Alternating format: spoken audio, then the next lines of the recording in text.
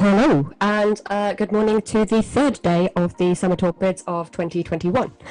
We have lots of exciting racing for you coming up shortly, and we will be beginning with Men's Division 7 in approximately 6 or so minutes. Currently, I think most of the crews will have been headed down towards the bung lines and should be getting ready and attached to get started on some racing today. Thank you, Harry. That sounds good. This is Matthew Gordon. Just watching the fading of solar eclipse, which of course will pale into insignificance next to the rowing that we're going to see this afternoon. So I'm looking forward to joining you on this one. Yep, hopefully it's not too much of an omen of things to come today. Yeah, so we're going to see, as we watch the crew going down to start there, that looks like... Ooh. That's LMH, I believe. I was looking at the kit, actually, which didn't help me very much. I think I was slightly blinded the kit by the kit, and I'm pretty sure that that is, in fact, Lincoln and not LMH, although right. The shirts certainly are something. They are impressive. But for Men's Division 7, so they'll be leading it off. They're obviously quite upset for having come down from Division 6 yesterday. Yeah, so that will make them Lincoln 3, which appears to be a mixed crew, which I think we've seen a little bit more of this year because of the current situation. Yeah, so that's St. Peter's doing a practice start. And away they go. But not for, oh yes, in slow motion. No, it's quite surprising actually seeing, and we were talking yesterday about the quality of the rowing, how many 8s there are on the water this year with how little time they've had to practice. The river's been closed for so long and so many people didn't get anything last year. But at least they've got a chance to get out on the water, and for the people learning to row, they've done well to get to be racing. Absolutely, and it's been really good fun to be out in the morning and seeing all the colleges out and trying to get their crews up to speed for racing in a very short period of time. Peter's crew looks a little bit more perhaps experienced. It might be some senior rowers who've decided that they couldn't fit training in around their studies, and so are kind of participating in the lower boats as a little bit of fun, which is something we tend to see most years. But they have dropped down over the last couple of days, so obviously the lack of training is paying off. A little bit interested as to what's going on in, I can't actually tell what crew that is, but they appear to have a banana at bow. So I saw them. I think that might be Lineker because of the yellow kit. We'll have a look, see what comes up. But I've seen banana boats. The old wooden Carlicias used to be called banana boats because they had the bows and the stern pointing upwards and sagged in the middle. But actually, that crew looks to be marshalling at about bung line 4, so that would make it St. Anthony's, who have yellow and red, don't they? Yes, they do, yes. So it could be the St. Anthony's crew with the banana. Just check the names of the crews. Is he called Fife? No, so they'll be lining up on the bung line. For those of you who haven't seen bumps before, welcome to my world. This is a bit of a shock to me. The first time I've ever been involved in bumps, and it's really rather an education, which you would, of course, expect at Oxford. But obviously the crews here, this is Division 7, and they will be lining up on the 10 bung lines. The cox has to hold on to a string from the bank, which they've given a very fetching name. And then a man with a pole, which we'll see shortly, will push them out before the start. So the crews we're going to watch now are Lincoln, which we think is the ones with the Hawaiian shirts. They'll be starting off with Lincoln 3, followed by Queen's 2, University College 3, St. Anthony's 2, and then 2 Christchurch crews. We'll have to call one House and one Crunchy. That's the M3 and M4. St. Peter's that we just saw during the start, New College, followed by Mansfield, and then bringing up the rear, Lineker, who have managed to bring up the rear all three days so far. So they should have a good time without too much distraction. Yeah, so starting at the back of the division, the pressure is off a little bit because you've not got anybody chasing, but you do have to kind of attack it quite hard to try and catch those crews in front of you. So yes. I think crews are starting to get attached. We should be expecting a 1-minute gun, which is the kind of racing is imminent fairly shortly. Yes, they fire, was it 3 guns? There's a Yeah. 5-minute gun, then a 1-minute gun, and then a go. Yeah, so the 5-minute gun is really the signal for the crews to get into position, start to get attached to the bung lines. The 1-minute gun, which is the one which will be going off fairly shortly, you'll see that's when the poleman and the crew start getting sort of adjusted and ready to race, and then obviously the start gun is when it all the action kicks off. And looking at the bank, the polemen are just getting into position. You can see they're like punt poles moving across. The banana crew, isn't on yet. The pole was just delivered for this crew in dark blue, which I think is Queen's. I can't see the blades, but they look striped. So obviously the polemen aren't already, and about number 7, which is that St. Peter's in green. They're looking distinctly unstraight. So I think we may be late on this start. Yeah, so St. Peter's have got an interesting bung line because I think you can see on the screen there's quite a steep bay, sort of around bung line kind of 6 and 7, and they're going to have an interesting line off the start because actually the bank is pushing them out into the middle of the stream, and so what the cocks will have to do off the start line is kind of account for the fact that they are going to have to point out wide off the start to avoid the bank, but then tuck in to get the faster water, which is sort of closer towards the bank. Obviously, the crews in front in that bay, particularly the crew just in front of them, which would be Christchurch 4, have a slight advantage because they can point cutting kind of across the bay and they don't have to worry about the corner. So it's a little bit of a tricky position, but but sure both those 2 crews with St. Peter's and Christchurch, they're right under the mouth of the cannon, which will be firing the guns. So we were told yesterday that somebody was sat down there and you can feel the gun go off, which is always exciting, and it definitely gets the adrenaline flowing. As I say, I've done more than my fair share of bumps, and even now sat on the start line is incredibly nerve-wracking, and that cannon is very loud when you're sat right next to it. And also the safety boat's just going down to the back of the division, so we won't be starting before he gets down in position. So we're definitely a couple of minutes late. However, we always finish on time. Yeah, absolutely. There's a little bit of leeway baked into the day, and they do try and make up any time between the divisions. So if you are racing today, it is always important to get down with plenty of time for your race because they will not be waiting for you. Yeah. And also the other good thing you'll notice on the live stream is that we don't get to hear the cannon, but we do see the puff of smoke. So if you watch where St. Peter's were, so the crew that's on the left most that we can see, there's a tree next to them and a puff of smoke will arise there, hopefully 1 minute before racing starts. Yeah, and if you've got slightly keener eyes than I have, there's a couple of people in high-vis jackets stood around by the signs. Those are the senior umpires, and you can see that one of them's just put their hand up, and as their hand goes down, that's the sign that to fire the cannon. So you can also see that. Yeah. There goes the smoke. And the smoke. So that's 1 minute to go. So now the nerves are at their absolute peak. And I've just had a message on the chat to say I've just jinxed the whole event by saying you always finish on time. I'm so sorry.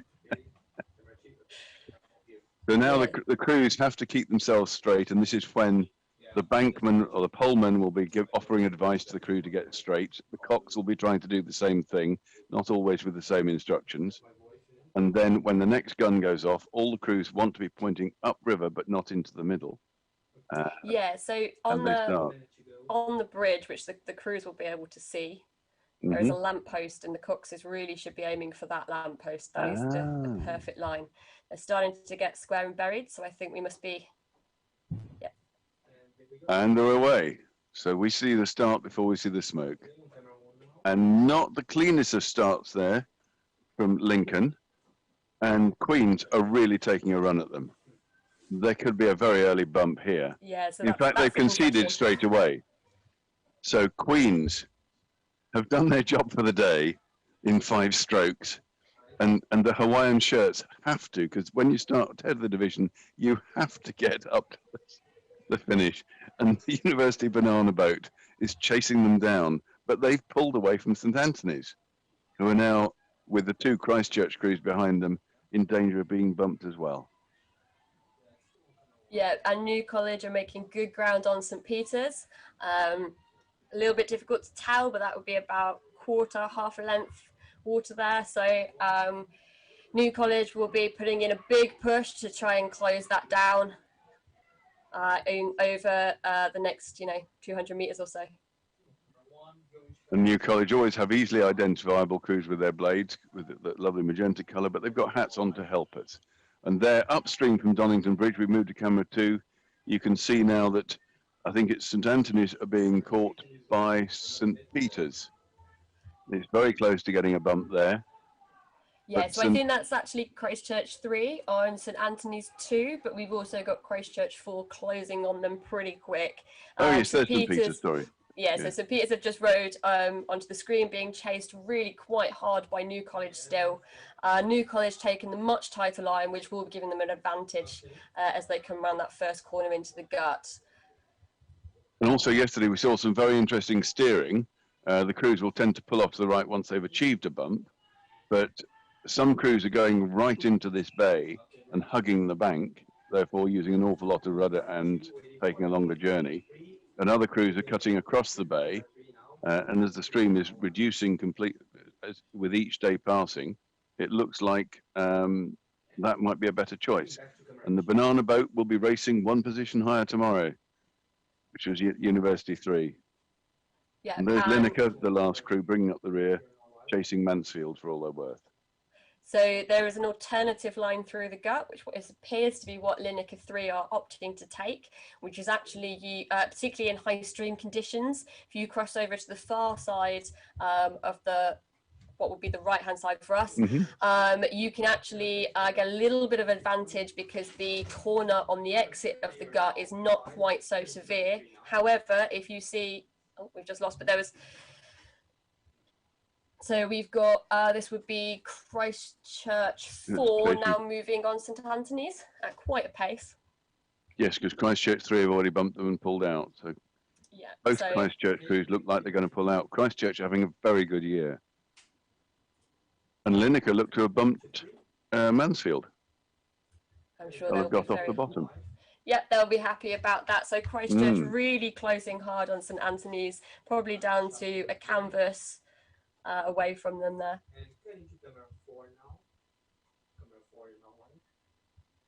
And then coming up towards the boathouses, this is the front of the division. Lincoln have to carry on. They've just conceded another bump there. So that to St Anthony's. Yeah, so St Anthony's have escaped being bumped again by Christchurch 4, who are now chasing very hard onto Lincoln 3. So if Christchurch 4 catch Lincoln 3, do they not then bring up everyone? In fact, they've got them. Lincoln 3 have conceded the bump. Yeah, that makes a massive gain for all the crews behind Lincoln. Yeah, a massive drop for Lincoln. It will be a chain bump, although Lincoln rowing really well, clearly having a lot of fun in their Hawaiian shirts. And I hope they've had a lot of fun this term as well with all their training, and that they come back next year and get all those bumps back. And will St Peter's manage to catch them before the end of the course? I think they might have a little bit of distance to make up there. It might be a little bit challenging, especially this is the point of the race where it really starts to burn and really starts to hurt. And I think New College 3 are now possibly trying to walk on Peters still, although they have lost quite a bit of distance there since coming through the gap. And then bringing up the rear is Mansfield behind them, who are still clinging to the bank on the left, so on the town side.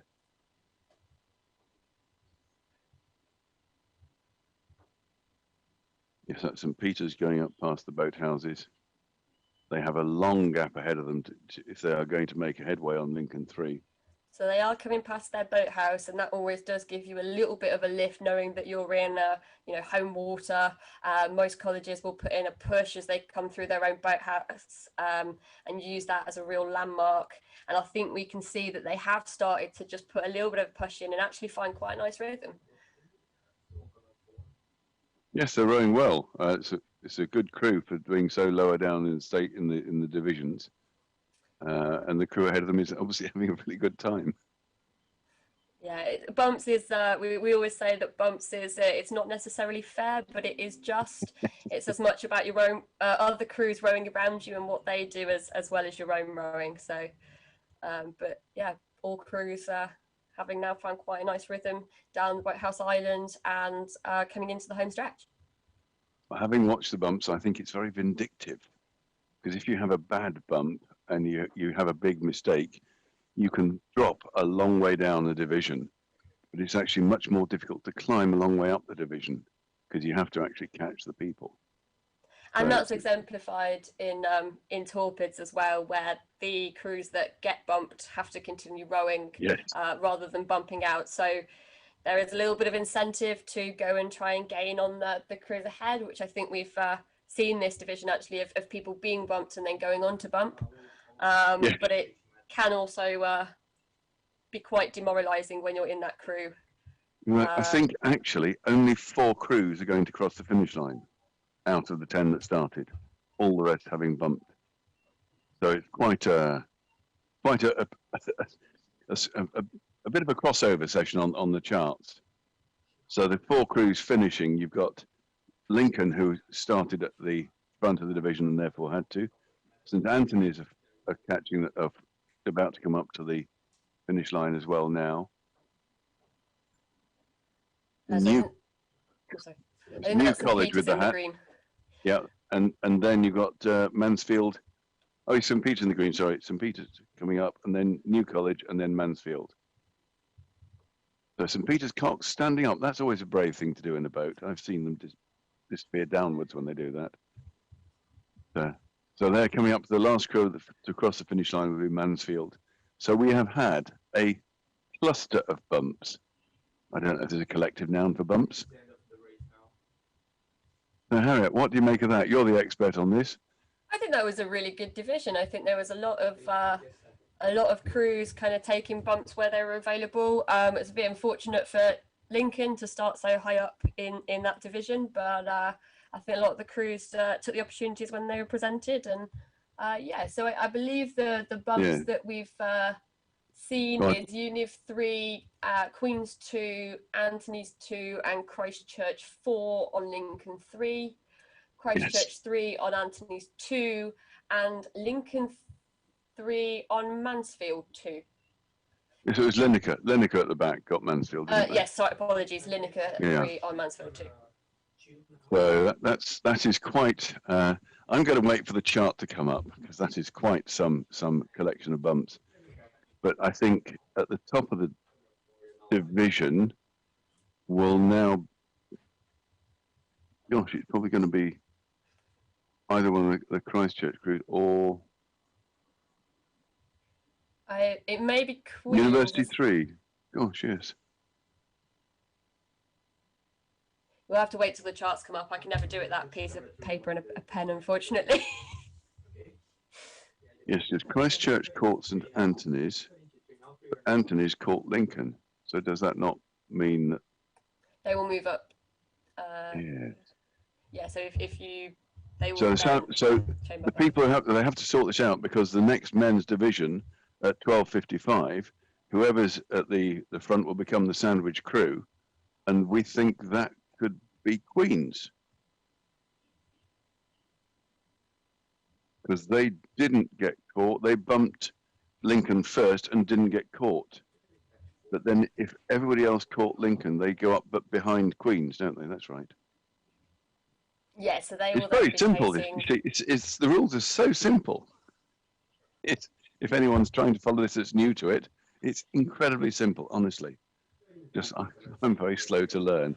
And can we say after yesterday's attempt at flying a flag, that is Hertford and it's flying so much better. Thank you. You've tied the bottom lanyard and it's actually allowing your flag to flutter and show the Heart's head. And they will be proudly flying that today as their ladies bumped into the first position on the river. They did. Yesterday, and I'm very proud of them. They're my old college. And, well, no bias there whatsoever. No bias there whatsoever, but I'm very proud of them. So we've got St. Cat's getting ready with their warm-up. So that's St. Cat's 3. Yes, this is for the women's Division 7. And they'll be starting right at the back. And that now the bucket hats, that was... So that's Osler. I'm not sure which of the Osler crews it is. Yes. Osler is the medics boat club. So if you are a medic or a student studying medicine, you actually have the choice of the boat clubs. You can either row for your college or you can row for Osler. And that's why they have the Mercury symbol on their blades as well, I'm presuming. But it's no, in both Division 7, you had 2 Christchurch crews in the men's, and then we have 2 Osler House crews starting one ahead of the other. Quite apart from in the women's, we've also got 2 crews from Wolfson, Wolfson 4 and Wolfson 5. So it shows actually a lot of really good depth, and especially in the women's division. I'm very proud to say that this is, I think, the first bumps race at either Oxford or Cambridge, which has more women's crews competing than men's crews. And what we've seen this year with the lockdowns and things is that actually the women's sides of the boat clubs often have thrived. So it's been really positive to see so many ladies training hard in a very difficult year.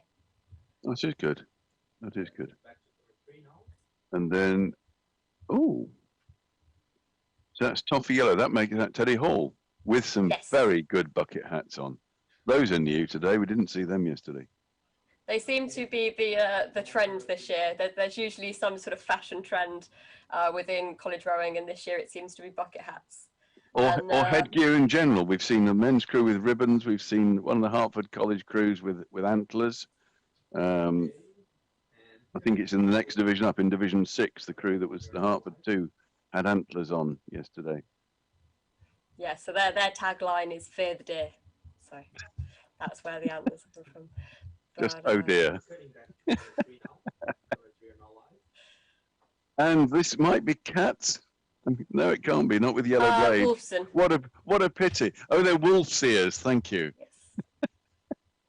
And about to show us a practice start, which would be good. Practice start. Good, fairly clean looking from Wolfson, so they'll be looking to replicate that on the start line in a few minutes' time. About 20 minutes time. Oh, 20 minutes, yes. So 12:25 is the official start time. And the crews, we're waiting, of course, but they try and plan this round the Salter steamers, so it's a good time for the Salter steamer to go down. And there's also a narrowboat who's having a few words from the umpire down there about what they should and shouldn't do. Yep, so the river traffic does make warming up a little bit more challenging. Certainly the water is not flat or still when you're trying to do those practice starts. And there's a lot going on, which is that the coxes have to keep an eye out for all that busy river traffic. And the rowers need to be able to row cleanly and calmly in some really quite volatile water sometimes. Yes. And also the other thing I've learned in my years of rowing is never mess with the narrowboat because they're made of steel.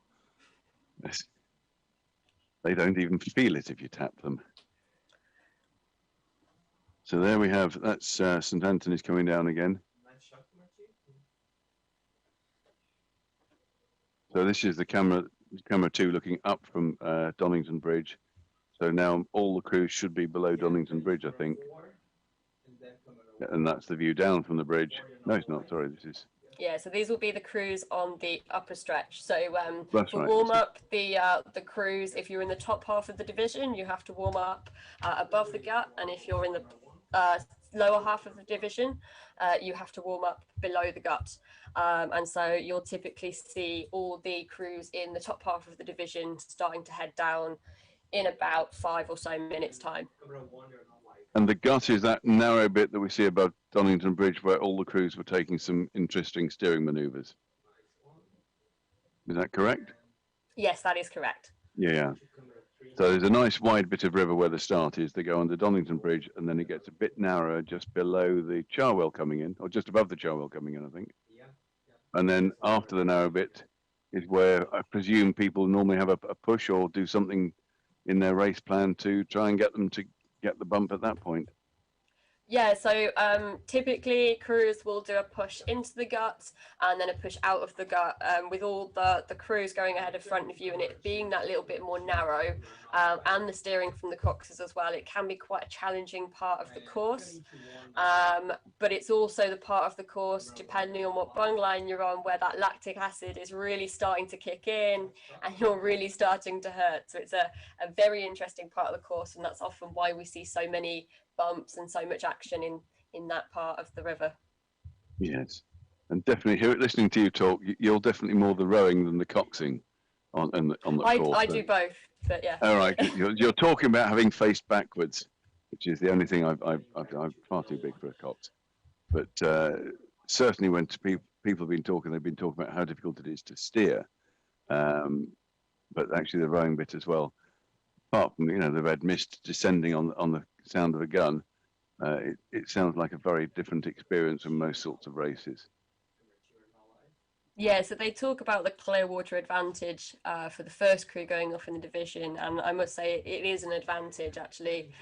You've got, this year it will be 9 crews potentially sending wash down towards you, and that makes the water a little bit harder to grip on the blades and a little bit more difficult to get the timing in the crew, because the boat is rocking around underneath you, which certainly adds to the challenge compared to perhaps other forms of racing.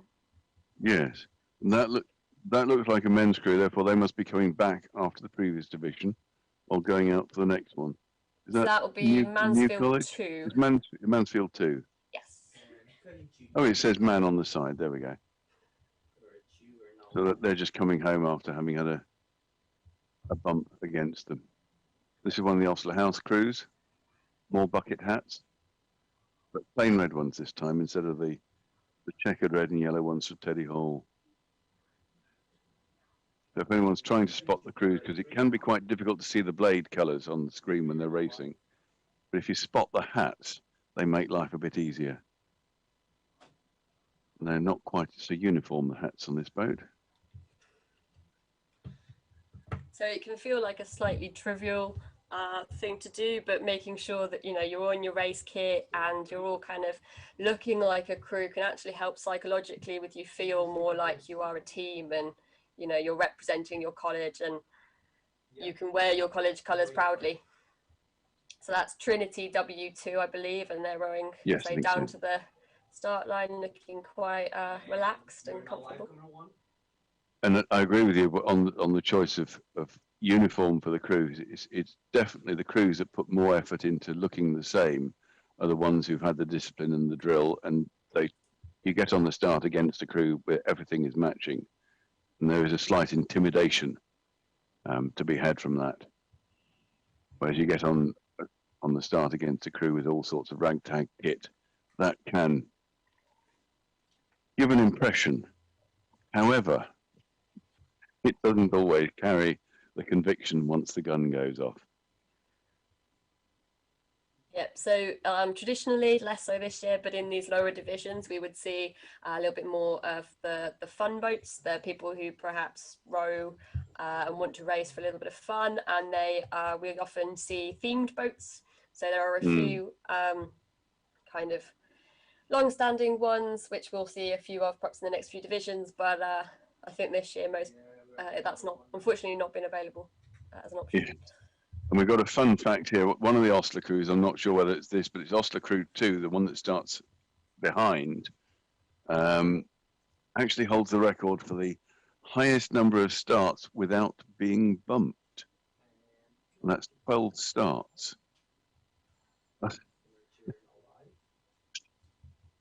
There's a note here saying that's probably 12 starts over 12 years. That's a bit cruel. So this is St. Benet's Hall, I think, coming down, isn't it? Yeah, and it's really good to see them. So yep. St. Benet's Women is probably one of the newer clubs on the ISIS. So the college only started accepting women a few years back. So I think this is actually their second bumps regatta as a college where they've been able to put in a women's crew, and it's really good to see them out in force. That's good. And they're an incredibly small college as well, so the fact that they can, boat a crew is really good. So actually to get 8, and then And this is Trinity. Trinity again. Yep. Yes. Every club in this race appears to have plain coloured blades with a single stripe on them. So we got Bennett's all of the white with a stripe on. Wolston are yellow with a red stripe on them. Trinity are blue with a stripe on them. Wolston again yellow with a stripe on. Then St Anthony's, mind you, they're half and half, red and yellow, aren't they? So there's the Trinity black stripe on a white blade.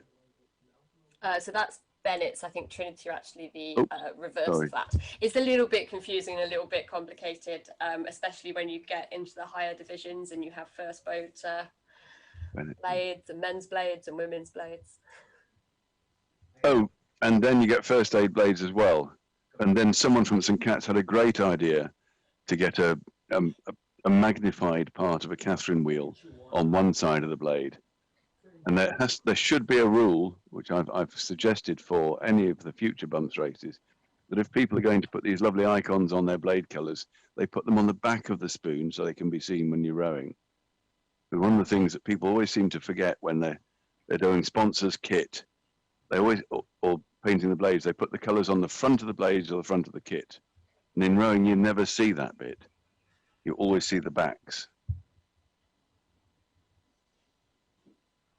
And even the Olympic kit for 2012, I think they had all the identification on the front of the kit instead of on the back.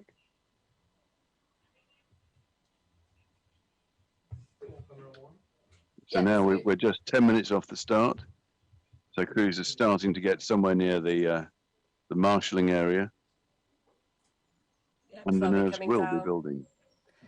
Any last minute preparations, maybe they might find space for one more start, or they may decide to actually, it's quite warm today, so they're going to just paddle up onto the bung line and just relax and let the nerves just kind of settle a little bit.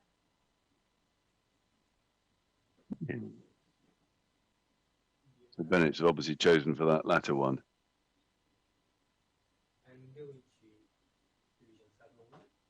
So there we have the crews. The start for 12:25 for this Division 7 in the women's.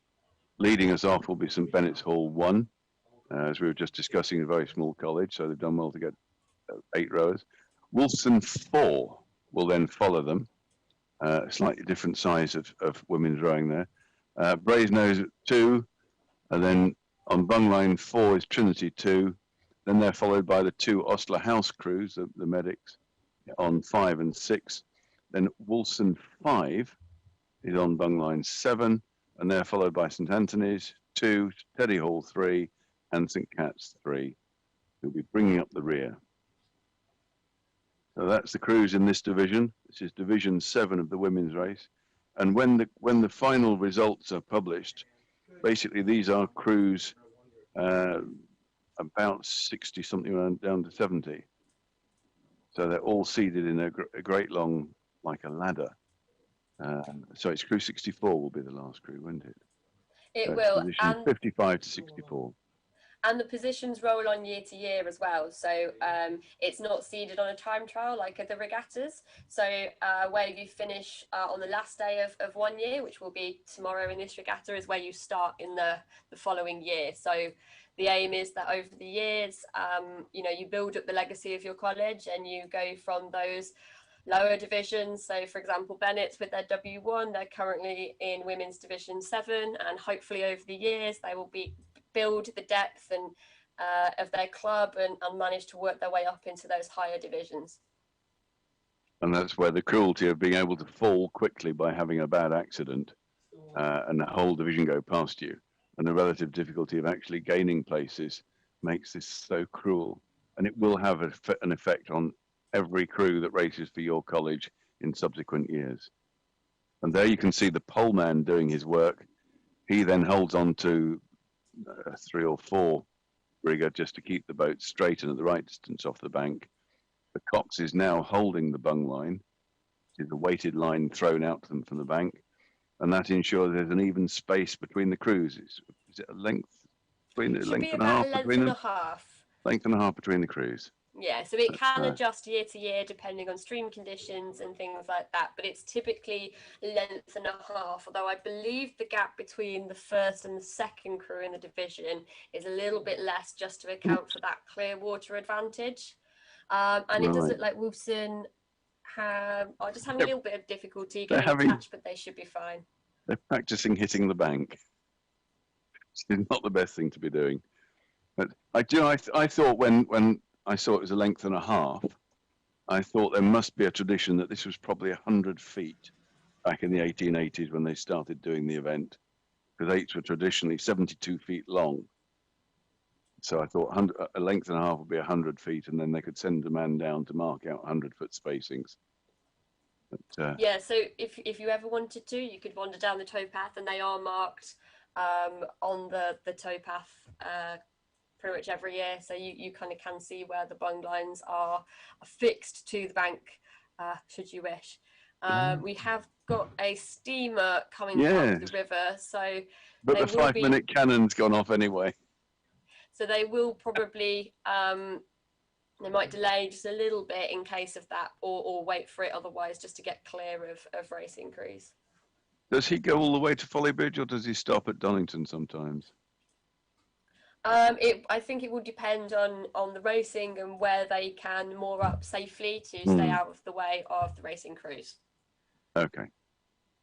But they'll probably have had a bit of communication from the driver of that steamer, won't they? Yes, almost certainly. So we have lots of volunteers, marshals who've been sent by the colleges who are helping to kind of organise the river traffic and keep everybody safe and the day running smoothly. It does take an awful lot of people to run an event like Bumps, and they're all students who, volunteering their time to come and make racing happen.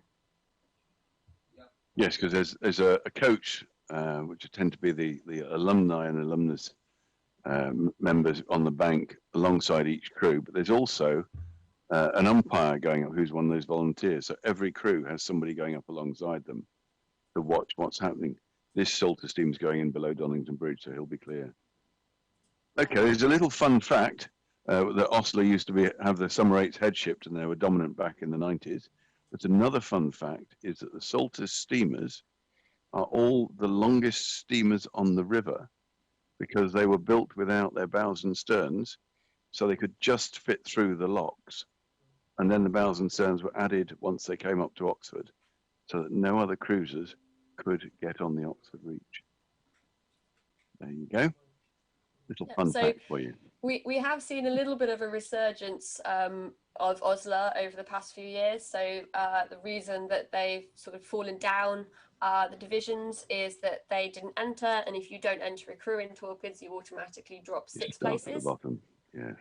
Just 6 a year, is it? It's 6 a year until you fall out of what we call fixed divisions. So the first few divisions on either side, you retain your place without having to qualify for racing. In these lower divisions, the 7s and the 6s, you have to qualify in something called rowing on, which happens the week before. And that's a time trial, and the top however many crews will qualify into Bumps racing, and they will retain their place from the previous year if they qualify. And if they don't, then they get removed from the draw. So in Division 6 and 7, all these crews will have raced the course for a time trial and then been seeded, presumably in the order they were in, or is it then altered to suit the previous finishing orders, or is it just a time trial?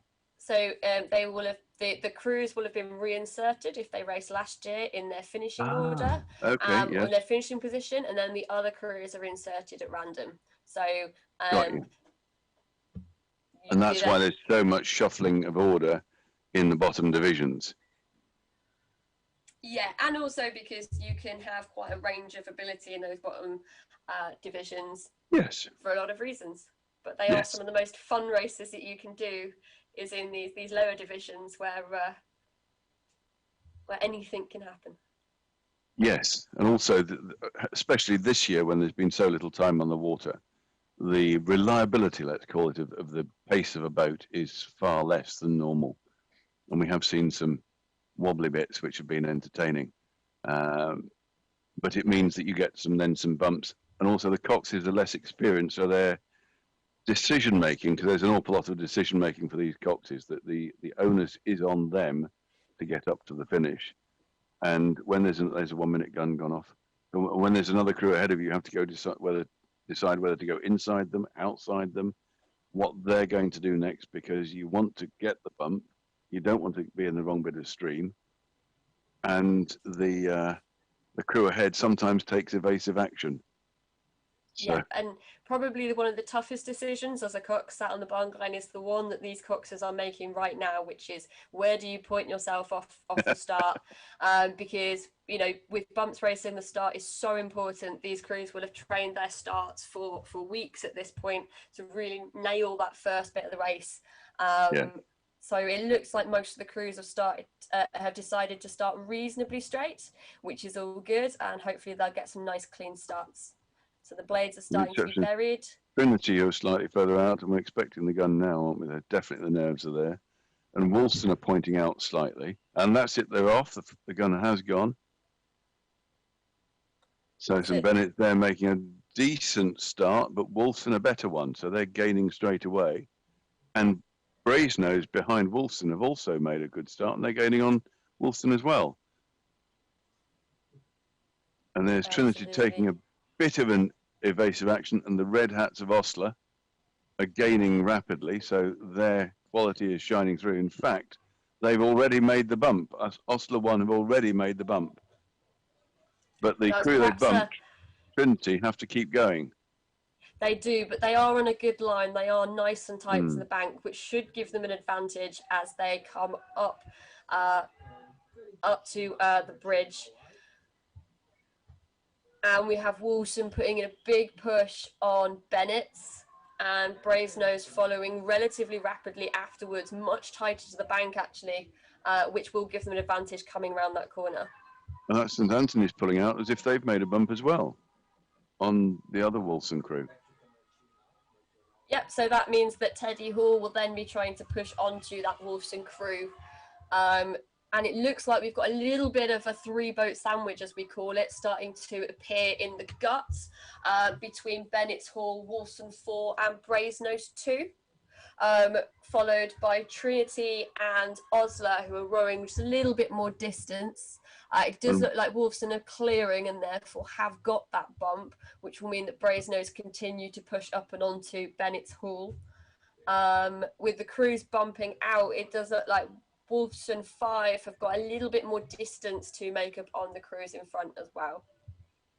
But the crew ahead of them is Osler 2, who they started behind. Osler 2 haven't bumped out yet, have they?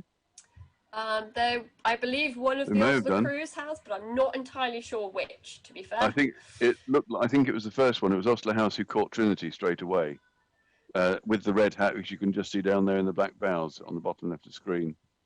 Yeah, so Woolston taking a slightly wide line into the gut. What they are doing now is they're steering this bay, which can be a little bit dangerous because then you have to push the rudder onto the right to make the bay and then hard back onto the left to get around the corner and right again. And whereas Teddy Hall very close to the bank there. That was really good. If you can hold it, it's a very good line, but you have to really trust your crew. Trust your crew. So coming out of the gut, it does look like Brasenose did get the bump on Bennett's. On Bennett's as well. And it looks like Osler are pushing onto Trinity. And I think this is Osler 2 because they have fewer hats. Osler 1 all had the matching hats. I made notes. Good. So Osler 2 coming up the gut looked like they were about to get their bump, which is, whenever I say this, it looks like we always put a jinx on it. Sorry about that. So they are gaining hard. They are putting a push and in. They're going to have an overlap now. So depends what the Trinity Cox decides to do. She isn't. Who hasn't even looked? Oh yes. Yes, there we go. Oh God, there's a boat there. Yes. Please stop. That must be terrifying. Coming back to camera 2. But of course, Trinity have to carry on. The only crew ahead of them now is Bennett Hall, because both Wilson and Brasenose have caught them. And then down the back, I didn't see what happened to Katz and the other Teddy's crew. I believe Katz may have bumped. Oh, these are behind the launch. These are the crews that have bumped. So we've definitely got St Anthony's have bumped, and the Wolfson has bumped. And then up here at the front of the race again, we're back up with St Bennett Hall, who are well clear of... That's Osler House. No, it's not. So it's Trinity chasing them quite hard. So Trinity 2. So yes. Trinity have a decision to make here, and the cooks will be trying to work out what's the best decision for her crew. You know, do they keep pushing hard and try and walk on Bennett Hall over a longer distance, or do they actually, you know, make the decision that the bump is not going to happen? They haven't got enough river left, and therefore they can kind of back off since they've got clear water behind them to save their legs for another day. They are gaining quickly. It does look like they are going for that push. So they've probably, if they're coming up to Unif, they've probably got about 700 meters to try and gain about a length's worth of distance there, which should be doable. They look like they've got a solid rhythm. But Bennett's will also know that they only have to hold Trinity for that long to avoid the bump as they come down the island. And the other fun part is they have to stay clear of the bump until their stern crosses the finishing line. So you see Cox is running away, steering across to the wrong side of the river in the stream to avoid taking that bump. There's only a length and a half now between Bennett and Trinity 2. And then there are only two other boats following them up, which are Teddy Hall and Katz. Absolutely. So Osler, the Cox, is probably thinking, you know, they're coming up to the top of the island. They've only got a little bit of the river left. As you say, it is when your stern passes the finish line, but you do not get the bump until the Cox concedes or there is physical contact between the crews. Yes. So if you can hold on and trust your crew to keep pushing, you know, you can be quite brave leaving that concession until you absolutely have to make it. Wolfson looking really quite strong with a good rhythm as they come down the Boathouse Island section now. But if we can swing up towards the finish, we may be able to see if we get that bump between Trinity and Bennett. But I suspect it would have to be a concession. We are just about to see them soon. So you just see the blades. It looks like Trinity are clearing, so that they've bumped. They've made it. Well done, Trinity. That would have been a hard bump. Sorry, no, Osler have bumped. Sorry, I lie. You're right. Trinity have caught St Teddy's Hall. That's right. Bennett's Hall, yeah. So that would have been a really, really long race for Trinity, and they'll be very glad that they got that before the end of the course. So who does that make a sandwich boat at the end of that one? I would imagine it would be Wolfson 4, since they were the first crew, the highest crew to bump Bennett's, and all the crews will they'll all go up with them. Right. Yes. So Bennett's dropped down and the others advance in order, as opposed to Trinity having caught up all the way, going to the top of the pile. Absolutely, yes. And Wilson bumped so early that they'll be nice and fresh, ready to have an attack at the Teddy Hall crew that's at the back of Division 6. And that is one of the slightly cruel things about bumps racing. The longer you have to hold on to, you know, either bump a crew or avoid getting bumped, it does just mean that you are more tired for the next race. So Wolfson will be trying to get that bump nice and quickly in the next division, so that because they will be that little bit more tired than the other crews. It does look like we also have St Cat's coming up as well, bringing up the back of the division.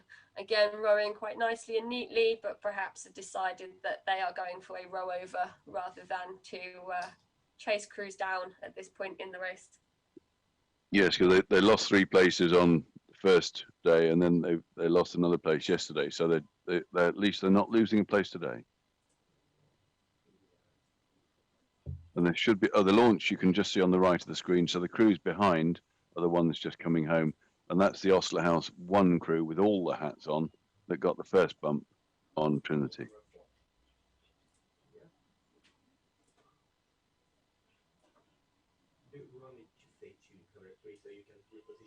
So that, assuming they cats make it to the finish line, that means that Wolfson 4 and Brasenose 2 and Trinity all managed to bump Bennett. Anthony's bumped Wolfson 5, and both Osler 1 and Osler 2 bumped Trinity 2. So the Sandwich boat will be Wolfson. That's what you were saying, wasn't it, Harriet? That was good. Sandwich boat will be Wolfson 4, and they bumped so early, and they have a chance now to tilt at Teddy Hall in the next women's division, which is women's division 6 at 1:35. So in almost exactly 1 hour's time, they have a chance to go up again.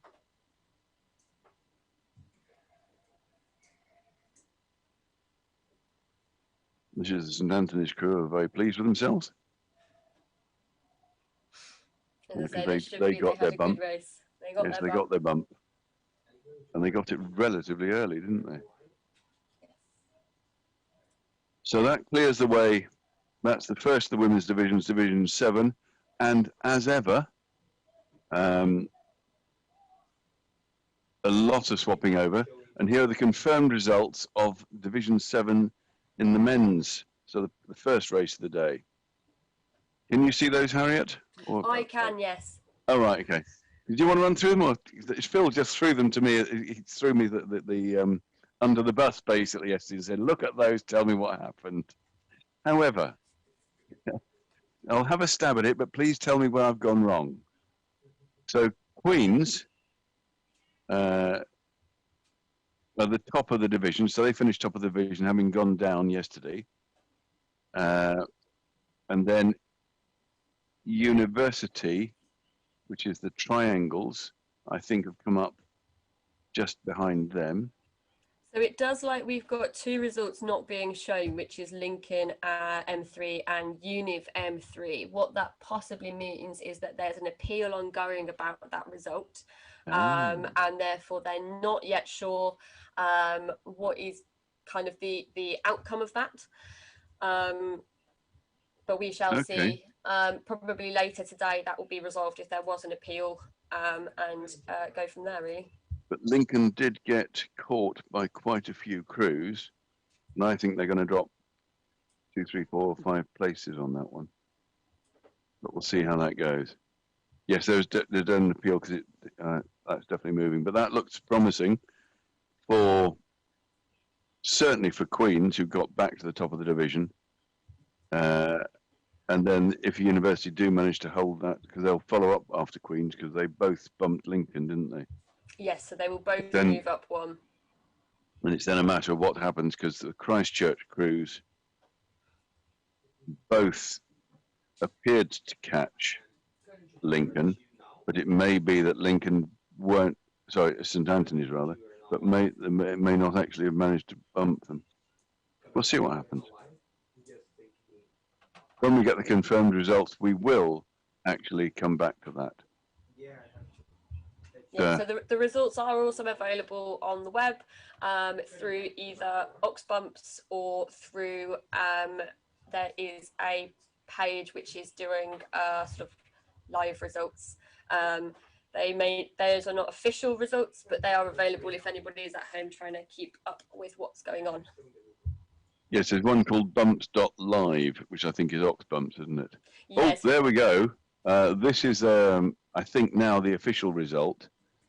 And it does show that Lincoln, who started off at the head of the division, have plummeted considerably. So Queens are now at the top of the Division 7. Behind them, University College, who also went up a place. Then someone has actually managed to split the two Christchurch crews. So Christchurch 1 is third in the division, and fourth now is St Anthony's. So there's now a crew between the two Christchurch, because Christchurch M4 is sitting in the 5th row. Behind them is Lincoln, who had a very bad day at the office, Well, Lee said about that for them. And then you've got St. Peter's who managed to hold station. New College who also held station. And then Lineker who've managed to get off the bottom of the chart by catching up with Mansfield. Yep, so Mansfield will be starting at the back of the division tomorrow, and they'll be eager to get that bump back on Lineker. So there'll probably be quite an interesting tussle at the back of the division tomorrow. Yeah. And Lincoln will be looking to try and undo some of the damage. This is what the bit I was saying that is really cruel, is how quickly you can fall down a division, but how slowly you can gain places. It's much more difficult to shoot up a few places, isn't it? Yes, and that, as I say, there's a saying which says that bumps is it's not necessarily fair, but it is just. So we've got the crews for men's division 6 starting to do warm-ups. We've got Lineker. Lineker there, yeah. I think that's Lineker 2, just doing some starts to get themselves nice and warmed up. And they did well yesterday because they were in division 7 yesterday. They managed to bump Queens and then, as the sandwich boat, bump Corpus. So they've got themselves into the division. And they will be hoping to continue that upwards trend today. So hopefully by tomorrow, they are looking at a very successful bumps campaign. Absolutely. And hoping to win a blade. And no doubt. To win blades. So we're just moving around the shots. That looks like a Pembroke crew. Oh yes, so it's Pembroke 3. Pembroke 3 in the middle yes. of the division. So I couldn't see them listed in the division, but they definitely are right in the middle. They'll be starting behind Wolfson 3 and ahead of Edmund Hall 3. And then this is... I believe this is Queens. So I think it's Queens, but... Yeah, so the shirts say Queens. So they're the sandwich boat. Queens. Yeah, so that is the sandwich boat from the previous division. They'll be looking to bump up into the next division. Sorry, I hadn't added the sandwich boat to the bottom of my list. There we go. So they're hoping to get a double victory today, having caught Lincoln early. They'll be the ones that want to actually make a 2-position leap. 1 division and 2 positions.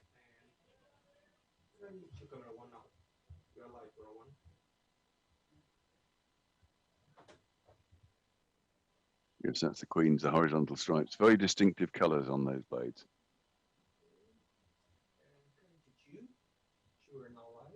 More hats.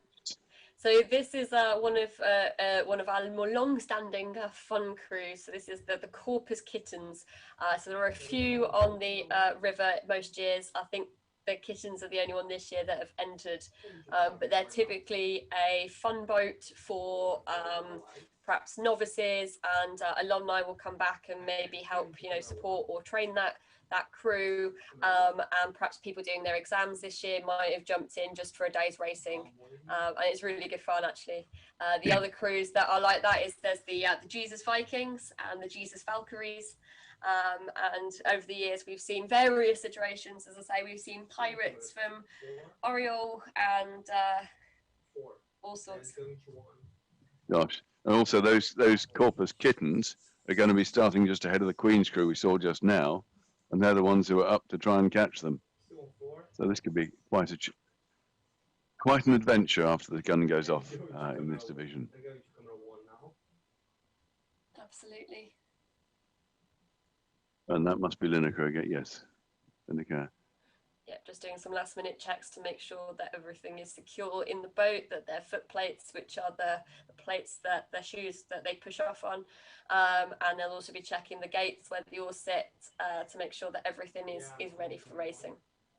And do a practice start. You can just see a speaker by the 2-man's feet, so he can hear the cocks. At his age, he needs the speaker turned up loud, I'm guessing. Well, that's a bit cruel, wasn't it? I'm sorry. But that's a nice clean start. That'll serve them well. They're the ones starting just ahead of the Corpus Kittens. And they'll be trying to catch a Hertford crew.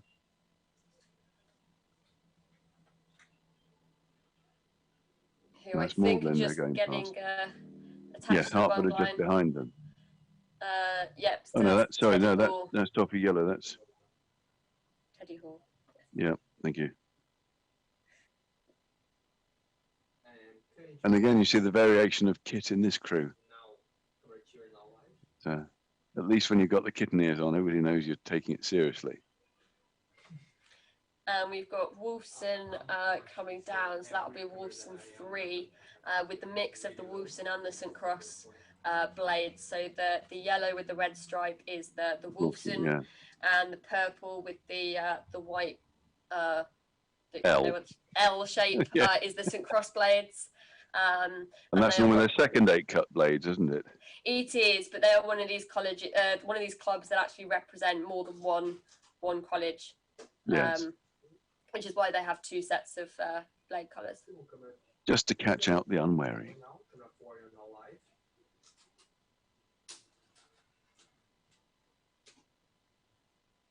And that's having a very relaxed approach to a warm-up. But we have the next division is in 10 minutes.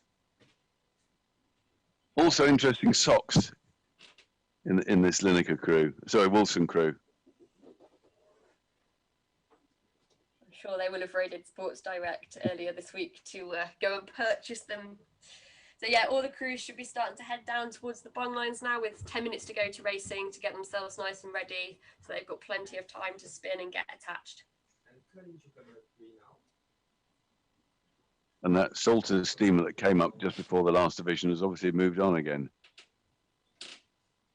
So we're at the top of the gate. So this is the men's 6th division crews.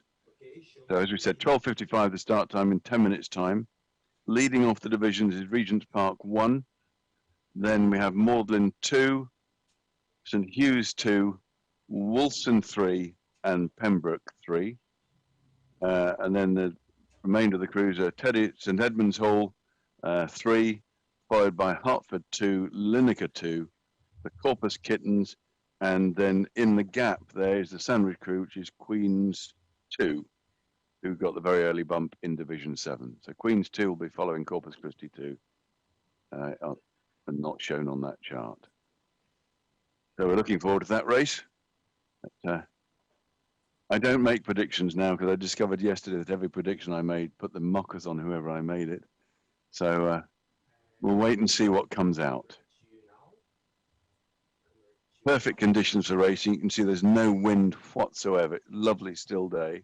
And also now the sun has actually gone in. It's probably a nicer day to be on the water than if the sun's beating down on you. So it's really good conditions, and it's nice and warm, so that warm-up works and you don't then get cold the moment you stop, which for torpids is quite unusual, isn't it? It is, although this is not a normal torpids by any stretch of the imagination. How could we have anything normal this year, for goodness sake? Yes, normally torpids will be having frost on the ground, rain coming in at 30 degrees, if not sleet and snow. Completely different kettle of fish. Yeah, so I think that's one of the potential side effects of running your bumps race in the second term, the winter term, which is Hillary.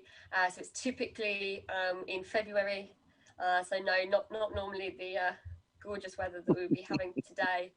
And of course, summer oats is normally what we would be having at this time of year, which has a slightly different rule set, but ultimately is also bumps racing. So.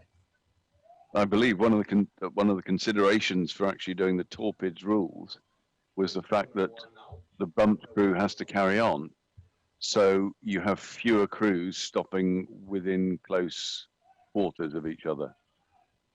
Absolutely, and it's more fun, as you say. It can be a bit more telling about the ability of a crew. Yeah. So this is Magdalen. I imagine Magdalen 2, just heading down towards the bung lines with the black blades with the white flower. Thing. It's a flower, is it? Thank you. I was going to ask what was the symbol on there. Regents are with the red crew with the red blades and the white cross. Let's call them Swiss crosses. It's the opposite of the English flag, which is always Switzerland. And then we have there with they've changed. There's the flowers. There you go. That's the Magdalen 8. They're going off second behind Regent's Park, who we just saw with the crosses on their blade. And then we're looking for St. Hugh's, who have a chevron on the end of their blade. Yep, so St. Hugh's. Oh yes, that's them facing downstream. Yeah, they're in the red boat with the white ends. And this is Pembroke, I guess, in the pink. Yeah, Pembroke in the pink. I was going to say the plain pink, or the Zephyr, or the quarter colours. Take your pick. Yes. Yeah, I believe the pink comes from Westminster School originally. Although I may be incorrect there. Okay. This is Westminster pink is normally slightly more towards Leander pink. I always think of Pembroke as being a. I think the colours have drifted over the years. Yes. Like Cambridge blue has drifted to definitely green. Absolutely. There is a story that the boatman used to add a little bit of green to the paint every year, so it became more and more green. So Oxford blue has stayed the proper dark colour it should always be. Yeah, and that will be one of the changes actually of running the torpids in the summer, is that normally blues rowers, if you've been selected for a boat or you're still in consideration for selection for a blue boat, you are not eligible to race for your college in the bumps racing. I believe that's the 5 minute gone that's just gone. But obviously with racing taking place after the boat races this year, blues are allowed to race in the college crews, and as we get into the later divisions later on, there will be a number of both heavyweight and lightweight rowers and coxes competing for their colleges. Oh. So that's the summer part of the summer torpids.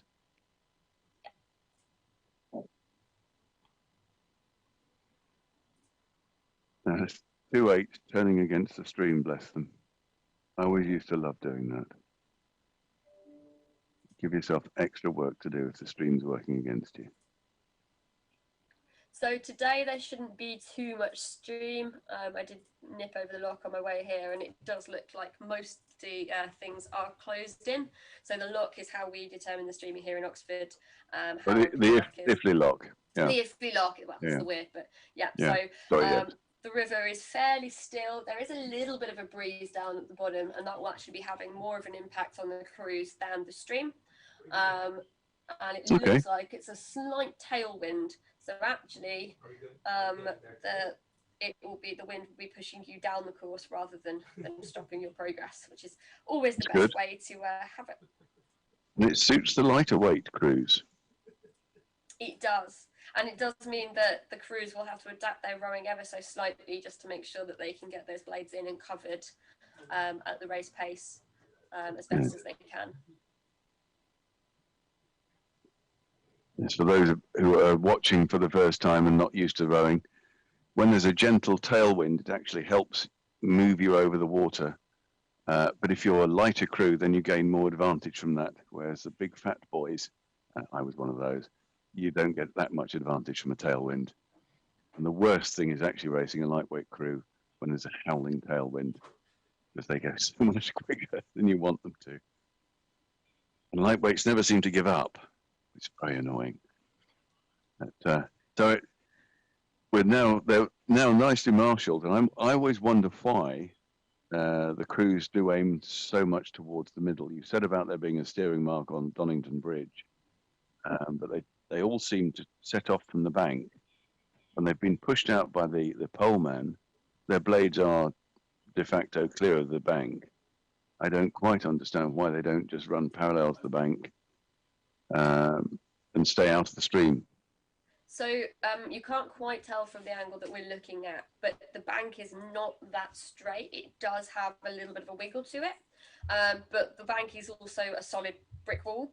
And certainly in the longboats, if you're a little bit less experienced, it can actually be just that little bit more reassuring to be ever so slightly tucked out and then correct in after your start sequence, just to make sure you do get that nice clean start and that you don't accidentally clip something because someone's blade wasn't fully buried or something. As we get towards the higher crews later today, they should be a little bit more experienced and more able to control the shell off the start, so that should be less and less of an issue. But with the lower divisions, it's that balance between being safe and being fast. Yes. Okay. And also the starts in the lower divisions are slightly less consistent, shall we say? Absolutely, and especially the cruise lower down, they have a lot of wash coming down off the cruiser ahead, which is going to bounce the boat around and could, you know, make it a little bit more tricky to keep the shell exactly where you want it. Yes. And it's just coming up 1 minute before the race, and the fourth crew back, which is Wolfson, look not to be attached to their bung line.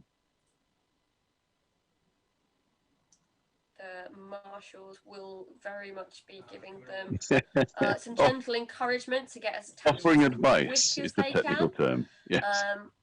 As soon as the cooks has their hands on that bung line, there is no, you know, within reason, the senior umpires do not have to wait to start them. So it's so Wolfson going in stern first is not a good move. They want to get the bows in before they get the bung line attached then. Otherwise they could be started diagonally across the river. We've lost sight of the river. The best advice I can give crews competing in bumps is make sure you're down at that bung line and attached nice and early so that you can get yourself settled and pointed in the right direction. You did not want to be rushing that start. It gets your crew a little bit frazzled and it just kind of causes a little bit more worry than need be. I always thought of it as winning the getting attached race. If you're sitting calmly, it's much more relaxing, much more for you to think about what you're going to do on the first stroke than faffing about trying to get in like this.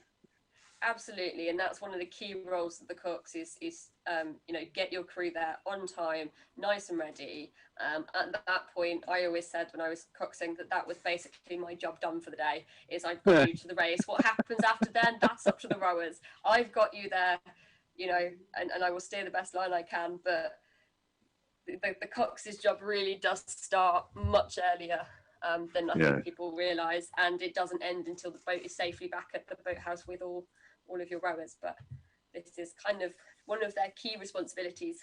So that sounds like a 1 minute gun has just gone.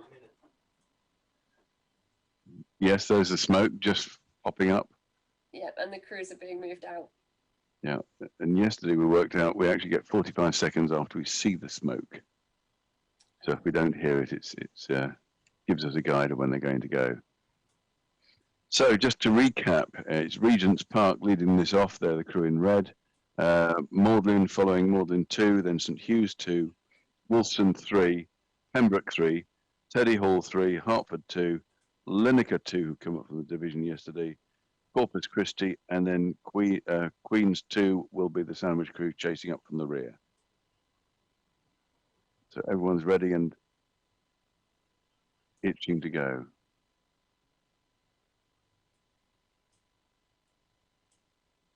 Just straightening up in St Hughes.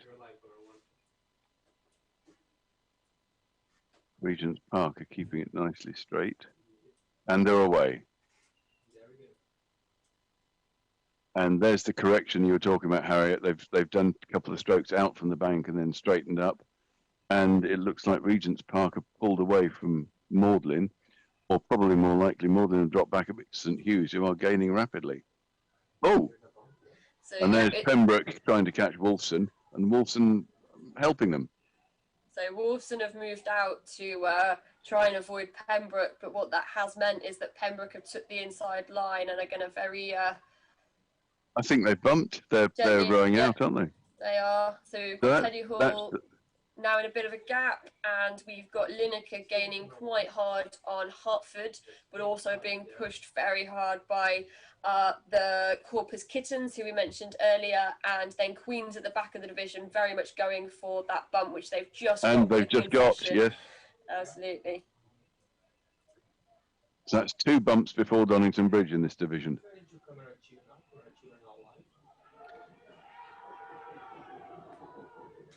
So it sounds like there are lots of things going on under the bridge. Hertford have just conceded to Lineker, who...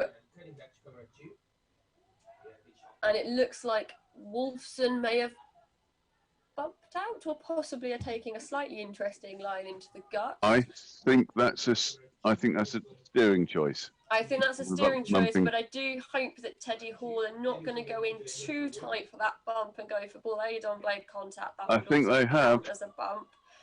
Yeah, but that does mean that Hertford have now got an advantage. Because they've stopped rowing, and yep, so Hertford are going to be able to catch them up. There's a big prang there. That's the same one.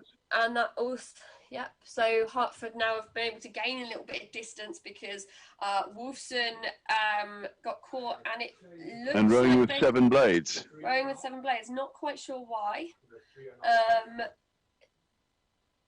We shall see as they come out with the gut.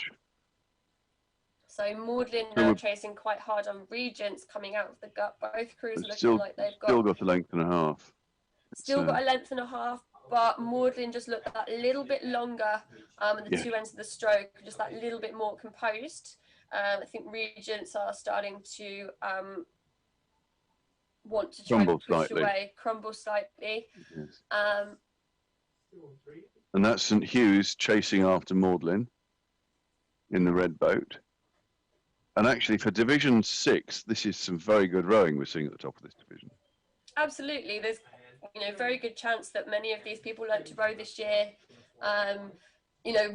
with only a few weeks worth of training. So they're looking really together, which is always a sign of a good crew, that the blades are going in and out of the water together. And you can absolutely see the difference there. The Regents crew on the right in row have gone. They're slightly less cohesive than the Magdalen crew that was on the left, gaining on them. Yep, so their cooks will be telling them lots of things to help them row in time together. And I imagine the Hertford cooks, which is the crew on the right-hand side, is also going to be saying lots of encouraging things to try and reduce that gap on the Wolfson crew.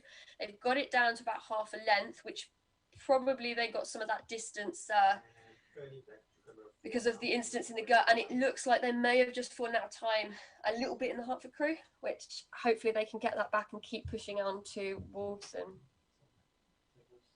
And then we're back at the front of the race here. That's is that Regent's Park? No, they haven't got the crosses. So that is Regents with the red. This is Regent, okay. There's Regents going past, but still holding a length and a half.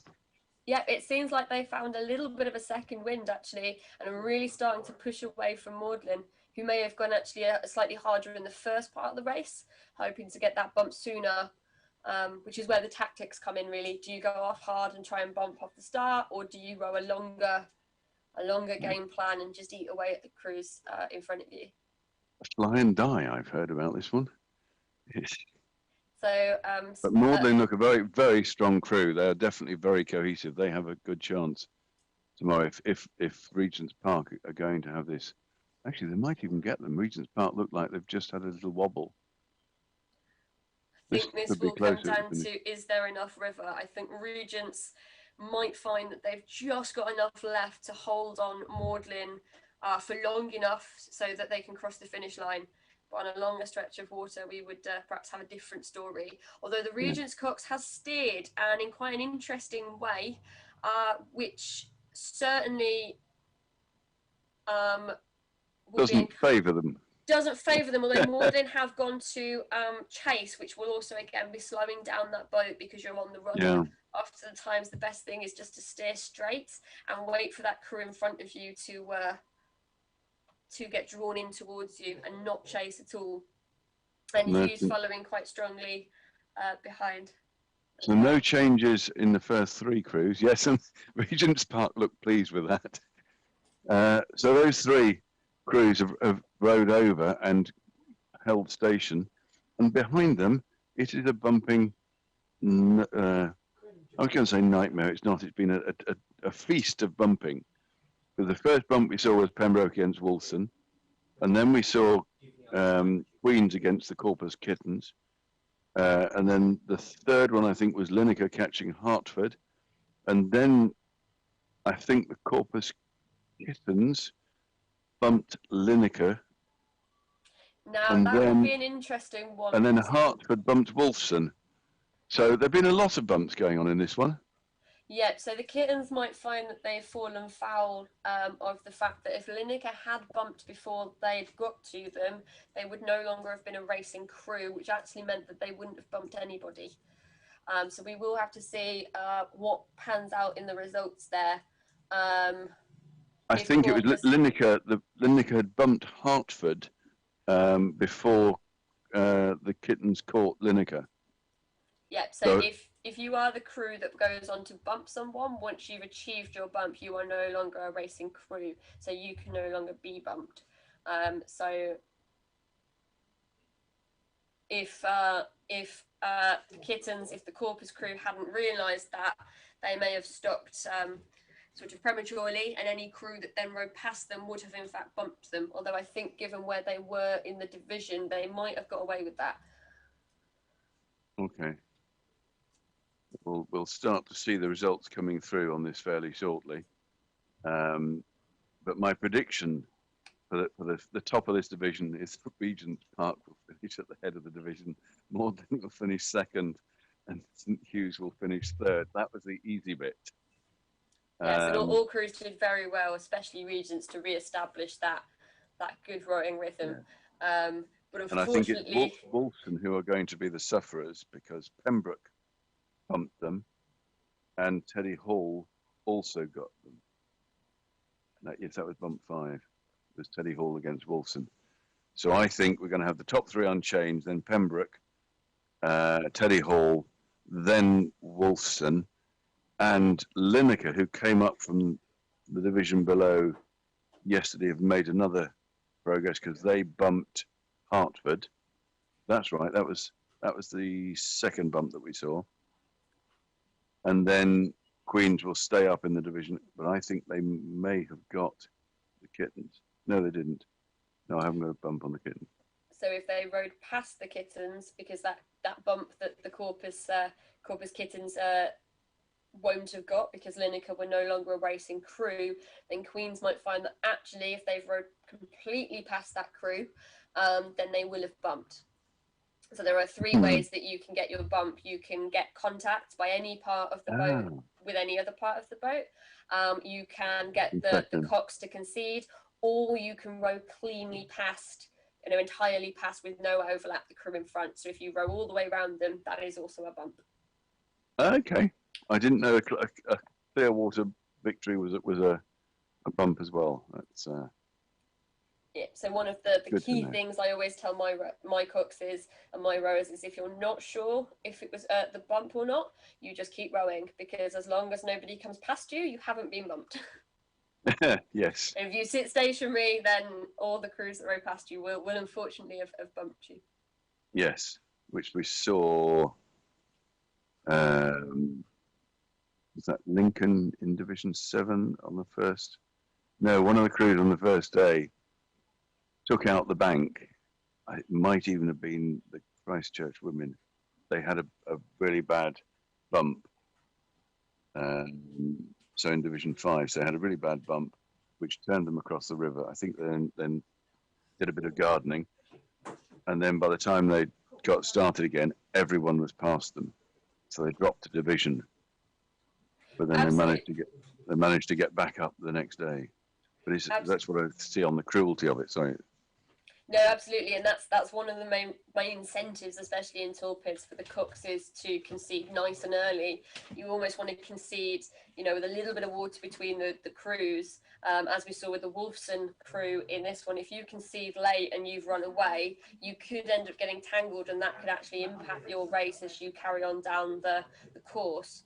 So you could end up getting pushed into the bank like that Christchurch crew. So coxes need to time that concession really very carefully, so to make sure it's not too early, but also not too late.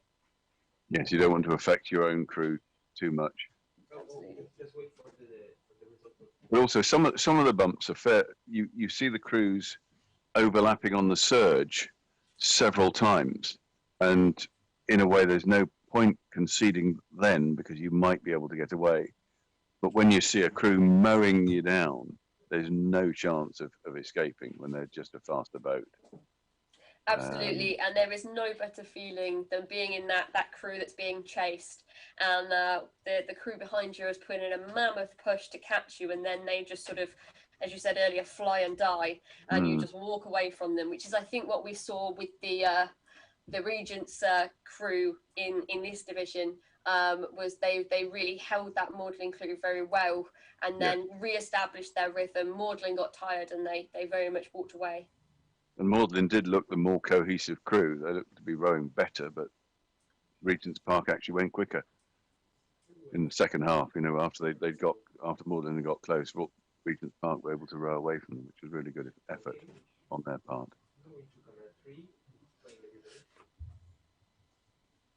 And then we have Division 7 in the women's. So that's right back down to the start. So,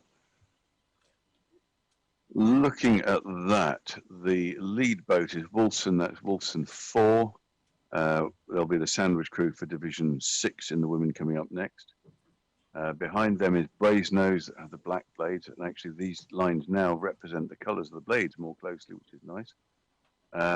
And then we have the 2 Osler House crews who've moved up on the silver lines. So Osler 1 and Osler 2. And then there's Trinity in the blue dot. And the crew that lost out badly was Bennett's, because everyone was making contact with them. So that was a big drop for Bennett's. St Anthony's then in the red dot. And they're ahead of, it was Wolfson with the stars. On the orange triangle is Teddy Hall, and then bringing up the rear is is Cats in the blue line. So that's the Cats crew 3 with the blue triangles. So that's the result on the women's Division 7. We had a couple of doubts about that, because there was an awful lot of traffic with the bumps.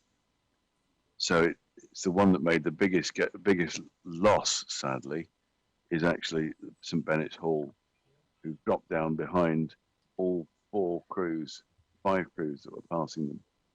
There's Wolfson, Brasenose, Trinity, Osler, and Osler all got past Bennett. Again, showing that you can fall quickly but climbing slowly. Fair but just fair. Suddenly, all the motorboats come. Actually, mind you, one of them's a safety boat. A hire boat from Salter's just tootling down the river. Are those electric ones? I'm not entirely sure. I try and stay far away from them when I'm out on the river. With all due respect, they can stay to their side of the river, and I will stay to mine. And you can't hear them coming. That's the only problem, because they tiptoe down the electric boats. So as we're changing the divisions, I think we're also going to be changing the commentators. So is that your last one for the morning? I think this is my last one for the morning. I have enjoyed myself quite a lot, and I hope at least some of the commentary has been useful. I'm going to hand over to Caitlin, who's going to take over for me, but I will be back tomorrow. Well, Harriet, thank you so much for helping me learn a bit more about bumps racing. It's been an education, and it's been fun. Thank you so much. We'll get you in a boat next year, don't worry. I think the days of getting in a boat. I'll get in a punt willingly. I was in a punt a couple of 3 weeks ago up at Oxford, and the stream was unbelievable as they were emptying the river down.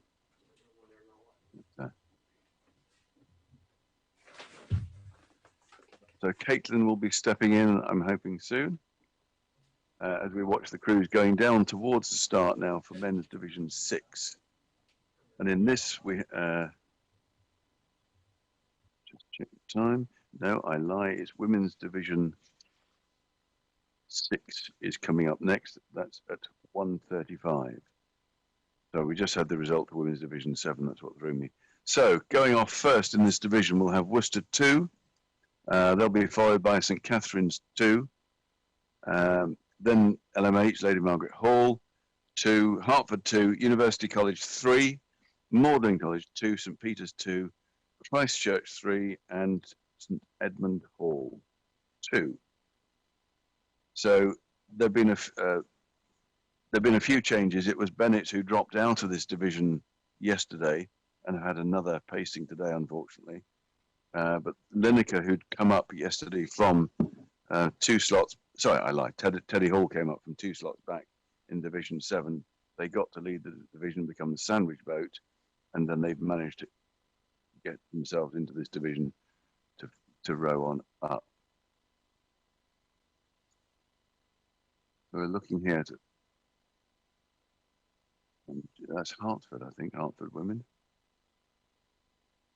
No, it's the toffee yellow. That's Teddy Hall with the sexy hats, the checkered hats. And all the crew in bucket hats matching.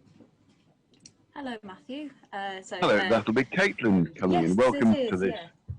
I just flounder through crew identification, but the hats are easier than the blades in these occasions. Oh, tell me about it, yeah. A fine set of hats from Teddy Hall with their yellow and red checks. Yeah, so which is your college that you're? Yeah, which is your so college? I was at Merton right, a long time ago. So I'll be definitely unbiased, but wishing them well. In this division, completely unbiased. Well, yes, exactly. But yeah, so that's Wolfson just getting in a practice start. It looks like they are the sandwich boat, is that correct? Yes, Wolfson 4, they've just come up. It was a very exciting division, the last one with 1, 2, 3, 4, 5, 6, 7 bumps. And Wolfson got Bennett Hall, who then had a lot more people bumping them to take the head of the Division 7. So yes, they're the sandwich crew. So they might have slightly tired legs, but they'll be chased by... actually, no, they won't be chased by anyone. They'll be chasing Teddy Hall. They were bumped number 1. They bumped before Donington Bridge, so they may be... Oh, okay, so they might be all right then. Yes, so Black Blades, that'll be Magdalen. And have they got the flowers on? No, that could be LMH. I think that is LMH, yeah. It's got the yellow chevron. Sorry, they're dark blue blades. Yes. Dark blue and black on this resolution is a challenge. Sorry, that's LMH. And then we've got Worcester, by the look of it, in the very bright pink. And they are going to be the head of the division, chased by St. Cat's, by the look of it.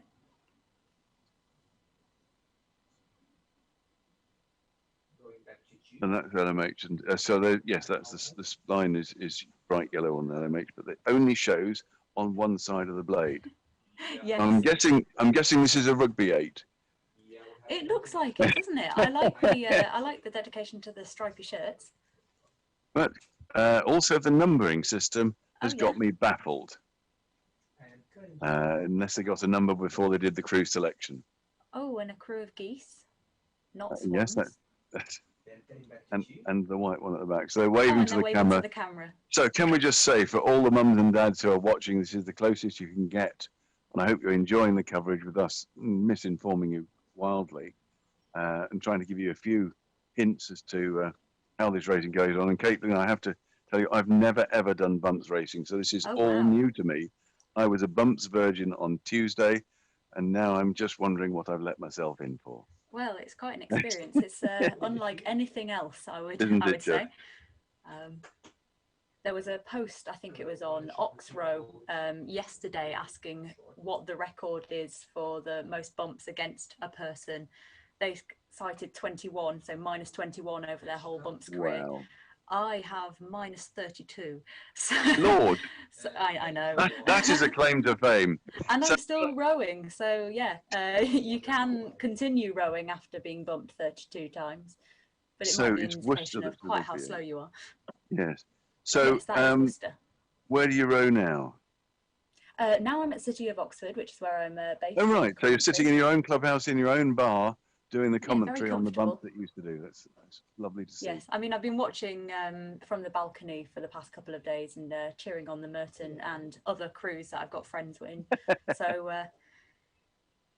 now I'll be watching them on a screen and on the river. Yes. Somehow it's much more difficult to spot the crews on the resolution that we have on these pictures. And because of all this social distancing malarkey, this is going to be a safe event. There's no crowd on the bank, so all of you can watch online. We've got this online service. And most of the commentators are remote. And I was on yesterday with somebody in Yorkshire and somebody in Scotland. So it's quite a far-flung range. And here we go. We've got. Can you see the screen there, Caitlin? Because I've got one here. Yes, I can. Yeah. Oh, good. But off you go. Right. Okay. Because it's just coming up 20 past, so we have 15 minutes for the next division, which is Women's Division 6. And as we were saying, it's Worcester who've got those numbered rugby shirts on.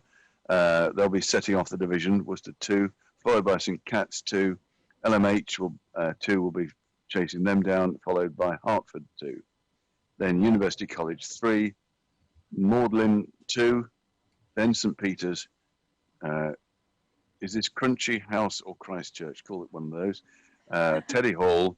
And then there'll be another crew at the back, which is Wolfson, who were the crew with the red and yellow, who were the sandwich boat. And having thought first that was obviously the way picnics were delivered, I've now discovered they are the lucky people that get to do it twice inside the hour. Having finished first in their division just less than an hour ago, they then get to race again to see if they can bump up into the next division. Yeah, good luck to them. Back home on my home stretch of river, there is a ice cream boat which delivers ice creams down the river, and you can actually row up to it and order from the riverside as opposed to the bank side, which is. Is that round Pangbourne? No, this is up in York. Oh right, okay.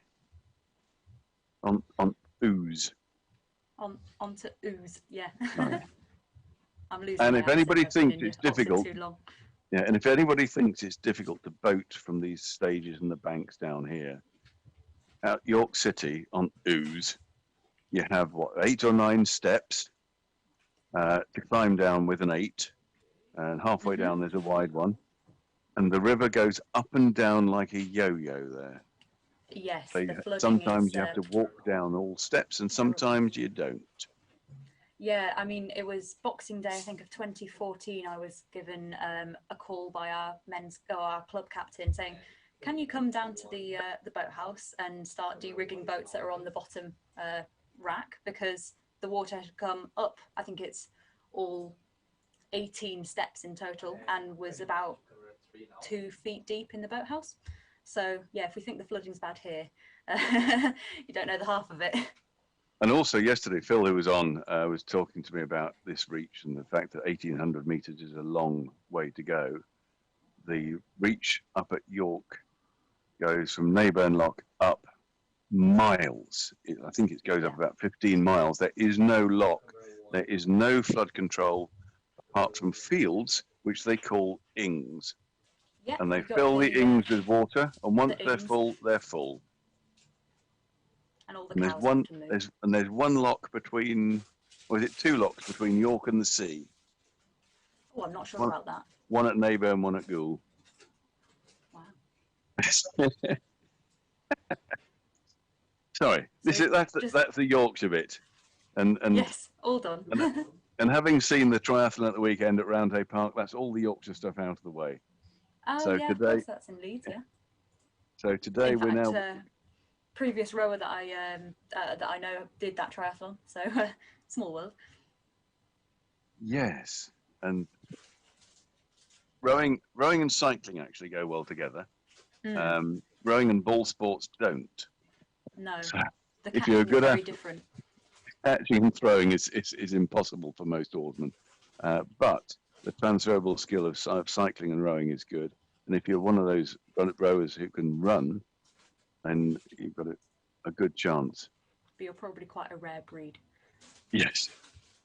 Also, triathletes tend to be very slender people, and rowers tend to be slightly more heavily built. We're just about to see a practice start here from. Who do we think that is? Oh, I've just had some information that one of the Worcester Coxes might have a career bump score of -36, so they're beating me. Oh, Caitlin, that's your Let's record. hope that they So can- short-lived. Oh, I know. You can't Right, even win losing here. Here's Cats 2. They'll be starting second in the division behind the crew they're just passing now. And that was Wolfson just going up. Sorry. The yellow. Oh, it could have been LMH. Sorry, I wasn't. LMH with the yellow blades with the stripe on. Oh no, the yellow blades will be Wolfson. But they're not in this division. Oh, yeah, that's... You Yeah, said the that sandwich boat. they're Yeah. they're the sandwich boat. That's why they're not on the list in kayaking. plot through me for a moment. I thought, that is Wilson, but they've just managed to get themselves into the sandwich plate. So we now have just a few minutes to go before the division. So we've discovered that Caitlin has a really large negative score. I have a score of 0, which makes me a complete novice on this, as you can probably tell, as we try and identify some of the crews from tiny little pond skaters in the middle of the screen.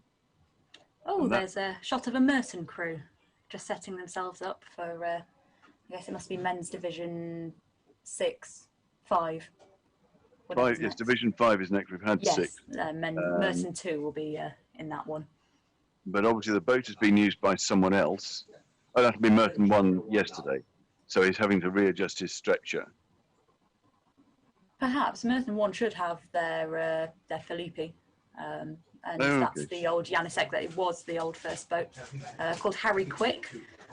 Quite famously had its entire bow snapped off when it hit Wolfson, I think in 2019. There's a very famous video, unfortunately. But that is one of the dangers of the bumps, is if you take a good whack, then I hope it was hitting another boat, not hitting the bank. It was hitting another boat, yeah. Oh, straight good. Up the, hitting the bank, not hitting the bank is Wolfson Cox. Hitting the bank is careless, but hitting another crew is the objective. So at least he did the right thing. But, normally to avoid the actual collision, the Coxes will concede, because of course they don't want to be hit, because that will affect the rest of their row. It's also and slightly more dangerous. Their bones. Yes, and there is a tale. It's why St John's College in that other university has no rowing club, because in their bump, St John's College actually did a lot of damage to the Cox of another crew, and that's why Lady Margaret is their boat club, because St John's were banned from the river in perpetuity. Oh dear. So there is a risk involved in this, and that's why the rules are there to make the bumps safer and to avoid collisions and damage to people and equipment.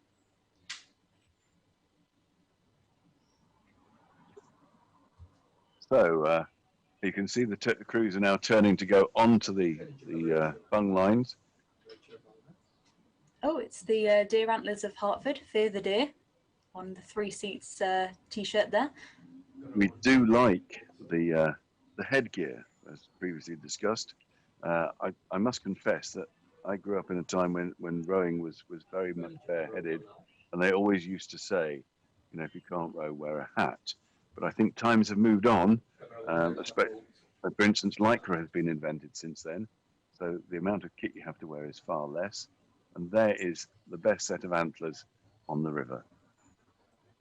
That's Hertford 2. They'll be starting on bung line number 4 in this division, and hoping to chase down Lady Margaret Hall, who are starting ahead of them. And it looks like they're now having a nice relaxed row to the start. You can just see in the corner there, Worcester are getting attached to their bung line, and the Cox is making sure that it's not caught up in the tree, so they can get the extra length that they need. And there's some rowing simulation going on with Merton. Billy No Mates at Merton having an outing on his own. It's a bit late to learn now, mate. I think he's just adjusted his stretcher, because yes, when for those who are watching and aren't familiar with this graceful sport, the only thing that you have fixed into the boat is your feet, and your feet are in shoes that are screwed onto the stretcher plate, which is what that chap was just adjusting, and that adjusts how far forward you are relative to the swivel point of your rigger. If your feet are too close to the bows, then you hit the end of the slides, which is back stops. If your feet are too far towards the Cox, then you hit front stops. If you have the nice, perfectly adjusted position, you are never going to hit either end, and you have a proper rowing stroke in between. And there's a question for anyone out there: is when you're racing and you're coming forward, so you're sliding towards the stern of the boat, is your bum actually going towards the start of the race or the finish? Answers on a postcard, please. I'll let you think about that, Caitlin, as we watch Hartford just going towards the bank. Well, based on the pieces I did this morning, I can tell you that mine's not going in the correct direction. So, So a big boat stopper then. yes, in my single scull. Oh, right, okay. Yes, you can actually judge a lot of the speed of a boat, especially the smaller ones. If you watch the stern, if you see the stern dipping into the water, that means the boat is decelerated quite sharply. And that normally means you're just pressing on your feet before the blades are actually connected in the water.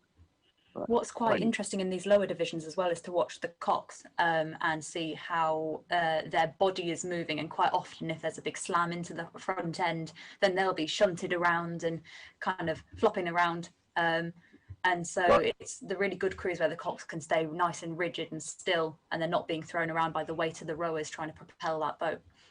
Yes, you've got two things. The nodding dog on the back windscreen of a car Yes. is when the crew is stopping the boat, but also when the cox isn't braced. Because if the cox is braced and becomes part of the weight of the boat, he's actually helping it move along with his momentum. And if it's floppy, then he's actually working against the crew. There you go, another little bonus tip. So keep an eye out for these, because the other thing is that these people will never be the strongest person in the world. None of these rowers. There's the 1 minute gun, the 5 minute gun. 5 minute gun, yeah. 5 minute gun. So none of these people we're watching will be the strongest person in the world. So they're never going to pull the biggest paddle. So they'll never actually have the boat really going the fastest anyone possibly can. But the way they win is by stopping the boat less. So having got the boat moving, detracting from the speed it's already got is actually how they win races. And that's the secret to rowing, is to stop the boat less. And if you watch any ugly movements, they are normally ones that stop the boat. So when you see a really smooth through, a really smooth, cohesive bit of rowing, and the boat's not wobbling side to side or pecking backwards and forwards, that was a boat that's going quickly. So it looks like all the crews are now at least attached. So they've got a bit of a wait for the 1 minute gun. They'll probably be taking a few sips of water, maybe de-kitting if they need to after the warm-up. And just calming their thoughts a bit. I know the adrenaline will be pumping. They'll be looking at the crew behind them thinking, God, I've got to push away from that. But also thinking about the crew ahead and thinking, how are they going to cope in their wash, and how are they going to try and get that bump, that elusive bump? Yes, this is very different. Side-by-side races, you can look across at your opposite number and just say, I can beat him. But when you're sat here, it's much more like a head race, but the race is much more like the side-by-side. You can't see the individuals, just the boat. And you know that the crew ahead of you is going to be close enough to disturb your boat, unless you have the joy of going off first. But you've really got to work some to get through a wash to catch somebody. This is the calm before the storm. They've just got 3 minutes to go. They're checking all the equipment. You saw the chap adjusting his stretcher in the Merton boat. They're now going to be making sure that the wing nuts that hold those down are actually tight. And the tendency is that people will then tighten them again and make them over tight. You check that your gate is done up so the blade doesn't come out. That's about it. What else can I do to pass the time? And then you start looking around you, and then you try and think what's going to happen in the race, what's going to happen before the bridge, after the bridge, up the gut, when the pushes are. When did they say we're pushing after 30, or was it a minute? Oh, I can't remember. So you go through all those thoughts, and especially with the lack of rowing that they've had this year, the lack of chance to practice, the start routines are not a reflex action. They've got to be thought through. And that's why we've seen some interesting starts, I think is the best way of putting it. Yeah, you can just see a couple of people leaning out, checking their gates are done up. Yeah. My most recent capsize was not doing my gate up, so I would recommend recommend doing that up nice and tightly. Oh dear. Making sure the blade doesn't go anywhere. I'm going to pass no comment on that. I've just seen a note saying that Hartford women still hold the record for the most number of days in a row where they've been bumped. That's not the best record to hold, and that's 5 starts in a row. And apparently LMH have chased cats too for the last 5 starts. And they haven't been, but gosh, and they haven't done that since the cruise came into existence in 1978-9. There we go. We keep getting these fun facts popping up, which I'll pass on to you. But, now they've just got a couple of minutes to go, and everyone's sitting calmly. And actually, that's so. The Worcester crew have sat at the front. They've been there for nearly 4 minutes. They've just And been that relaxing. minute gun has just gone off. I think I saw Smoke's gone across. stroke person of the Worcester 8 jump a bit. Well, the people down in 5 and 6 jump out of their skins because the cannon is Oh, right I next to know, there. yeah. So Put your air defenders on.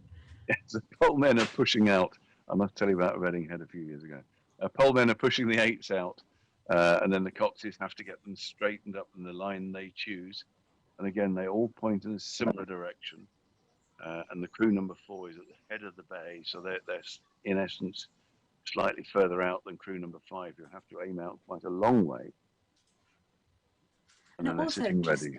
Depends a little bit on whether you've got a bit of a power imbalance off the start. I know from previous coxing, if I know my crew pulls round for the first 3 strokes, then I don't want to be aligned to the bank, because then I'll end up in it. And sometimes you need to communicate that. Oh, Here we go. And the cleaner start from Worcester than from St. Cat's behind them. They throw a lot of water up, but behind them, LMH have got a flyer. Yeah, and they're really sticking really out of the stream. So if they hold their line there, that's a crab from Cats. That's a big crab from Cats. They are going to get absolutely slaughtered now, I'm afraid. Catastrophe. Because that's LMH have now made their bump, but the girl at 3 has to get that blade out because the crew that's been bumped must row on. And unfortunately, St. Cat's rowing on with a few people means they go very, very slowly, and it means. And Hertford will probably catch them. In fact, Hertford should really move, do some evasive manoeuvres so they don't get caught up in that, because otherwise they'll be in the racing line. And it looks like we've got Magdalen chasing Univ. Yes, and all the Coxes are aiming for the gap that's closing off, which is going to be difficult. And there's a bump coming up here from Magdalen on the Univ, almost certainly. Though Magdalen are in the middle of the stream, so they will suffer for that. Just going under Donington Bridge, and there you can see on the bank the LMH crew who pulled over to the other side because they got their bump so early. And this is... Oh, poor Cats. That's still Cats. They're going to be rowed past by everyone. Oh, and I hope they're... And that's now the river is complete. We could have a Clacton here. That could be yes. This is a major, major pile-up, and that's St. Peter's coming up. So that's crew number 7. St. Peter's has stopped. Christchurch have just... the bows of Christchurch went right over St. Peter's. This is when it gets very unpleasant.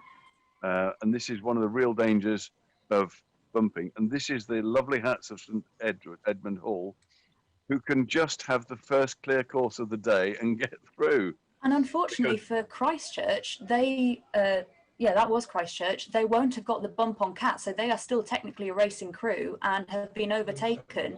Oh, so Lord, and they think they've stopped, yes. So they think they've bumped because they've hit the crew that hit... Yeah. And Wolfton have overbumped. All these crews who've stopped and didn't actually get the bump because they hit a bumped-out crew are sitting there thinking their job is done, and actually they are still racing. And it looks like Magdalen are still racing. Magdalen have decided they need to get going, and they've managed to avoid Wolfson, which is good. Although I don't know if they caught Cats. It's all a bit of a mess, isn't it? And the umpires Lawrence is going to take notes. Well, good luck to the umpires on this one. I make no predictions, but I think what you said there, as the crews ran in to each other, I'm trying to think of the order they hit, and I didn't make notes because it was happening so quickly. Well, I think everything hit Cats. It's who they hit, because Cats were actually on the inside, so successive crews were stacking into the crew that had been ahead of them, in which case they've bumped, haven't they? And Cats just dropped down the list. But if somebody hit a bumped out crew, which Magdalen think they may have done, and actually Harriet was saying before, if you're not sure if you've been bumped or not, keep going. So Magdalen, who set off, have done the right thing. They may find later they've got the bump, but at least they've had damage control. Yeah, whereas Christchurch, who just hit sitting St down there waiting. Peters, yeah. Yep. That's And this is Teddy Hall with the bucket hats. bucket, the sexy bucket hats, the multicoloured bucket hats, making a really good fist of catching up on. Some cats. Is that Cats? Oh yes, Yeah, it's that's the St. Catherine. Cats. It's the Catherine Wheel, not a cross. Sorry, my mistake. Yeah, that's Cats. Who were the ones who caught the crab in the first place, and I thought they got Yes. bumped out. Which is probably giving Worcester quite a nice, quiet row over, so they'll be a bit more fresh for when they do the sandwich boat in the next division. Yes, I honestly have no idea what the outcome of this is, but I think there are going to be quite a few appeals. Yeah, I do hope the cox of the Peters crew, who almost got impaled, is okay. It did look like the bows went over between the cox and the stroke. Yeah, quite scary. And I know 3 people who have had damage from accidents in boats, and it is always life-changing. Oh, and it looks like Teddy Hall have caught St. Cats, so they Yes, also bumped right. out, which is impressive given that they started 9th and Cats started 2nd. But they were gifted such a lovely clear bit of river between the carnage that was unfolding before them. Yeah, I mean, kudos to the cox for finding the gap there. That's quite a feat, really, to see the gap and know that your boat can fit through it safely. I actually think that Magdalen hit you. No, they didn't hit Univ, did they? Univ kept going. Christchurch hit Peters, and Peters. Peters had already bumped Cats, I think, by that point. I think Cats, they got caught in the tie-up. So if Peters were the ones that had bumped, then Christchurch are definitely in trouble.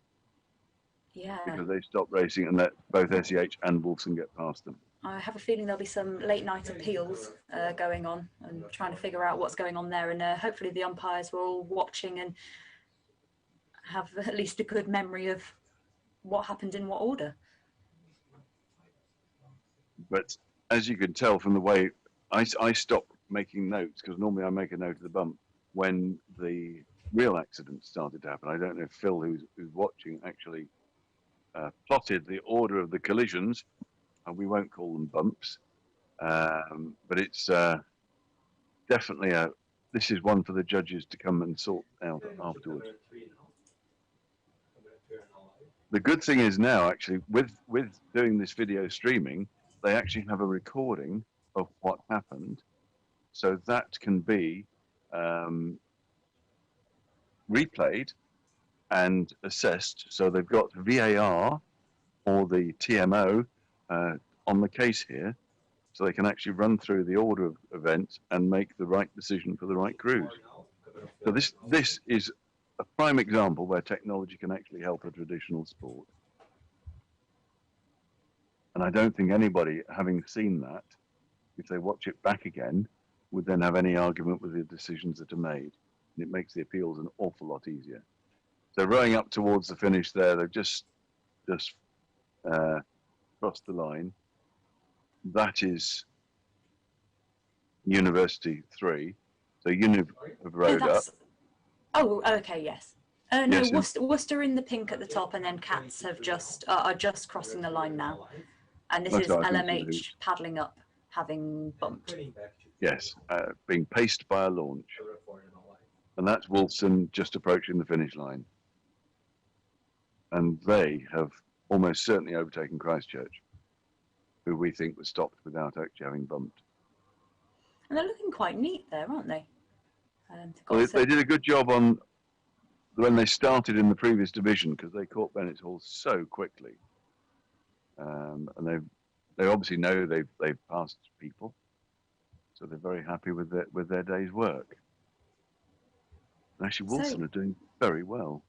Yeah, for these boats here, actually racing the course, even though it might tire you out for the next day, it's good experience, it's good practice, and you can recover quite a lot in that next day. And depending on who they're catching, it might be a short race tomorrow, but or who they're chasing, sorry. Yes, well, they've proven they've got a good start, and now they've proven they can get up the course, and they're rowing well together. That's nice, cohesive rowing. The boat's relatively stable; it's not rocking a lot. Bit of steering going on. We don't know whether that's from the pressure of the blades or the rudder being applied. No, that bodes well for them tomorrow, as they'll be in Division 6 again.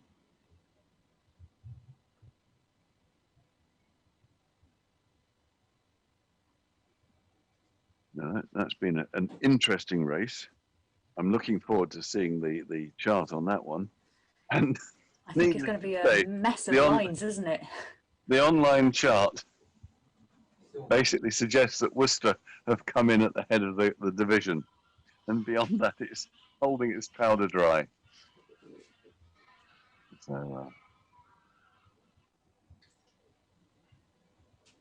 So the men's Division 5 crews will be now pushing off, having after the following launch has passed. Yes, just a quick through on who we're expecting in that one. Yeah, that should be St Hilda's, Trinity 2, Lincoln 2, Brasenose 2, St Benet's Hall, New College 2, Merton 2, Balliol 2, Univ 2, and I think the sandwich boat is Regent's Park. Oh, it's Regent's Park, yes, because they rowed over. Yes, it was the first 3 boats in Division 6 just rowed over, which is for a lower division is quite rare, isn't it? Yes. Well, we're starting to get. Oh, I was going to say we're starting to get some movement on the chart for decisions on. Oh, sorry, provisional decisions on Division 4, and it's currently showing that we got Worcester obviously rowed over. They're showing LMH having bumped up 1 place, because Hertford have gone up 1 and University College have gone up 1, which means that Cats will have dropped. It's a matter of how many people have gone past Cats. So it's looking like we're going to finish this with Worcester at the head of the division, LMH, Hertford and University in that order. And then it's a matter of what happened in the lower crews in that division when there was a selection of contacts. Some were bumped, some were not. I think that's the safest way of putting it. Yeah, I think we can safely say bumps happened. Yeah, some bumps happened. An unquantified number, and I think Christchurch, who have been doing very well throughout the last few days, may have a bad result today. You can position yourself.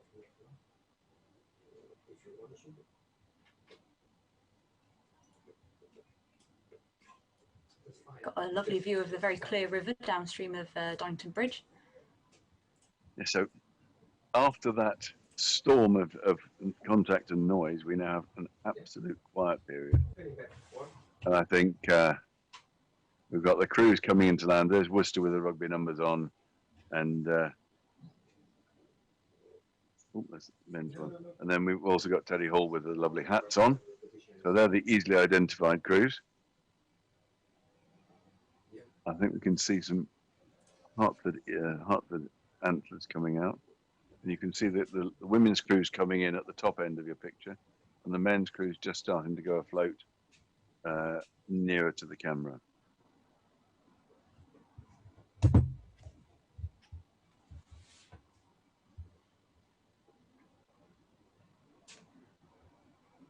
And this is quite often, especially in torpids, normal torpids, which would be in February with a lot higher stream, it's quite difficult for the coxes to land going downstream. We're so used to landing facing upstream and using the stream to kind of slow you down quite naturally into the landing stage. But if you're not careful, you can have a bit too much speed, and sometimes, yeah, the issues actually come from landing the boats. And as Harriet said, your job as the cox isn't done until the boat's on the rack and everyone's safely off the water. Absolutely.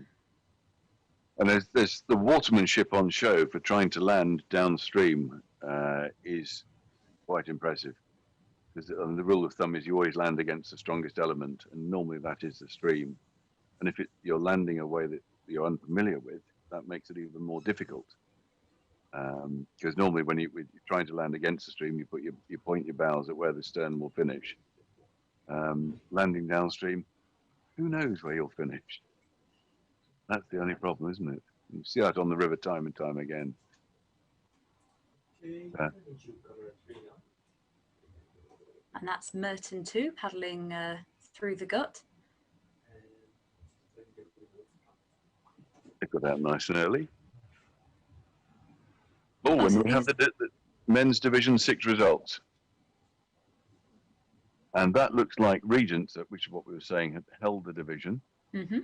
And then behind them, Magdalen had rode over, as had St Hugh's. And then we have Pembroke having been promoted. They've come up well each progressively. After that, there's Teddy Hall, the yellow triangles on that chart.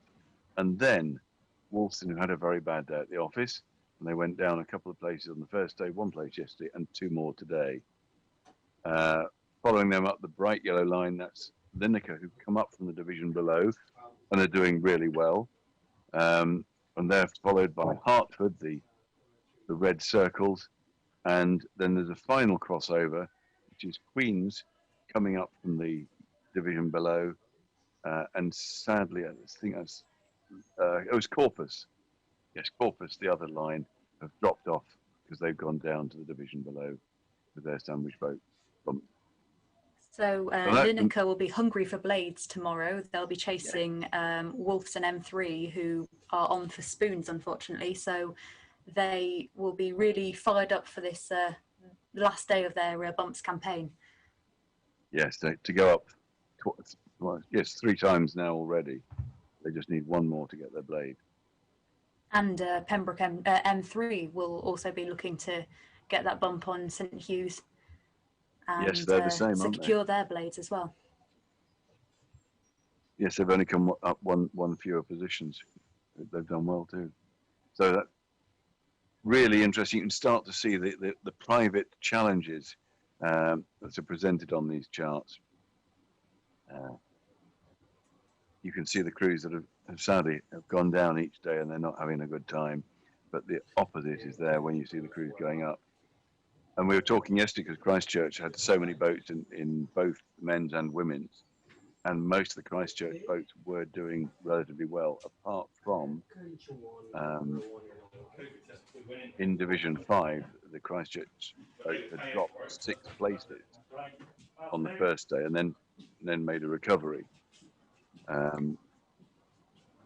When you have the dinners after this sort of event, and the men have done well or the women have done badly, and the women's have done the opposite, you get half the club cheering to the rafters and enjoying the celebration, and the other half weeping into their beer. It's not a happy place to be. And that's a practice start. Is that a red boat, Merton? It's maroon. Okay, which makes sense with the colours. Yes, although it does frustrate me that the kit is maroon and the cross is purple. Choose one. Yes. Oh, and we have more bucket hats. That looks to be, I don't know who that is. Balliol? Balliol had them on yesterday. Certainly, I think. Let's get yesterday's notes. I think they were bucket hatted. Very sophisticated. And then we have Lincoln.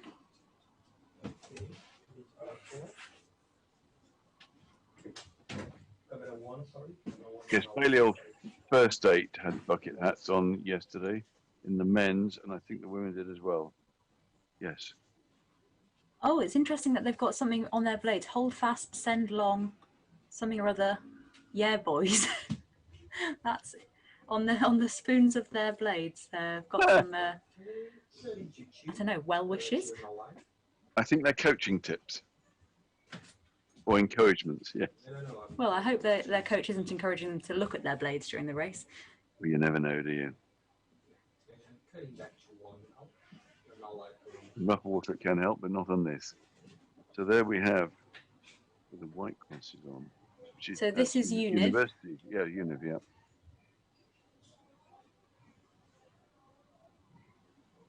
Looking quite tidy off the start there, although they are getting a little bit more ragged as they catch their own puddles. And Yes, a lot of white water going on around that. we've got a kayaker joining, or inflatable canoe. I hope the Cox has seen them there. Yes, they got them. And this is St Hilda's. Who are And leading St. off the division. Yes. Yes. Their men's crew must have started a few years ago, kind of quite well. The reason why their top men's crew is so low down, I think, is because they only admitted men quite recently. I think it was, I don't know what date it was. It was in the 2000 and somethings though. So they won't have had men's rowing until probably even more recently, and will have to start from the bottom and build their way up. And then they started leading off to Division 5. They managed to get themselves up into Division 4, and then came back down to Division 5 again. So they've had a bit of a checkered race. And apparently, it was 2008, I've been told, that Hilda's admitted men. Oh. So 13 years on. Make it 12 because we didn't have a 2020. Yes. They're doing well. And you can see there the wash that comes off. That was an 8 that made it, wasn't it? So Yes. That's what other crews have to row through. And it's surprising how much swell and how much wash does come off an 8. And that, I'm guessing, is Brasenose. Yes, that's Brasenose College in their Wintec boat with the quick release riggers. And I always find that you want to really check that the quick release riggers are tight, because otherwise they will fall off. And it has been known for crews to start, say, the head of the river race with 8 riggers and finish with 7. Yes. And if you're on the head of the river race, the one thing I wouldn't want is a bar across a boat. When you hit the rough water, that is not a comfortable place to be. So there we have the bucket hats of Balliol.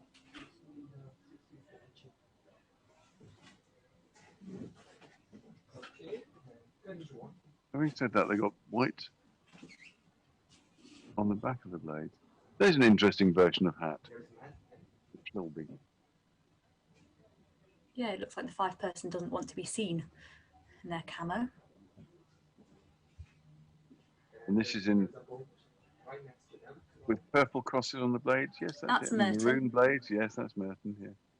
I've been reliably informed that it's actually magenta, not maroon. I'm very sorry. Oh right, okay. And this is Balliol with the diagonally half blades and the hat.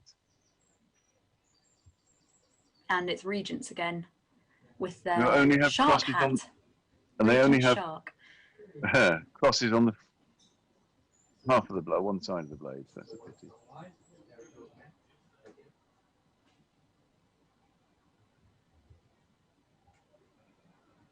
And the trend was a couple of years ago for leggings, wasn't it, to have different colours? So it's been around a while.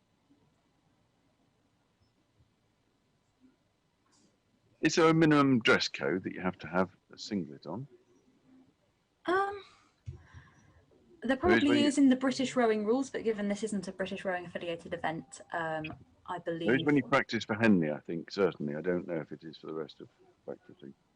Yeah, in this event, I think crews may wear whatever they like, although they might be called up if it's indecent.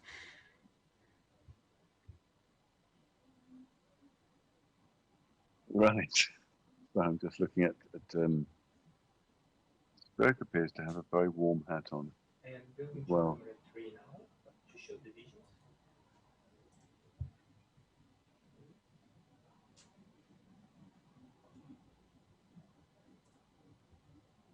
So let's have the crew list for Division 5. As we said earlier, it was St Hilda's going off first, then Trinity 2, Lincoln 2, Brasenose 2, and Bennett's Hall, then followed by New College 2, Merton 2, Balliol 2 with a bucket hat, University 2, and then under the University 2, you'll have Regent's Park with the shark boxing. And that's going to be now. We have to make sure that Caitlin is calm with Merton in this race. You think they'll do well against New College ahead of them? Well, I mean, difficult to say looking at the previous bumps. New College managed to catch Balliol, but were caught by Bennett's yesterday. Although St Bennett's crew is quite a strong crew in this division. They've already gone up, it looks like about 7 places since the start of the campaign. I believe, and I'm not sure if this is entirely true, but I believe they say their countdown in Latin. Which, What, in Bennett or in Merton? In Bennett's, not in Merton. Okay. Just wanted to check to be sure. Yes, I mean, Merton obviously, they've won 2 places, they've bumped 2 consecutive days, so they're hoping for good things. And New College didn't quite manage a bump yesterday. But as you said, Bennett's have done really well. Well, and as we saw in the previous division, anything can happen. If they, you know, if someone crashes or if there's a bit of a tie-up, then it's all to play for, really. Yes, a bit of a tie-up. That doesn't quite cover what we witnessed, I believe. Putting it politely. And the result, unsurprisingly, from Division 6 have not yet been ratified in the women's. So that bit of a tie-up is still being untied. Video evidence will help. So this is now 2 o'clock. This division goes off at 10 past, so we're expecting to see all the crews coming down to the marshalling area in the next few minutes, and they'll start to get themselves attached, which is always good to see. And then they have the moment of calm before the storm. Of course, one of the things, you know, having not done bumps, but having raced bumps crews in different regattas, you could always guarantee not to be leading after 100 yards when you're against a bumps crew, because they go off like the speed of light.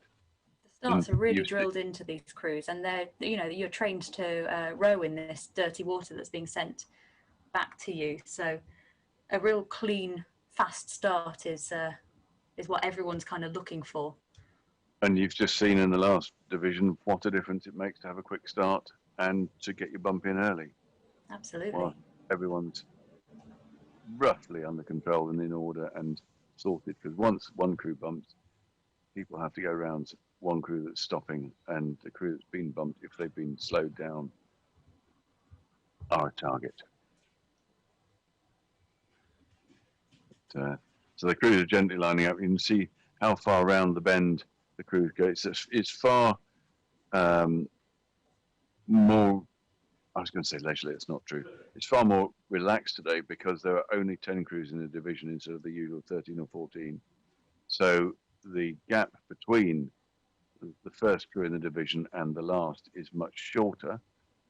And somebody was telling me that it's 1,800 meters. I was trying to work out, is that for the crew that goes off number 1 on bung line 1, or is that for the crew that goes off on bung line 10 or further down? So it's probably about 1,400 for bung line 1, approximately, and then from bung line 10, it would be closer to 1,800, although I don't think it's quite that far, and maybe 1,700. Okay. I've just seen a note come in with a fun fact in that Bennett's, we were talking about doing well, hold the men's record for the highest 5-year climb, having gained 24 places over 5 years. And then, Caitlin, you can explain the next sentence to me. A marked improvement from 2009. Yeah, when they raced down the bridges at Long Bridges during a live race, which must mean that they took a wrong turn and ended up getting sucked under Long Bridges, perhaps being caught up. I don't know. I wasn't around in those days. So that they turned off the river.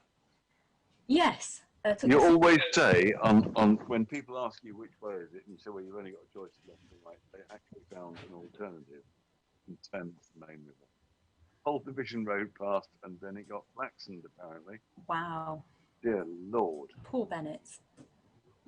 Wow. That isn't an error. That's a mistake. Big mistake. Bless them. And I suspect the cops won't have lived that down. Wow. So, we're now, it's 3 minutes past, 7 minutes to go till race time. You can see all the crews are now on station. They'll be starting to get attached. And think, looking at this, that Trinity and Lincoln are already. St Hilda's is still floating gently. And then behind them, Brasenose and Bennett, that's the crew that we're looking at, are just coming on to attach. New College looks to be attached. Merton behind it, and Balliol in the white boat, I think, are out in the middle. Yeah, it looks like they're just giving each other a bit of space to spin, especially this Brasenose crew might just wait for Bennett's to get in place before they try and manoeuvre, rather than both trying to go into the same area. And I'm always slightly concerned when I see an 8 going in stern first. It's about to get attached at the stern. So quite often the poleman or woman will hook their bungline pole onto the two rigger just to keep them kind of tucked in towards the bank after giving the cocks the bungline, and hold on to them. And then when the 1 minute gun goes off, they'll push them off a bit sort of to more central, and then just hold on to the the stroke rigger,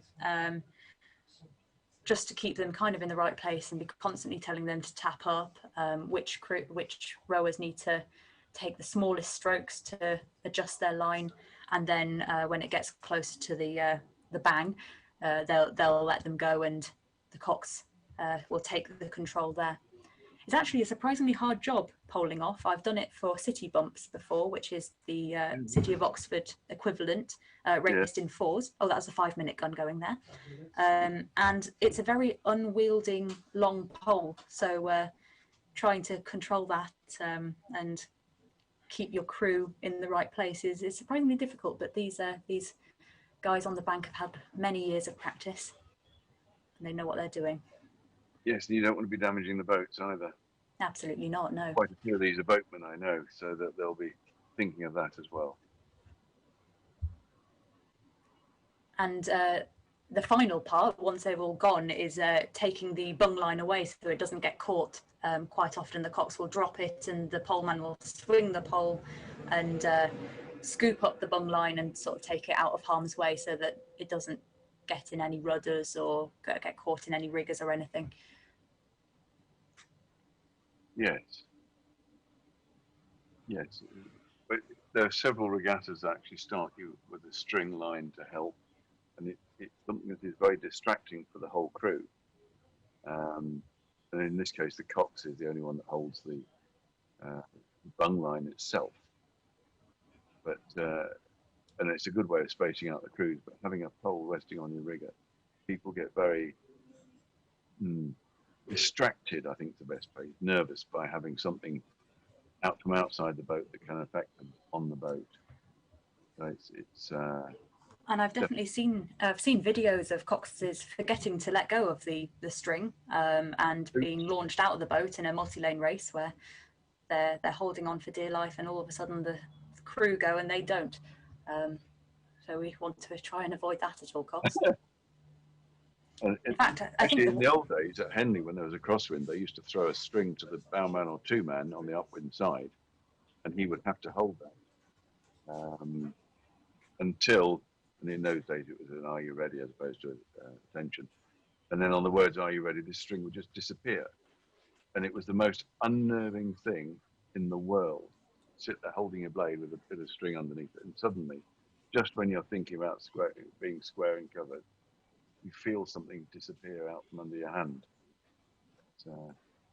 We have a little fun fact appearing. One of them is that Merton 2 and St Bennett's have the record for the men's division, having bumped every time in the last 7 starts. So they'll be hoping to continue that. And also, Balliol M2 haven't bumped in the last 13 starts. Oh no. So yeah, everyone else in this division has either, well, every crew entered in this division has either bumped this week or on the Saturday of Torpids 2019. So yeah, they'll be hoping to rectify that and get themselves a bump either today or tomorrow.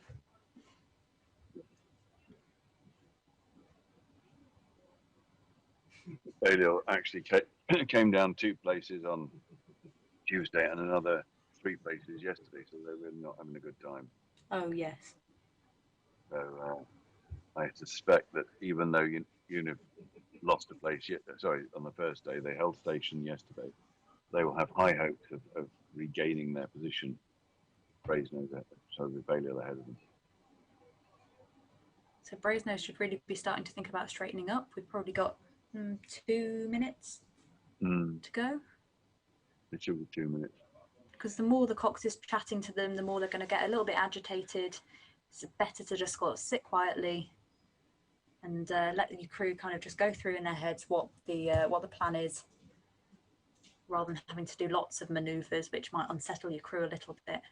That being said, they are getting attached. When you compare what's happening to St Hilda's, Trinity and Lincoln ahead of them, who are just, 1 minute gun has gone.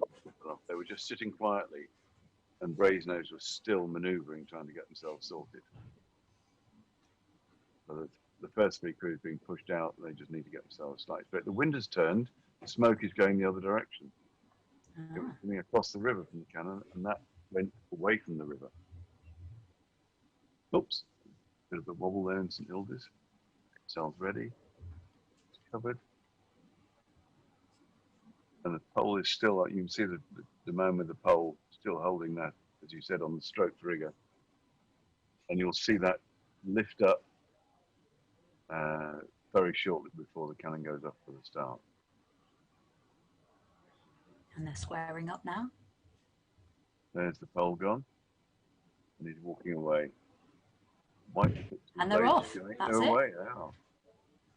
Oops. And a couple of missed strokes from Hilders. Yes, I thought the same, which gives Trinity a huge advantage. And Hilders are already crossing the river by the looks of it. So if Trinity hold their line, they will. They'll have the faster water. And then is that Bennett's going up? Bennett's and they've already got the bumps. So Brasenose have conceded. Wow. Wow, that was quick. That was very quick. So that's Bennett Hall again, extending their successful run. That's really good. And they're pulling their blades in. I hope they don't roll over. But just to clear the racing line from New College, who are heading up. Oh, and that's camera 2. We can see Trinity is still closing on Hilders, who've managed to hold the distance a little bit after that slightly wonky start. Trinity they've hit the bank, I think, Hilders. Oh. And then we got red hats there, bucket hats is Balliol. They're going to be bumped from behind by Univ. And this is going to be a big old bump. Oh. That was not conceded early. That's it. Well done, Balliol. That's good, because that was a huge overlap, way beyond the Cox and under the strokes rigger. So that was a late And it looks like about to come out the gut. It'll be quite interesting to see how close the top 2 crews are. Merton have got a bit of a way to go if they're going to get this bump on New College. Oh, and they've hit the bank. That's going to slow them down significantly. Oh dear. That's not a good move, and that means Balliol, who are on a bit of a roll again, having been bumped themselves, they actually now have the advantage to close the gap on Merton. Oh, and that's a concession from St Hilda's. So that's Trinity. I believe that's Trinity. Have the bump. That's good. So they need to then get out the way. Absolutely. But because Lincoln, they pulled away from Lincoln. Now they're getting out of the way. That's good. Oh, there we go. And that's left the racing line clear. Park, that's the last crew up. They're the Sandwich crew, and it looks like they're not making ground on University 2. I think they're probably quite tired from their row over. That's Balliol. Balliol. Univ 2 have bumped out, of course. It looks like the Merton Cox is taking an interesting line out of the gut. And it looked like Regent's Park were visiting every part of the bay possible. And that is the Black Blade, so that's going to be Brasenose. I think that's Lincoln being chased by Brasenose. Yes, so Brasenose looked very, very close to the trees at that point, but they're now down to less than a length behind Lincoln. Oh, so but then New College are coming, so this is this could be a sandwich on Boathouse Island. And Brasenose have already been bumped by Bennett's, so New College have gained all the space of 2 crews. They will probably get this bump before Brasenose have a chance to get to Lincoln. Yeah, they're looking a bit scrappy, but they're really putting the legs down. You can see the effort going in from all the new members there. And this is Hilders, who have to do the full course, crossing a bit early, taking a bit more time up the middle of the river, but they're actually rowing now better together, although the recoveries are slightly less than level. The boat is solid. That's the good thing. The boat is staying level. So there's Balliol going past. They have been bumped. They haven't bumped up yet. So, oh, and it's all happening at the end of the green bank here, isn't it? This is getting closer. So Brasenose have opted for a slightly early cross and then decided to unopt for it by the look of it. That's Lincoln ahead of them. I think they're running away from being bumped by New. Yeah, they really need to commit to that because otherwise they'll get pinned by New coming College. For them now. New are coming from them now. Unless there we go. That looks like the bump there. Yes, they've caught the blade. Contact. Stroke, you can't stop. You have to keep going. That's it. So that's New College on Brasenose. Which gives Merton quite a lot of work to do if they're going to catch Brasenose, but it looks like Brasenose have really lost their rhythm a bit. They've lost the mojo, certainly, if they haven't lost the rhythm. And they're well out from the bank. Yeah, if Merton can hold their line and just keep ploughing away at that rate and that kind of rhythm there, then they'll close that gap up, although they are running out of river. It's only about 500 metres left to go now. They've got 2 lengths to gain there. And then up at the front, it'd be interesting to see if Lincoln have made any headway. But they didn't look like they were going to. So St Hilda's should be up at the finish. And that's Lincoln, isn't it? In white. No, they're not going to catch there. So St Hilda's are going right up to the finish. Lincoln are there. And the only action like is possible is Merton on Brasenose. Yeah, I think that's more of a parallax angle there as opposed to actual. Well, I don't know. Actually, that is quite close. And the Cox is looking round. Away, and the Cox is trying to run away. That is a very good move from the Merton Cox there, preempting what's going to happen and just keep looking away. Contact? That looks like a concession there. I saw an arm go out. I think they tried to avoid contact. Oh, they think they've got it. Yeah, I'm pretty sure the arm went out of the Brasenose Cox. Although it wasn't high, it was a sort of left wave. Leading 5 strokes from the finish. Oh. It's just steer away from them, isn't it? So you don't make contact. You're that close. Yeah, at that point, I suppose Merton had got a bit of a pin on them, so we'll see. Brasenose rowing. Balliol. There's Balliol rowing, and then coming up is the Regent's Park, the Sandwich crew. Yeah. Because UNIV have bumped Balliol, and I don't think Regent's Park is going to make any headway against Balliol. We saw quite a few bumps. We saw Bennett's Hall get Brasenose immediately. Then we saw UNIV get Balliol, who was the Red Hat crew going up towards the finish. Then we saw Trinity get St Hilda's. And then we saw New College get Brasenose, who Bennett had already bumped. So Trinity on Hilda's, Bennett's on, and both on Brasenose. And we think that Merton caught them at the end. Yeah, it looks like it. And then it says Trinity 2 will be the sandwich boat for men's Division 4. Yes. But they didn't have too long to row, so they'll have a very good opportunity to catch up in Division 4, and they'll be starting behind St Cat's, who had a bad day at the office, but actually got themselves back out of Division 4 yesterday. Yeah, I think on their first day they did hit the bank by the sounds of it, and then got bumped quite a few times. Yeah, so hopefully they were 8th in the division. They only lost a couple, but they went back up again. But it was a graphic losing. And Women's Division 6 results are still pending, so there must be quite a messy appeal going on. Well, what a surprise. Yeah, it doesn't look like it's going to impact who the sandwich boat is, because Worcester rowed up quite comfortably at the head of the division. That was the crew with the numbers on their backs. They stayed ahead of all the carnage that was behind them. Yeah. So thankfully, it hasn't got too much of a sort of time frame that needs to be decided by. Because it was actually their chase boat cats that were the problem. The start of the problems, because they were tagged so early, and then the two boats blocked the river.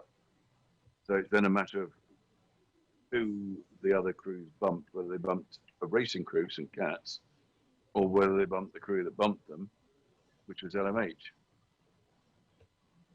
or Hartford. Or Christchurch. Oh, no, the Christchurch. Or Unib. It was Unib. Yeah, it was...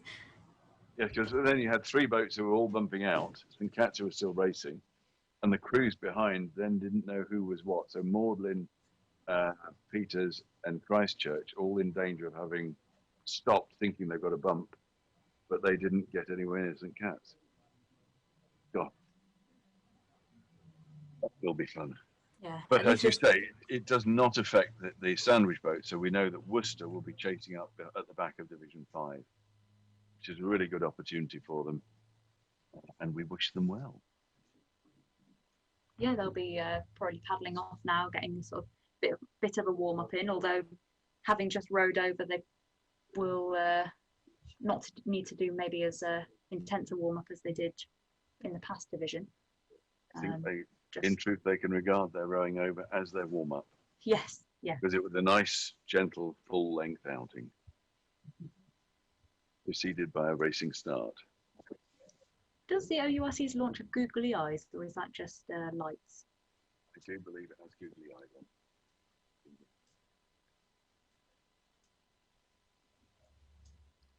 God, apparently going up 3 places in the week is a record for the women's divisions. So what was to do?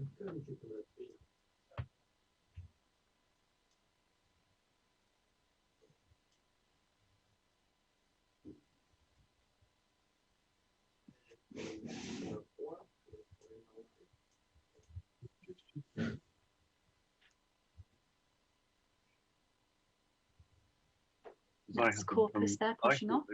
They went up on Tuesday. They came down yesterday and then went back up again today.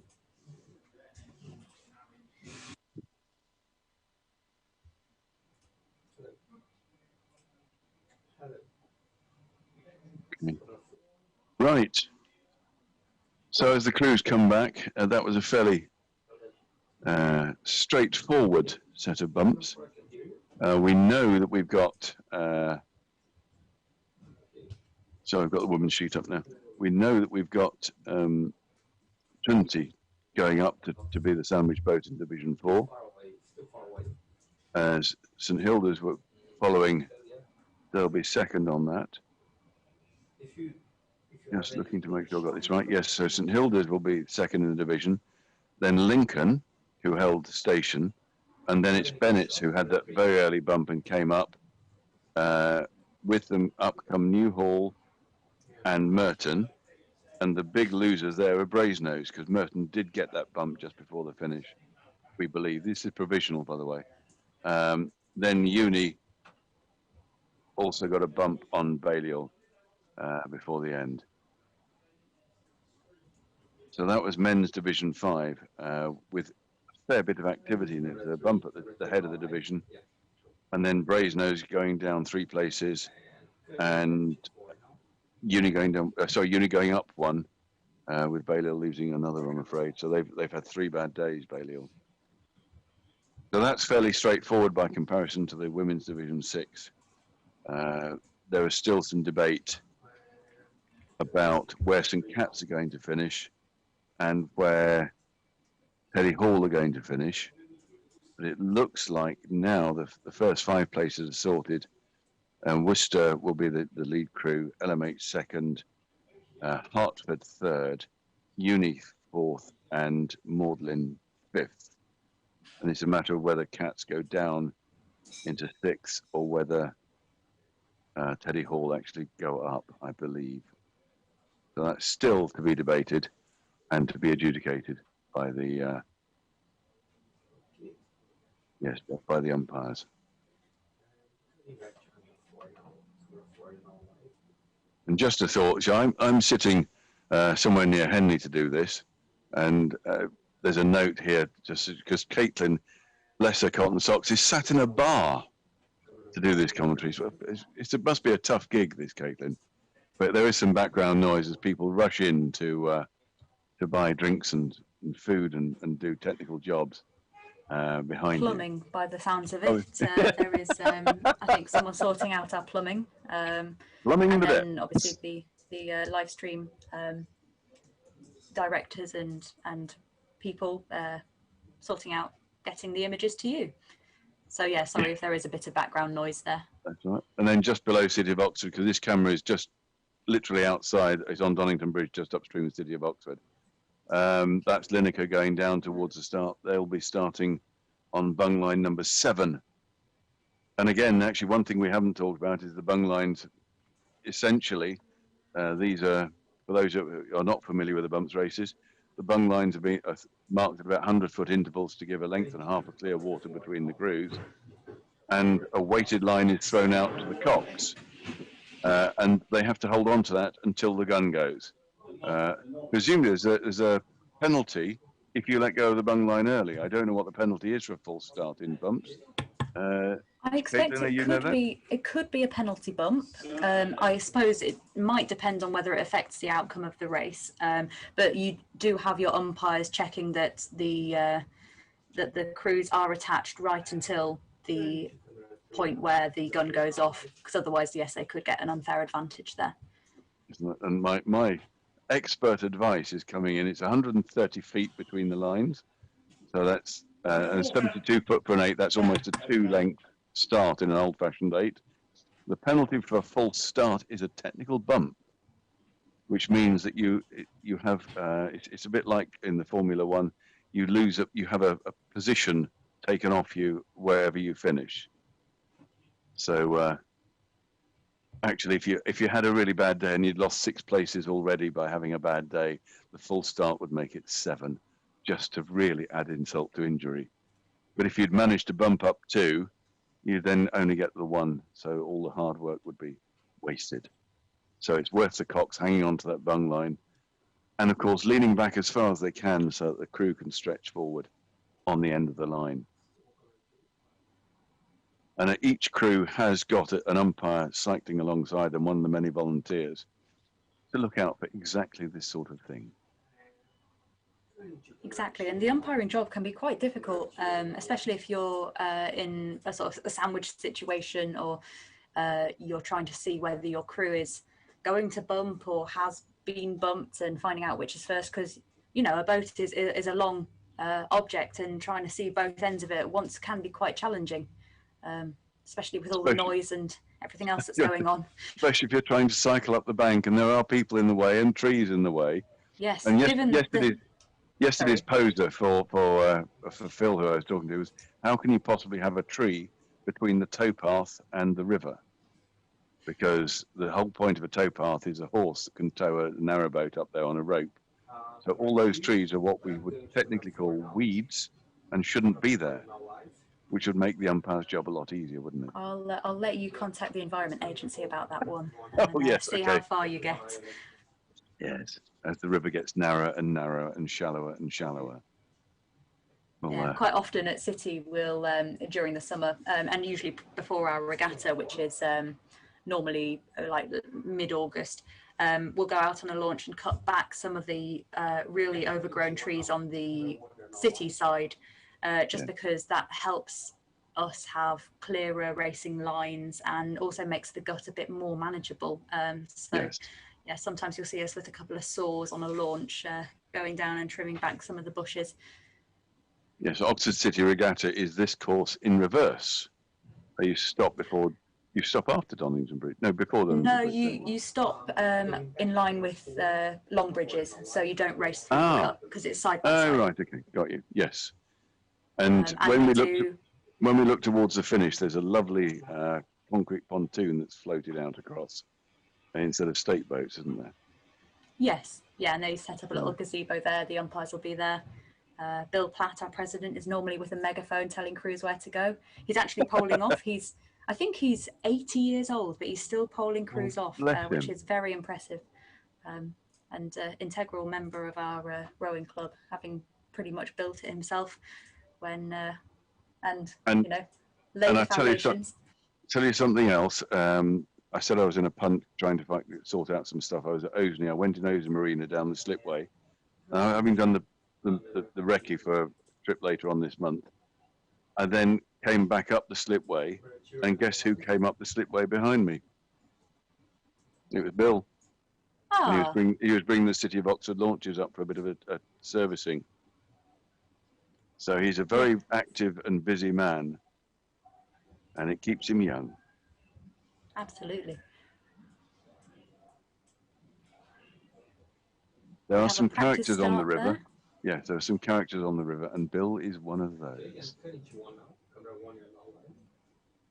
And that's Balliol there. Balliol again, isn't it? Yes. They're starting on bung line 6 in this. So they'll be right in the bay, I think, won't they? Yes, they're right by the cannon. Yeah. They'll be sitting a little bit taller once that goes off. And coming up here is Lineker, quite tidy. And they're the ones who are going to be starting behind that Balliol crew. Ah. On bung line 7. So they'll be checking each other out, trying to sort of get a bit of a rattle going, seeing if in the warm-up if they can psych out the other crew a little bit. Yes. And Lineker basically started on 7 on Tuesday, went up 1 and came down 1. So it is definitely going to be, and Balliol bumped them yesterday, so they'll be trying to, because they held Balliol off on Tuesday, and then they got bumped by Balliol on Wednesday. So this will be an interesting one to see if they can return the favour. Gosh, that's an old EA launch going up there. The Lineker boat, which is called Elspeth Garman. She is the founder of the women's side of Lineker College Boat Club due to unequitable historical behaviour. She is also an avid snail collector, which is the only person I've ever heard of to collect snails. I don't know. Yes. I hope of course, they're alive. Yes. I've heard of snail racers, but not connectors. And then we've got a lovely shot of the Univ Boathouse and crews getting ready, putting their boats away after their third day. Quite a lot of the colleges have been doing some of their circuit work outside on the hard there. So outdoor, well-spaced circuit sessions and weight sessions, and occasionally the odd erg as well, just to help keep the ventilation in, you know, these difficult times where we've got to remain quite far apart. Yes, for some reason, one of the info streams that I have coming on my phone, I keep seeing videos of indoor ergos, or used to keep seeing them until we were allowed back on the water. And there's something very, very depressing about doing an ergo on your own indoors. We often did them via Zoom as part of our training. Oh, and here's the women's lineup. So we'll have, heading up the division is Oriel W2, and then Pembroke 2, University 2, St Hugh's 2, Mansfield 2, Balliol 2, Lineker 2, Corpus 2, Christchurch 2, and then I think it'll be Magdalen W2 as well. So it's the division of women twos. Oh, sorry, yes, Worcester Road up, the rugby shirts with the numbers on. Yeah. But they are Worcester too, so we're there. And we have an update on Elizabeth Garman, by the way, collecting snails. Apparently it's not live snails, it's just snail-shaped ornaments and such. Oh, wow. So I wonder if that counts ammonite fossils. Perhaps. Yes, you never know. We'll get an answer on the chat line. So now it's just gone past, where in the last 15 minutes before this race, so the crews are now all going down towards the start. So the warm-ups above the gut are probably coming to an end, and they'll be paddling down so that they're ready 5 minutes beforehand to get themselves turned and on to their bung lines. We just see, or at the bottom of that picture a second ago, we had the EA boat, which is sort of keeping an eye on things, just heading downstream. We've also got one of the, I think it's an electric cruiser, heading upstream. And they're quite difficult, especially in Cox's boats, to pinpoint where they are because they're so quiet. They don't have the sort of big noise of a salter steamer, so they can kind of creep up on you when you're not expecting it. So it's always worth keeping a lookout for those guys. And that's Mansfield, I think we're seeing there. They'll be going off on Bungline 5. Yeah. So again, close to the cannon, and they're just having a stop. They decided not to go straight into Pembroke by the looks of it. Yes, Who I have feel like volunteered. poor sportsmanship, wouldn't it? Yeah. They volunteered their bows into the bank, and they're now reversing in front of the cruiser and the EA launch, thus showing that they're fully in control of their vessel.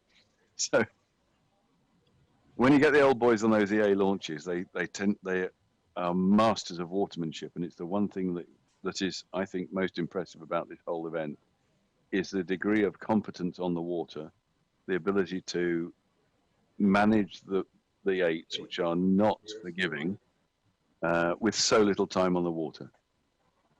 And that's what the EA will be looking for, because they like to see crews who can actually look after themselves.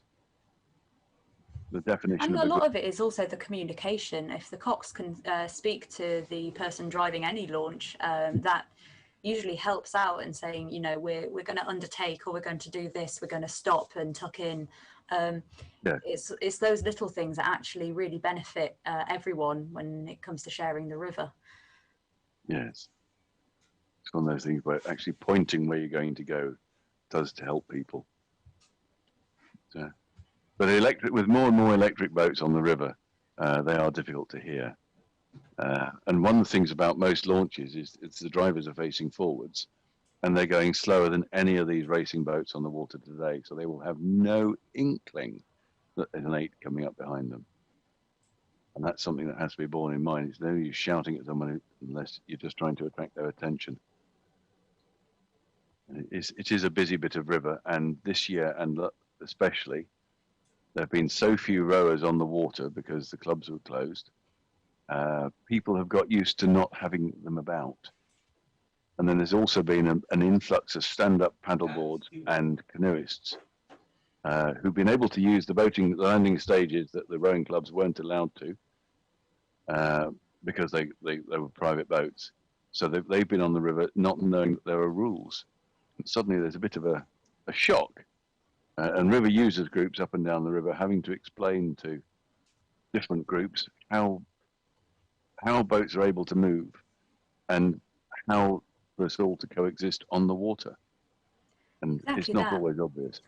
It's quite a big education topic, really, for all of the river users. I know that the town clubs and OURCs talk with the Falcon kayakers and maintain an open conversation so that we know what they're doing, they know what we're planning to do, and that they also know our limits. A kayak can move a lot faster than an 8 in terms of changing course or anything, but they're facing forwards, they don't see things behind, and they forget that maybe a sculler is facing the other way, backwards, and doesn't see them. So that's been quite pivotal, really, to maintaining those good relationships and hopefully preventing accidents from happening.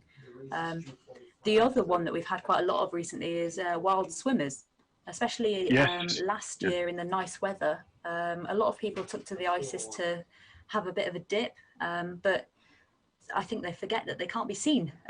Well, no, some of the wild swimmers do have sort of quite fluorescent bags that they drag behind them. I think they're the more sort of dedicated and experienced ones, but it's the people who sort of go down to the river for a nice dip that quite often end up getting quite close to some of the 8s who just won't see them.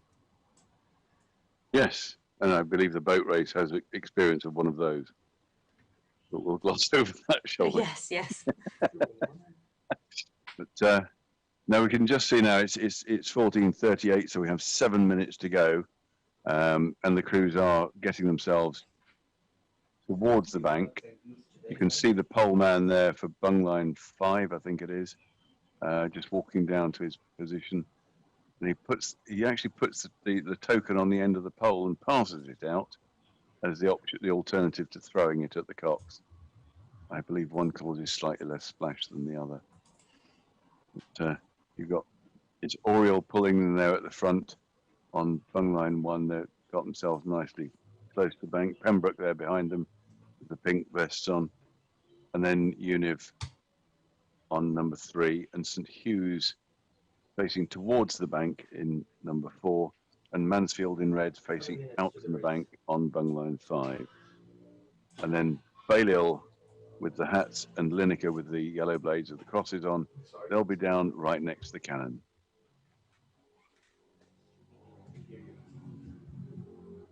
Now, behind them, you'll have Corpus, Christchurch, and Worcester.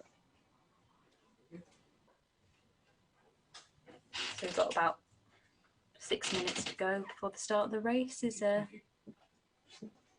meant to be. So yeah, and you also can see the poleman on the first bung line throwing the bung line there. And the water's gone shiny again. The wind looks to have stopped. I don't know what it looks like from the balcony of Oxford City, or City of Oxford rather. And I can just see a tree moving. Yeah, that looks very still. It's not too bad. There's a little bit of wind, and it'll become more noticeable probably around Boathouse Island. There's just a bit more chop there. Okay, and which way is the wind blowing relative to the river? I presume it's still blowing from against from the town stream. to county, is it? Okay. I think it's a bit of a tailwind still. Very marginal. That's a 5-minute gun. Yes, and the smoke is not showing. Oh, yes, it is. It's coming across the river again. That does help us. Also, the wind has turned again. And again, this is when these women's crews can get themselves, and you can see them all just sitting calmly, which is the best way of approaching this. All of the crews are now on station, ready to go, and getting themselves braced for the ensuing struggle. Yes, it's quite daunting knowing how painful it can be, especially if you have to row the whole course, and especially if you get bumped as well. You know, letting your head go down just makes it feel all the more painful. So they've probably got that in the back of their minds a little bit. But equally, if they think that they're confident of the bump, then they'll be raring to go. And it's unusual as well. When you line up for most races, you know how far you're going to have to go. And apart from Oriel here, who know they're going to have to go the whole course, everyone else is hoping they don't. Yeah, exactly. It's a bit of an unknown quantity, so it's interesting sometimes that some crews will change their tactics depending on who they're chasing or where they are. I know some crews will attempt to go faster off the start on one day if they think that they're in for a bump, or if they know they're being chased by someone who might catch them before they can secure their bump. So I expect that they'll have all spoken with their coaches about what the plan is, and either it's going to be sticking to their race plan if they have one, or trying to pull something out of the bag. Does the plan survive first contact with the enemy? Because, I mean, for instance, Pembroke, who are going off second, lost out yesterday, so they've dropped a place. But Oriel, who started ahead of them, lost 3 places on the first day and then lost again yesterday, so they've come down to Division 5. So Oriel will be wanting to get back up so they can have a go at being sandwich crew. But Pembroke will believe that they can catch them. Yeah, and then behind Pembroke, Univ have had a really good week. They'll be looking to try and keep their place gains. I had 1 on the first day, 2 yesterday. So they'll be trying to get a blade.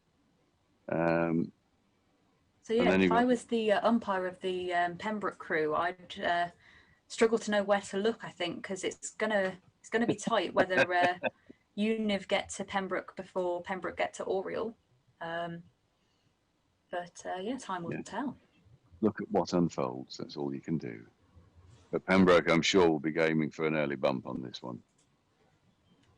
Yeah, this is the man with 3 days' experience of the bumps. I'm suddenly, oh, here we go. If I were them, I'd be doing this. Oh, it's easy until you're in the boat, and then with the best will in the world, you can. Well, forget can how I to just row. say, I am now what we used to call the heavy, which I believe is an armchair oarsman. It's a much, much better place to be. Doesn't hurt at all. So 2 minutes to go. We'll be expecting the minute gun shortly. There's a pair of ducks that are just heading into the racing line. I do hope that they Yes. divert their course.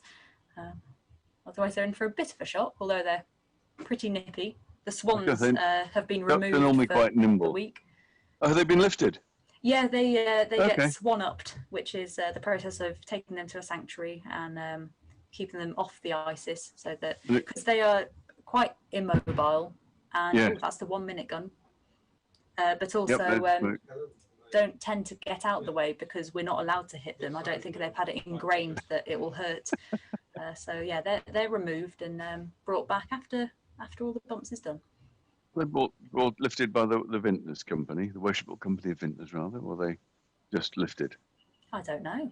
There's an annual swan upping ceremony where every swan is lifted by the Worshipful Company of Vintners as they progress up the river.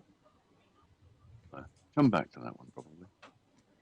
Interesting looking at Mansfield's angle that they've opted for. They're pointing straight into the middle of the river on bung line 5. Although it looks like they've brought it round a But little they are bit in the to- bay, aren't they? Yeah, So to cut that off. They're all squaring up now. they're ready to go. Oriole look to have a good line. I'd say Pembroke are going to go outside them and then come back in again. But Univ, And they go. there we go.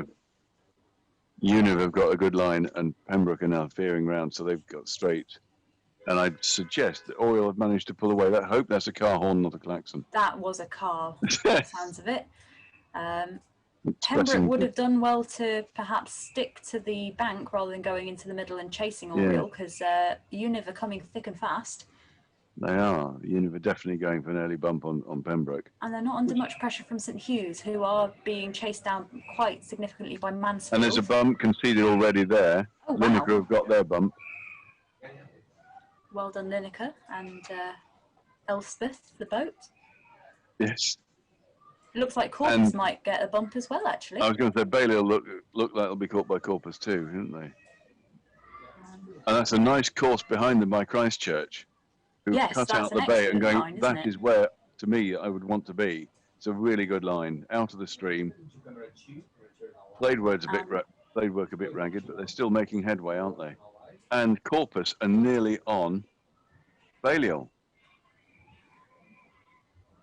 Gosh, can you imagine being bumped twice before Donington Bridge? Oh, It looks like the very, very Balliol close Cox indeed. has got notes with them. Oh, that's so close. Well, there's an Interesting overlap to see there. whether they've got it by the end. Oh, I hear some cheering from Yes. under the bridge. I think they've got the bump there. Can you see out the window?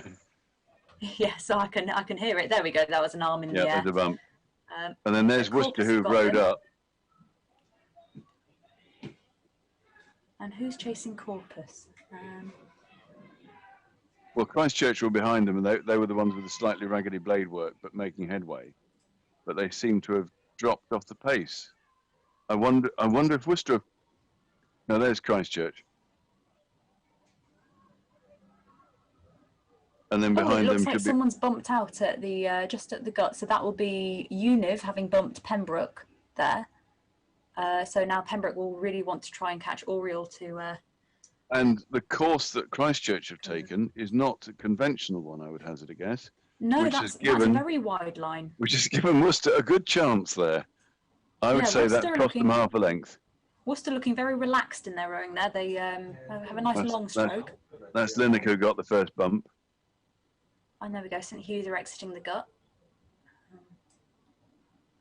With And no that, one yes, really that's to St Hughes, chase. yeah. That's a long gap ahead of them, isn't it? Yeah. What, 2 lengths clear water. Pembroke seem to have slowed a little bit. They're just getting a bit ragged. Stroke seems to be shortening up a little bit, but they might still looking be in there- the sniff. Up the gut, there looks to be a significant gap now between Worcester and Christchurch. Yeah, they're all really following each other. They could do Yeah. to just cut that corner straight off. I know there is a bit of foliage sticking out, but if they cut that corner, they'd save. Well, that could make them. Save the rudder. Yeah. Now that half gap's a length. closing. That's St Hughes again, rather, isn't it? Yes. Closing up there on Oh, here Pembroke. we go. Here's Oriel at the head of the division. So they seem to have opened up the gap between them and Pembroke, who might have gone for the fly and die, trying to catch them before Univ caught them. Unfortunately, that didn't And happen. Salic, yes. And then there we have. Yeah, so we're now back with Oriel there. There's Pembroke there, but behind them, St Hughes are in. I think that's being foreshortened by the cameras, but St Hughes look very close. Well, if St Hughes cross now, rather than staying in the middle, they might close up that gap a little bit. That'll force Pembroke into the stream because they won't be able to cross in front of them for fear of them Yes. bumping themselves. And they've steered away. They're running away. Yeah, If they've looked behind. I mean that No, they've steered back in again. the Cox have just stuck I their think- arm up of the other crew, so they Yes, look like they've got St. the bump. St Cat's have conceded. Sorry, Pembroke have conceded. Pembroke, yes. Just calling them St Cat's. I'm sorry about that. So Pembroke have conceded to St Hughes. And I've got a note here that says that Christchurch are aiming for a double bump. Oh, double over bump on Balliol, and it looks like they're going to get it. They do need Oh. to perhaps sort their line out. But actually, there we go. There we go, they've concession got from it. Balliol, so they can get out the way, and Worcester can have a go now. They've, if they maintain their rhythm and catch a sort of flailing Balliol. Worcester don't seem to be gaining on Balliol much, though, do they? Although they did start 4 boats ahead. Yeah. So the jury's out on that one. This is Mansfield now in an isolated position, so they can relax a little and just keep it nicely together. Yeah, if they just think about keeping the length a little bit and they can maybe take the boat down a few pips and just get a bit more length Let's on the reach front out. and Yeah. back end, then they So Oriel a bit has more survived comfortable. at the head, and they should be the sandwich boat because there was no one going to threaten them, was there? no. And Pembroke have been bumped by both Univ and St Hughes. This is Mansfield, who look now to be clear of bumping anyone or being bumped. Balliol have been bumped by both Lineker, Corpus and Christchurch. And there's just Worcester to come up behind Balliol. Yeah, that sounds about correct. And if Worcester catch up with Balliol, that is an enormous gain. That will be impressive. Especially as they dropped a division yesterday. And then to come back up and to do that would be amazing. Yeah, it'll be interesting to see where Worcester are right now. So there's Balliol. And we'll see as they go up through the screen. So we've got Oriel at the front there.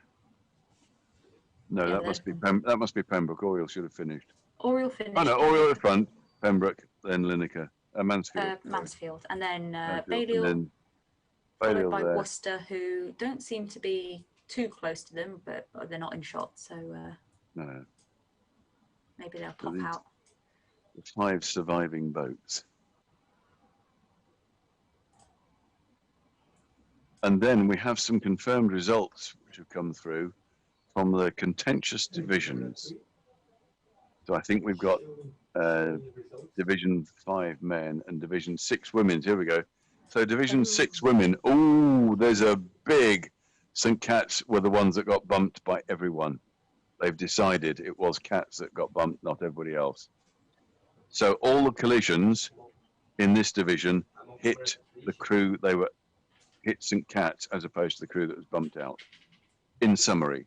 So looking at this line, we have Worcester rowed over in supreme isolation, elegantly and without being threatened by anyone. After that, St. Cat's didn't have a good day. No, down 7 Safe to say. places. Ooh. So they dropped from second in the division to being 10th, thus promoting each crew that made contact. So it was Lady Margaret Hall first, then Hartford, then Univ, then Magdalen, then Teddy Hall, then St Peter's, and then Christchurch. So all of those finished in the order they started because basically they bumped the crew ahead in turn. And then Cats sadly go right to the bottom of that lot. And it looks like Worcester weren't quite able to catch Balliol. I'm not certain of that, but given they're both over the finish line, I expect that was they didn't look like they were going to for Worcester. Heroic effort, though. That would have been an amazing thing if they could have just caught there, but I don't think they did. So that's confirmation there of the women's Division 6, which was the largest number of collisions I've seen, bumps I've seen. And had an insult to injury. Cats going down 7. Oh no. And the committee are considering giving them a penalty bump. That could be for dangerous conduct or perhaps a late concession. I mean, they did block the racing line. Two very bad decisions, and that could go against Cats 2 or Univ 3 or both. So that would, wow. Because Univ, that's right. They were the third crew into the collision. So Cats had already been tagged by LMH and Hartford, and then Univ ploughed into. So that'd be interesting to see what happens. So that's a bit more for the judges, but the upshot was that Worcester then were the sandwich boat for this division that we've just had. And then now we also have available for us the men's Division 5 results, which was the race before this one. And that looks to be confirmed. And there was quite a lot of action in this one as well, largely because Trinity at 2, have had a bump first day, second day, and third day. So they now lead the division. There will be the sandwich boat in the next race that will follow. So they bumped up and overtook St Hilda's, who'd come down from the division above. Then Lincoln basically held station. There's a gain there by Bennett's, a gain there by New College, and a gain there by Merton at the expense of Brasenose, who everyone was able to catch in that. And then you've got University, who managed to bump over Balliol in the men's Division 5.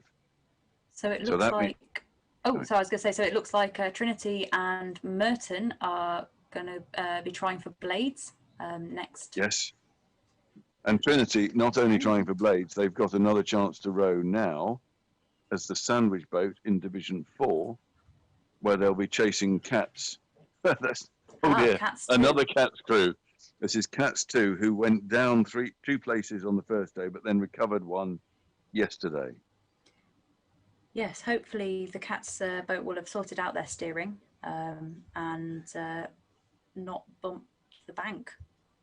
Yeah, I don't think anyone hit the bank in that women's race. It's a matter of whether that was okay. I mean, they hit each other, but not the bank. Yeah, so there's a lot at stake in this race.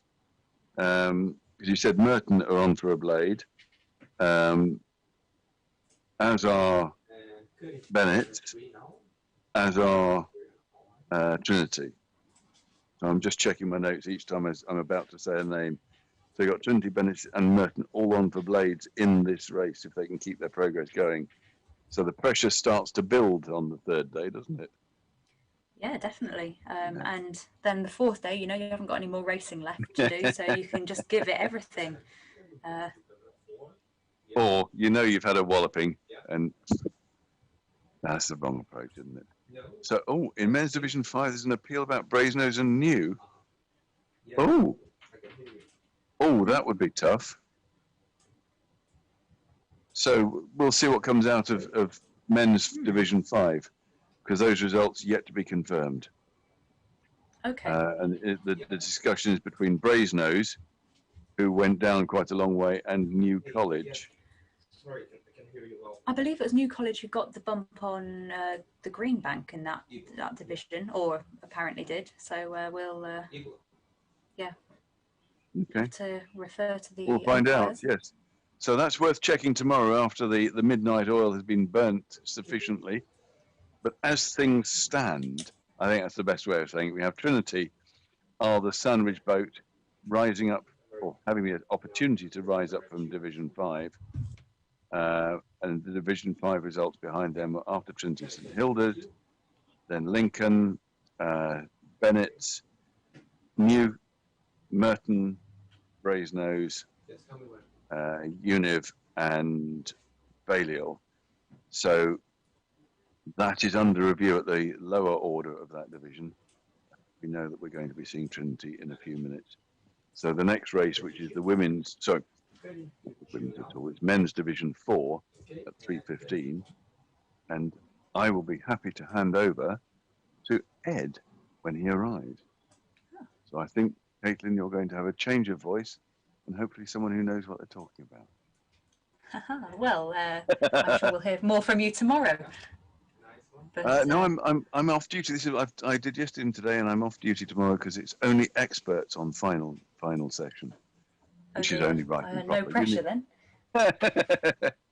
Yes, you're in the afternoon, so you know everything, and you'll be on with Ed again tomorrow We'll see about that. and Sheila.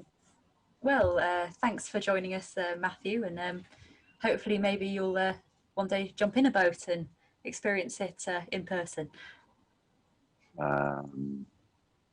Thank you for the offer.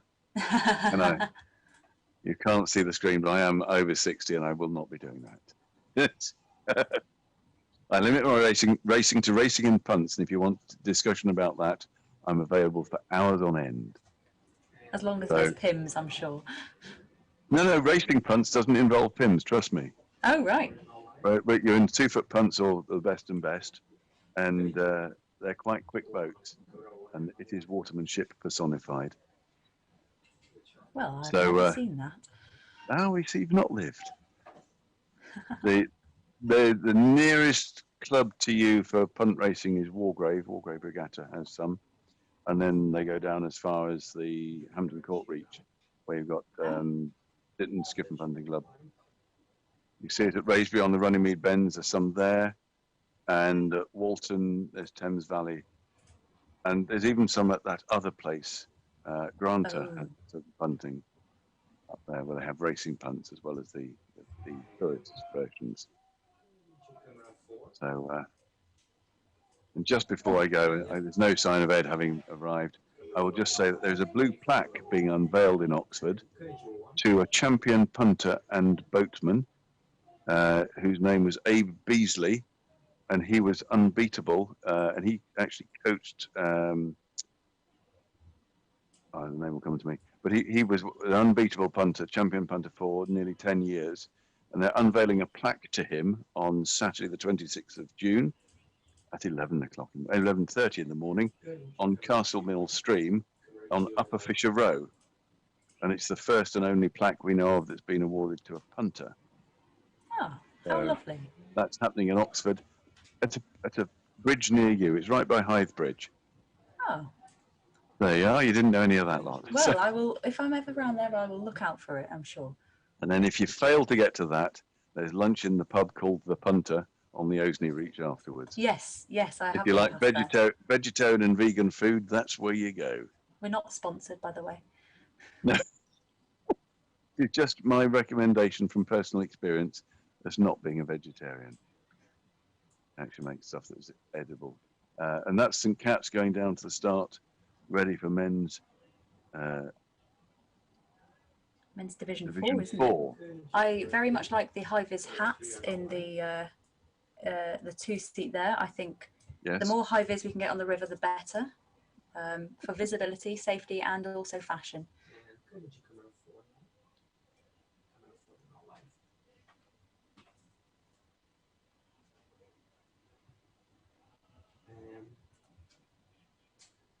The Wolfson spinning in place there. And a hat on a lot of hair in the 5-seat. Yes, more than I do.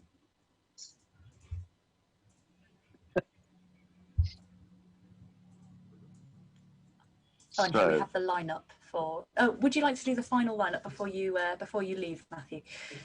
Okay, yeah, I'll run through these because I'll be off shortly and leave you with Ed and Caitlin, and I'm sure they'll be very capable. So Division 4 that's about to come up, the race start time is at 3:15. The division will be led off by St Anne's, followed by Christchurch 2, then Wolston that we just saw turning, their second crew, Green Templeton, who had a falling from grace, they were leading the division yesterday, then St Anthony's 1, Oriel 2, Teddy Hall 2, Keeble 2, and St Cat's 2. And the Sandwich crew is Trinity 2, who started second in Division 5 and have got themselves up. So that's what we're looking forward to at 3:15 when I'm long gone. Have a lovely afternoon. It's been a pleasure talking about the bumps races and learning how they work.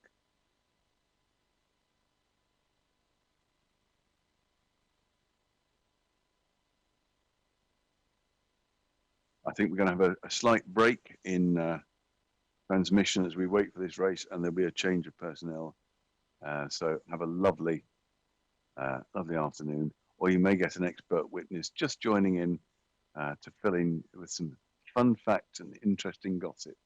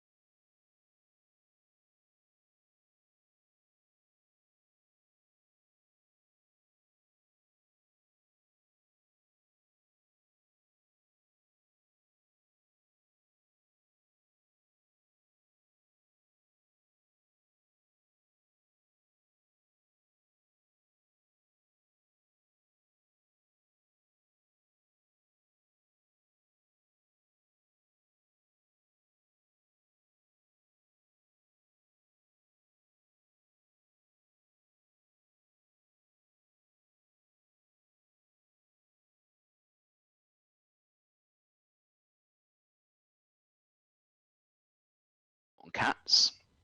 So Wolston went past many stationary crews, but all of those crews had been judged to have bumped out. So therefore Wolston didn't row past and therefore didn't bump any valid racing crews. By the time that they were approaching Cats had managed to extricate themselves from the mess that they were in, and therefore the two crews that were across the finish line, i.e. Cats and Wolston, were still racing crews. So therefore Wolston didn't actually manage to bump anyone as far as the charts are concerned, and therefore Wolston row over. So they would go back to the top of Women's Division 7 tomorrow, unless there is a penalty bump applied against Cats successfully, at which point Cats and Wolston will then change places, which would mean Wolston boat at position 9 tomorrow. Otherwise, if there's no penalty bump, then Wolston will be at bung line 1 in Women's Division 7.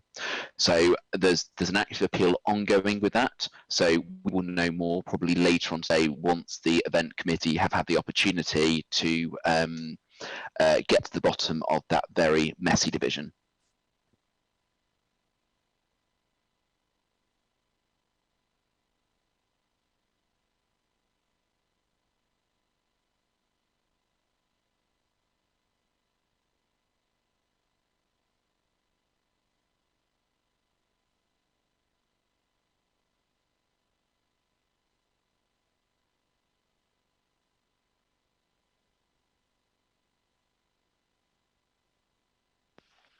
I'm also just having a look at some of the interesting and fun facts that we have in Men's Division 4. So looking at the fantastic bump statistic page that Anu is God, i.e. Anu, has put together. St Anne's M1 at the top of Men's Division 4 currently hold the men's record in terms of the greatest decrease or kind of descent so far this tournament on the men's side of the competition. They have gone so far down 5. Of course, yesterday they couldn't go down any further because they went to the bottom of the division, so the division boundary broke their fall. So they've gone down so far 5, and they'll be desperately hoping not to be bumped by anyone again today. And they've also had in this division the worst 5-year performance, so they have gone down 13 positions over the past 5 years, so bad luck to them. Conversely, Teddy Hall M2, over the past 5 years they have gone up 20 positions. They have bumped on the last 2 races, i.e. Both days this week, and it has been 23 starts, so that probably takes them all the way back to 2014, maybe even 2013 was the last time that Teddy Hall M2 got bumped. I'm just looking behind me at my blade. I might have been the last person to bump Teddy Hall. My goodness, that's a long time ago. Other interesting facts in here. Wolfson 2 haven't got a bump in the last 6 races, and yeah, that's about it in terms of interesting statistics from men's Division 4. I don't know, Caitlin, if you're still with us, and as someone who I think rode in women's Division 3, women's Division 2, you'll have been at the boathouse looking at men's Division 4, which has always historically been quite a messy division.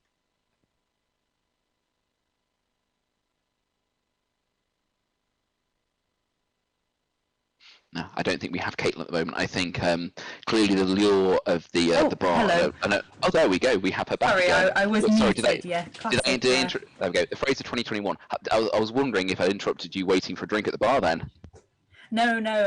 I just muted myself, but yeah, I am back, and I was just saying that I did notice that casual flex there of looking at my blade.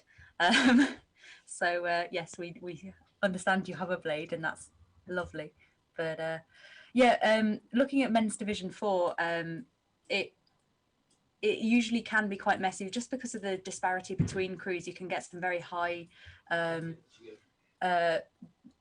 crews, but you can also get some of the lower M1 crews, and it's really quite telling about the depth of a college as to how well their kind of M2s and M3s are going.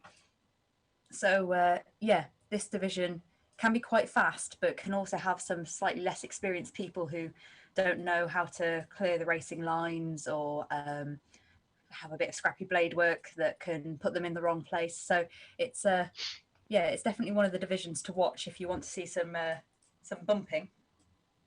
You are absolutely right there, Caitlin. And I think we just saw the puff of smoke of the 5-minute gun, so we're just under 5 minutes away from men's Division 4. Yes, the 5-minute gun has gone off, so the crews are just getting into place, starting to get attached and kind of prepare themselves for their race. Yeah, and I am noticing that today crews are making a much better effort at getting to the bung lines with plenty of time to go. So I think in the previous division I was thinking that it was the 1-minute gun because I saw pretty much all the crews attached, but actually it was the 5-minute gun, and women's Division 5 were actually just really super organised and got to the start on time, which was fantastic to see. Exactly, yeah. The last thing you want to do is be the last one attaching and spinning and worrying when everyone else is attached and sat there. It can be quite scary as a rower and as a cox if you're not necessarily in the right place at the right time. I had something similar at Met Regatta this weekend. I was in my single and paddling along, thinking I was quite early to the start line, and then all of a sudden the umpires tell me get a move on, and it turns out everyone else is attached already. So yeah, I had to paddle through, and then they called 6 minutes. So I wondered what all the fuss was about, but yeah, I was the last one onto the stake boats, and got a little bit rattled by that, but then had a nice long 5 minutes to sit there and wait.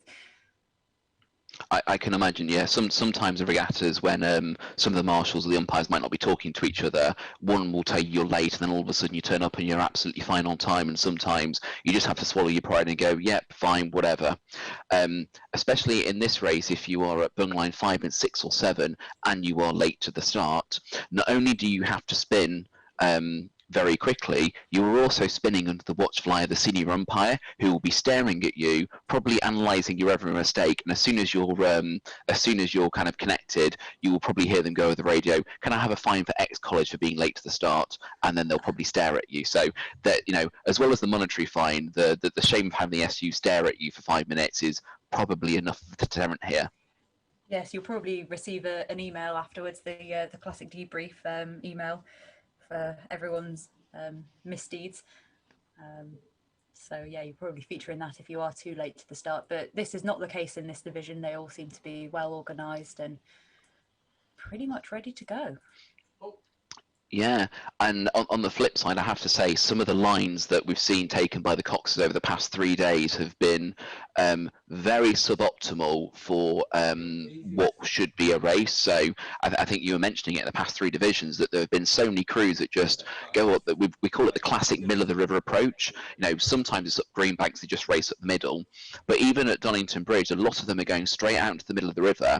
They're getting tempted by chasing the crew directly in front of them rather than sticking to their racing line, which, as you said, affords a really big advantage if you stick to it and have that conviction.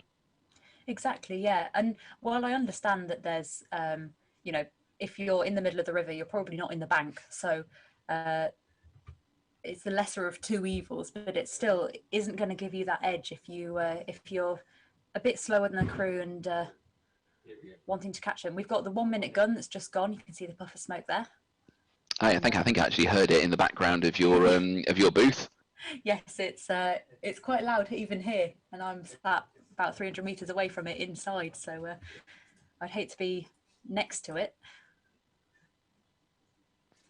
So just to run down the crews in this division, we have St Anne's M1 going off top of the division, Christchurch M2, Wolston M2, Green Templeton, St Anthony's, Oriel 2, Teddy Hall 2, Keble 2, St Catherine's 2 and Trinity 2. And I think we're probably about 15 seconds or so away from the start as you see the crews squaring their blades firmly into the water, or maybe not in the case of St Anne's.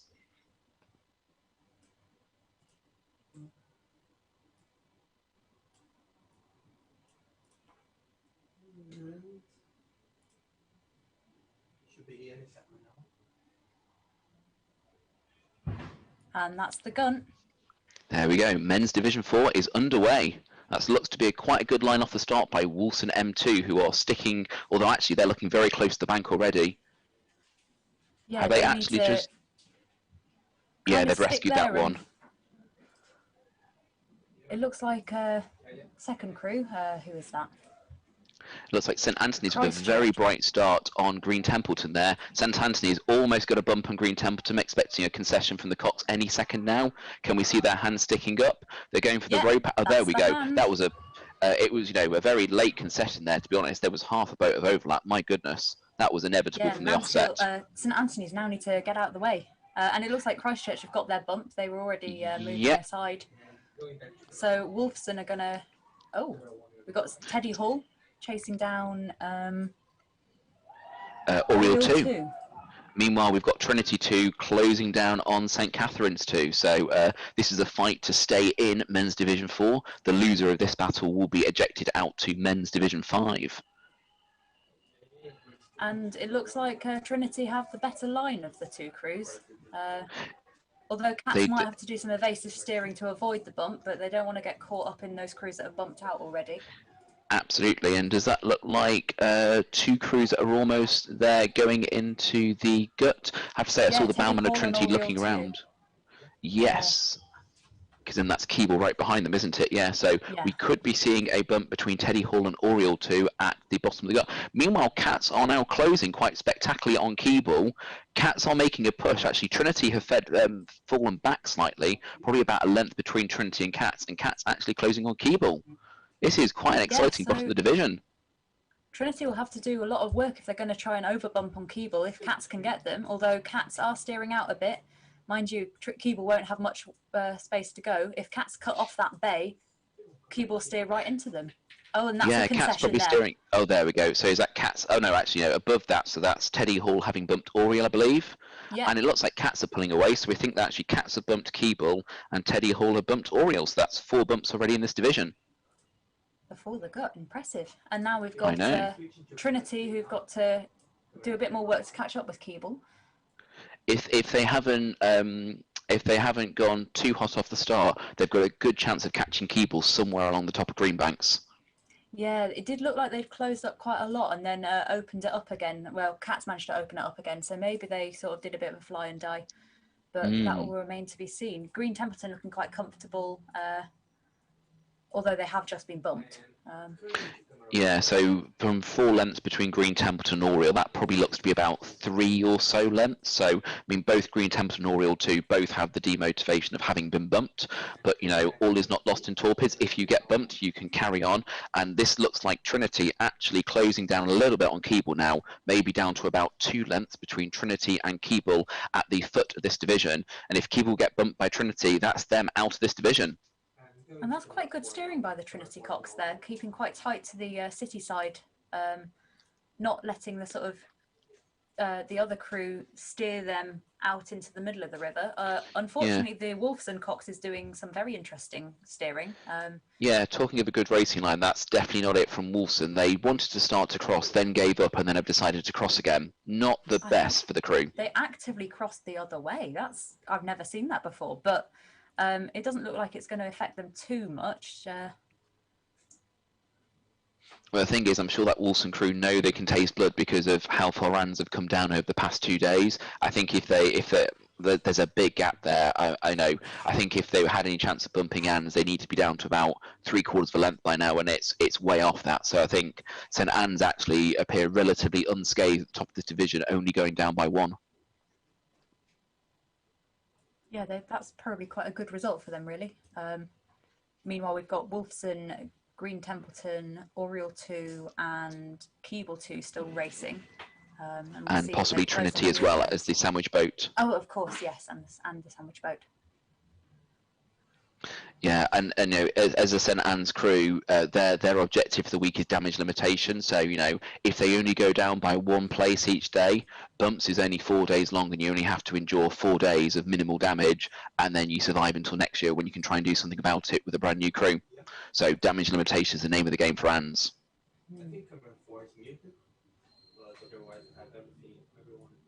And Green Templeton looking quite tired there. They've got their heads down a little bit. And yeah, they do indeed. Scrappy there, but they have already been bumped, so that's probably quite a demoralisation. But it looks like Oriel 2 are trying to close in, although that could just be the camera angle there. It does look it's maybe down to a length. I think there won't be enough river there, but it does look fairly close. Green Templeton being one of the newer, well, I say newer crews in the river. Green Templeton started rowing in 2008 along with Hilda's Men's. I think they were the most 2 recent crews on the river. I think the new one will be the New College that's appearing in Oxford at some point in the next 2 years. We'll see them as a boat club within the next 2 or 3 years, I suspect. Yes, yeah, they. I can't remember who they're joining forces with to get them going. It's in the minutes of the captain's meeting. And oh, that's a bit of a crab, but they might have crossed the line. I'm not entirely sure. Green Templeton running away from Oriel there, running for their lives. Can they avoid Oriel? I think they're paddling. I reckon they've crossed the line now. Well, I think you're right. Yeah, they've both kind of stopped rowing at roughly a similar time, which means that they were quite close, but Green Templeton crossed the finish line and Oriel are stopping a little bit earlier to be safe and to give them room to wind down. So that was quite a good push from Oriel 2 there, having been bumped and then had to close the gap that St Anthony's created. And yeah, they've done well to catch up with Green Templeton, and perhaps tomorrow they'll go for the bump on them. Yeah, if we can just pan left, if we can just pan left on camera 4, so we see Keeble crossing the finish line. It'll be interesting to see when the Trinity are there as well, because if they're not, that does mean that Trinity bumped out on Keeble.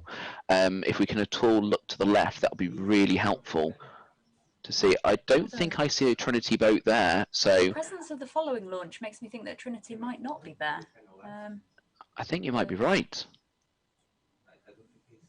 Yeah, so I think that I would probably conclude from that Trinity did get their bump on Keeble. So provisional results in my mind are Christchurch 2 bumps St Anne's, St Anthony's bumped Green Templeton, Teddy Hall 2 bumped Oriel 2, and both St Catherine's 2 and Trinity 2 both bumped out on Keble 2. So lots of bumps in that division, Caitlin. Yeah, and that would make potentially Keble 2 the sandwich boat. So for tomorrow. Yep. And I And expect Christchurch 2. Quite happy to get out of that position, really. They will indeed, and it will mean that Christchurch M2 are the sandwich boat for Men's Division 3, happening at 4:15 p.m. this afternoon. Well, that was an exciting Men's Division 4. So I think in a moment we will actually have the Women's Division 5 results ready to go up on screen. And at that point, after that, I think we'll take a short break, and then we'll be joined by the expert presence of Ed, who will be taking over and commentating with Caitlin for the next few divisions. So let's have a look and see what we've got for Women's Division 5. Caitlin, do you want to do the honours on this one? Because this one looks really interesting. So at the top of the division, we had Oriel W2 rowing over, and then it looks like oh, hang on, I've got funny colours on my screen, but that's just me. There were 2 bumps against Pembroke W2, one of them being St Hugh's, the other perhaps being Christchurch. I'll have to... Univ, I think it is, actually. Univ, okay. They're all the same shade of blue to me. I had this dilemma when I was doing the charts earlier today. I was trying to work out how to tell all the shades of blue apart, and it was a difficult job. Mansfield are rowing over, and then it was Balliol W2 that got bumped by everyone else. Yeah, you are correct. Yeah, yes. Balliol 2. So Univ, Wolfson, and Corpus all bumped. Oh, actually, no, they didn't. Hang on. Yeah, I've Christchurch, messed Corpus. this all up, haven't I? There's too many shades of red and too many shades of blue. We need more distinctive neon highlighter colours for Blaze. I think that's what would make things a lot easier. But what I think I've got from the bumps charts is that Christchurch 2, Corpus Christi 2, and Lineker 2 all bumped out on Balliol 2. So that's why you see the steep line going down 3 positions, and then 3 people all getting their lovely move upwards. Almost a little bit like one of the that triathlon tattoo that all the triathletes have. Looks a little bit like that. Yes. Yeah, looking at bumps.live, that clears up a little bit with the blade colours in the little circles. So I think you're right there. I need to maybe get my eyes tested. Oh no, I think it is. It's hard to tell on the stream, and the color scheme is, well, we tried to match the blade colors, but if you see a line without any dot on it, that's the first crew. A circle is the second crew. A triangle is the third boat, and a square is the fourth boat. And you'll see a little. I think there's also a Wolfson W5 somewhere who have a star, and we've also got a little nice kind of graphic for the headship crews later on this afternoon, so you can look forward to that. Oh, how exciting! Yes, I've definitely found some way to make the charts a little bit more exciting, if at all possible. So I think we're going to be heading to a little break in a moment or two.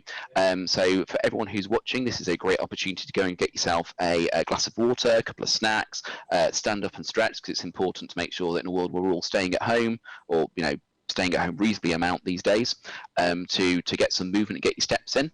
And thank you very much, everyone, for watching the YouTube stream so far. We hope you're having a whale of a time, and we will see you in just a few moments' time. Right, see you later.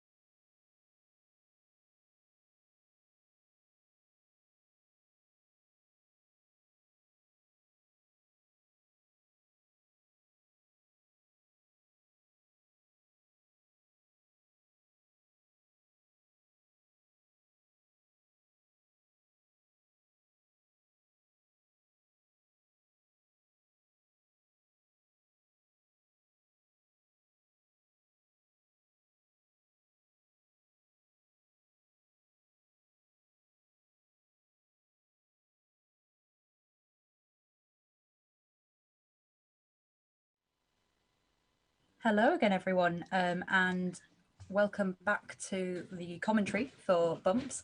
We have Women's Division 4 about to get down to the bung lines, and I'd like to introduce you to Ed, who is taking over from Matthew in the commentary booth. Hi, Kelly. Good afternoon. Great to be here.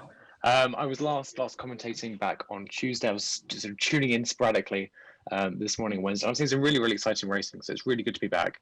I think by day 3, we sort of start to see those dynasties of the true form of crews emerging. So it's been really exciting to see how these crews fare for the rest of the week. Who gets blades, who gets spoons, and who rises to the top. But I don't know, Kate, is there any sort of racing this morning that you found particularly exciting? Any crews that stood out for you? Well, I mean, we've had the very interesting Women's Division 6 where Cats got caught up in a bit of a kerfuffle and were bumped by pretty much the entire division. The outcome of that is still kind of pending. So that was possibly the most contentious race of all of them, but otherwise it's actually been quite clean, which is what we want to see. We don't want to see messy bumps. But yeah, there's a couple of crews that are now on for blades. St Bennett's are doing particularly well. Merton men doing well. Pembroke men, I think it's their M3, and a couple of the Christchurch crews. And on the women's side, both Osler crews are looking to get blades. And I think we have LMH. No, hang on. Yeah, LMH W2 and Magdalen W2, who are also going to try and get blades. But that's not an exhaustive list. There are plenty of other ones. A couple of crews that are also on for spoons. I won't name and shame those just yet. They'll I can wait for till tomorrow. But yeah, in this Women's Division 4, we've got the starting order being Worcester at the top of the division, Queens, Merton, Exeter, St Anthony's, Somerville 2, New College 2, Regent's Park, Wolfson 3, and then the sandwich boat, which I believe is...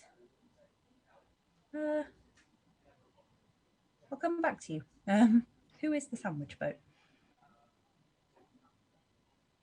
Oriel 2, by the looks of it, is the sandwich boat for this division. Yes, sorry, they did row over at the top of the Division 5. So yeah, it will be Oriel 2, you're right. Perfect. So it looks like we're lined up for quite an exciting division. Just looking down that list, one that stands out to me is Merton. They've bumped up every day this week. So definitely a crew to keep an eye on there that we're looking to take the headship of this division away from the likes of Queens and Worcester. Exeter it hasn't been a great week to be Exeter. They started off in 28th and they've dropped down to 31st. Starting today, they dropped 2 on the first day and once again yesterday. So we're looking to rescue that today and try and bring themselves back up to the top of the division where they want to be. Is anyone else in there, Caitlin, that stands out to you as perhaps wants to watch? New College 2 are moving up, so they'll look to catch Somerville 2, who are ahead of them, and that would bring them closer towards their Blades campaign. But yeah, currently they're the ones to watch. But again, it's bums. Anything could happen. We've got a giant crab coxing St Anthony's. I quite like that. And have I think Worcester and Worcester here? Yeah. Worcester and then Merton just paddling down to the start on their warm-up. And Caitlin, as these crews paddle down and prepare to start the race, which we'll be seeing in about 5-10 minutes time, what's going through the minds of these crews? Are they trying to stay calm? Are they trying to get themselves hyped up? Where sort of mentally do they want to be at the start here? I think it's really specific to each crew. I mean, some crews might have quite a few novice people that need to kind of remain calm and collected because, you know, they haven't got the experience, and if they do lose their heads, then yeah, their rowing will suffer. But there are some crews that have got a bit more experience, and they'll just want to hype themselves up a bit, and kind of really get trying to find the words. Get revved up for the race ahead. But usually you kind of want to be nice and calm because it's quite a high intensity environment to be in, and it's really hard when that adrenaline's going to remain focused and stay in your race. Because really, as a rower, you should just be focusing on what your boat's doing. The cocks will take care of everything else. And looks like Bow's got a couple of blisters in the Merton crew. She's sorting those out. I know that feeling all too well. But I'm glad you brought up the Coxes there, because I've been saying, this really is a Cox's race. They've got to sort of steer and motivate their crew, and I think that motivation is a thin line between being truthful with your crew and perhaps being a little bit flexible with the reality of the situation. As these Coxes are going down, what sort of calls will they be making to their crew? How will they be motivating them to come on? Will it be sort of fear of we're going to get caught by the crew behind us, or will it be sort of encouragement to say, look, we're only length down on the crew ahead, we can catch them here? Well, that's an interesting one, and a lot of Coxes have different styles, but the one that I tend to prefer as a rower is the kind of the positive reinforcement. And being honest, I don't want to hear that we're half a length away if they're actually 3 lengths up the river, because I'll know that I won't be able to feel them, I won't be able to hear them, and that sort of thing. So it does lose a bit of trust. But equally, I don't want to hear things like they're getting away or they're catching us, because that just instills panic. It doesn't help anyone. So in those situations where you are being caught, it's an internal focus. You want to be in your rhythm, doing your thing as a crew, and that will get you across the line faster than if the Cox panics you. But yeah, as if you are coming up to a bump and you need to make a call as a Cox saying like we're quarter of a length, that might be the incentive to give that extra push that will secure the bump there. So it's I think about being honest but positive. And we've got the start order here, which is Worcester 1, Queen's W1, Merton W1, Exeter, St Anthony's, and then Somerville W2, New College W2, Regent's Park W1, Wolfson 3, and then Oriel 2 as the sandwich boat. Wonderful, perfect. So a really stacked division here to keep an eye on. Wolfson 3 obviously fantastic, getting their 3rd boat up into these higher divisions. We've already named some of the crews that perhaps keep an eye on, but I believe our men's division 4 results are available now, so we'll see those pop up on the screen in just a moment. And just to give you a quick rundown of the results of that last race, Division 4 now has Christchurch at the top, followed by Anne's M1, below them Wolfson M2. They've been bumped down today. It's not a great day to be Wolfson. And then just below them, we've got Anthony's M1, St Peter's, Green Templeton M1 below them. Sorry, Teddy 2 have been on the surge all week. They'll be lining themselves up for some blaze later on this week. Oriel M2, they've gone down a week. Unfortunately, it's not a good week to be in Oriel. Cats M2, and then right at the bottom of the division, having bumped up from the division below, is Trinity M2.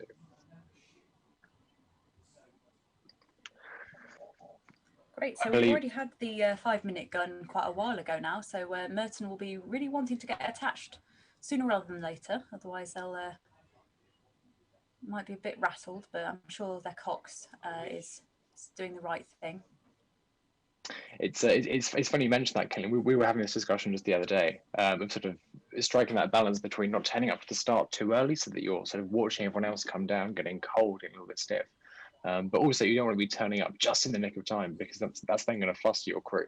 So I would suggest that it's sort of striking that balance, as with everything in bumps, striking that balance between getting there early enough not to be panicked, but late enough so that you're not stiff and cold by the time the division starts. Yeah, that's exactly right. And also giving yourself a bit of a chance as a Cox to assess the conditions and see where the wind's blowing, how that might affect you off the start. And being kind of attached on the bung line, you'll be able to feel the effects of the stream on the direction you're facing and just be able to preempt or point yourself in the right way to mitigate against any kind of external factors that will point you in the wrong way. So yeah, there is an advantage to being on a bit earlier, and that's the 1-minute gun has just gone. I've heard it from City Boat House, and you can see the smoke. And you can see the Merton crew giving each other high fives down the boat. that last minute encouragement there from crewmates. Perfect. So with just under a minute left now until the start of Women's Division 4, just a quick reminder of the crews we've got contesting. So at the bottom right of your picture, we've got Worcester, followed by Queen's, Merton, Exeter, St Anthony's, Somerville 2, New College 2, Regent's Park, and Wolfson 3 at the bottom of the division.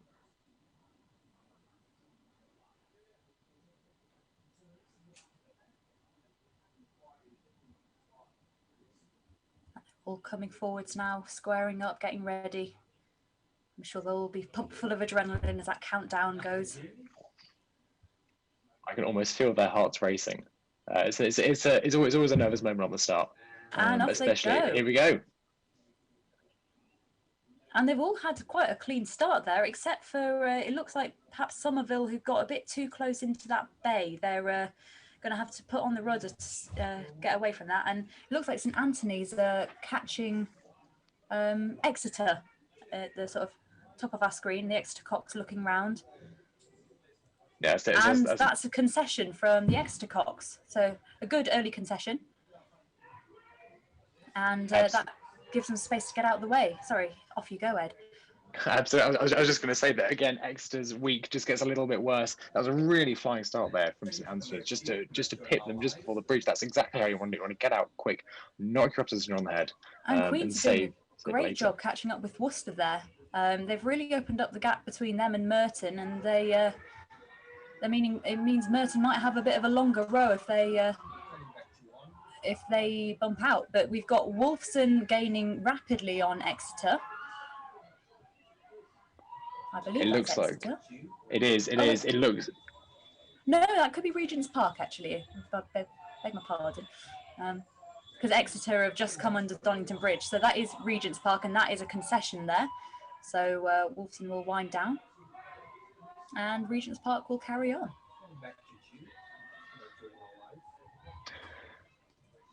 Fantastic. The bumps happen. So Queens have bumped Worcester. You can see them tucking out on the right of the screen into the trees at the gut. Quite a few really quick bumps in this division, Caitlin. Is that sort of strategy that these Cox are going to want to when they're going to get out quick and knock their opposition on the head straight away? Recording in progress. Yes, I mean, it is one tactic. The other one is, trusting your fitness and outlasting your opposition. And it might be eating away a couple of inches every stroke, but over the course of the river, you can bear down on them. It's whether you're under pressure from the people behind you. And it looks like Somerville have also gone into the bay. Oh, and they've conceded to New College there. And they're going to have to do quite a lot of work to steer. But Merton have really closed up on Worcester now. That's probably about half a length, if that, maybe quarter of a length.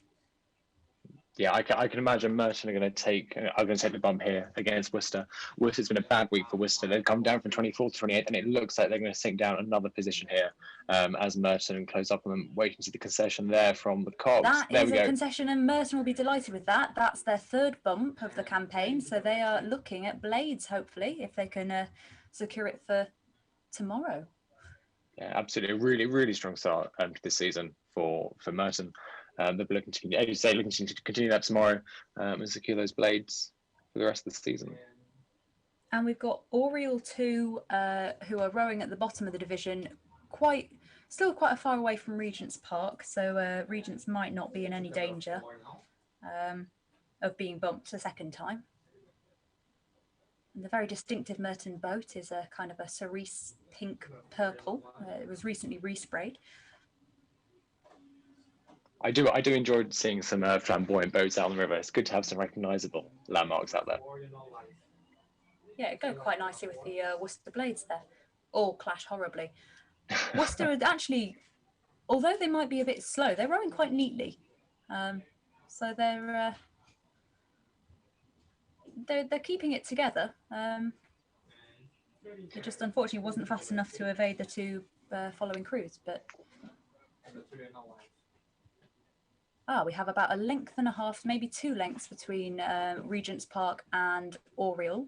Oriel seem to be getting a few more strokes in than Regent's, so that might help them close the gap, but it really depends whether they can keep that stamina and how much land training they've been doing.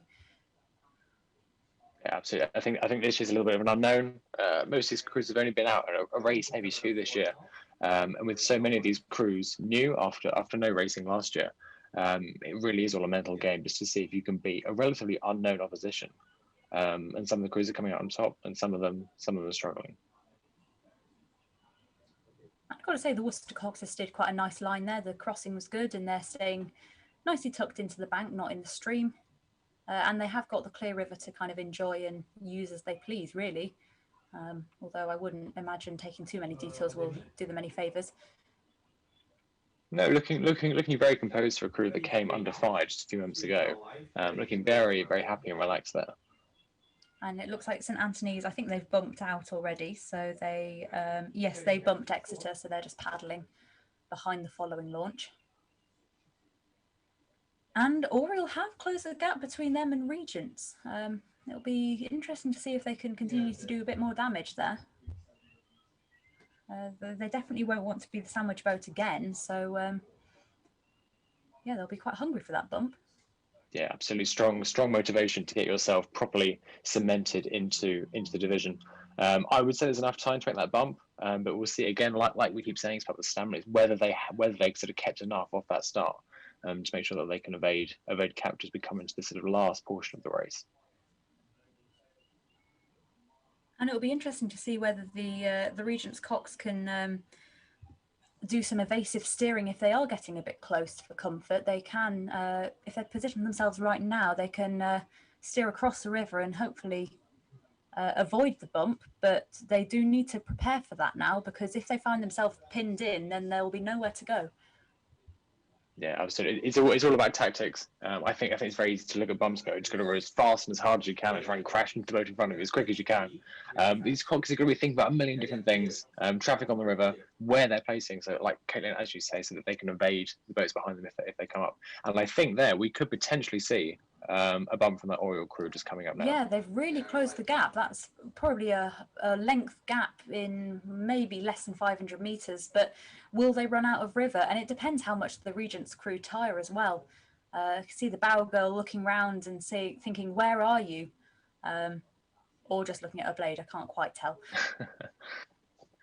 No, I think Regent's Park is starting a little bit flustered now. And again, as it's difficult to judge from this angle.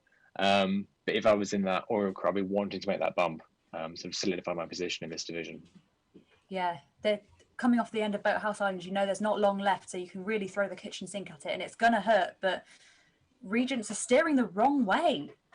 They should have steered the other way, and that's gonna cost them.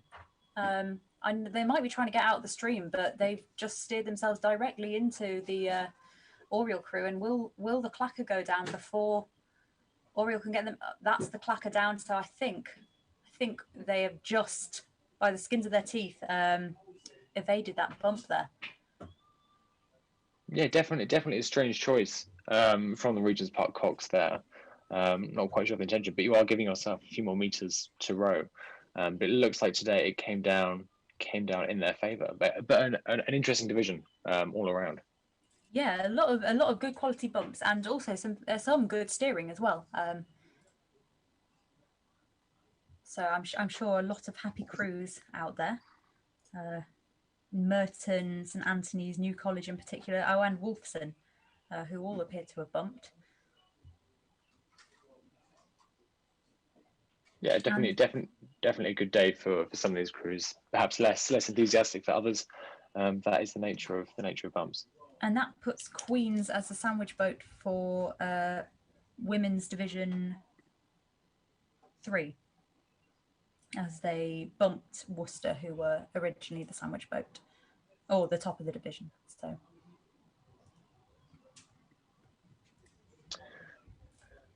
Absolutely, and just as we look down at the provisional results we've got for this division, Merton, as we say, well on their way to getting their blades for this division. Worcester, they started off a little stronger on Wednesday, only losing one, but again they've conceded 2 places today, falling back towards the middle of this division now. Below them, St Anthony's. Below them, Exeter. Another crew on their way, well on their way to getting their blades is New College, have bumped every day. Somerville back in the position that they started. They managed to gain a place on Tuesday, maintained it on Wednesday, but they've lost their standing again today. Wolfson, Women's 3, again, well on their way to getting bumps. Blades, really strong from the third boat to be up this high in the divisions. And down at the bottom, it's Regent's Park.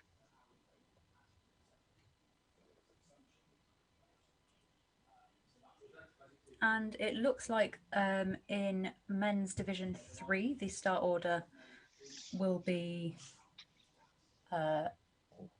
Brasenose, followed by Mansfield, Lincoln, St Hughes, Somerville, Pembroke 2, Lineker, Worcester, St Peters, and Christchurch 2 as a sandwich boat,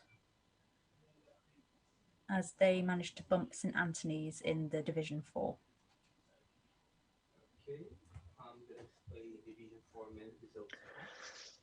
And just looking down that list there, Caitlin, Pembroke 2, the highest ranked second boat. That must say volumes about Pembroke's program. Yeah, they had a really strong year, and I can't remember if it was Torpids or Bumps, Summer 8s, where they had 2 boats in Division 1 in maybe 2015 or so. And that really, 2017, that's what I've just been told. And, you know, that's really, really impressive to have 2 of your 8s in that top division. It just shows the depth. But it also is down to the rowers you attract. We've got the men's results displayed on the screen here for men's Division 4. So yeah, that confirms that Christchurch M2 bumped St Anne's and will now be the sandwich boat. Wolfson M2 rowed over. St Anthony's M1 bumped Green Templeton at M1. And then we have Oriel M2 being bumped by St Edmund Hall. And it looks like St Cat's and... Oh, maybe that was... No, St Cat's bumped Keble, as did Trinity. Yeah, they've... I'm a bit lost on these again, but I think I've got most of the bumps in the right place at least. All the lines tend to merge it into one for me after a while.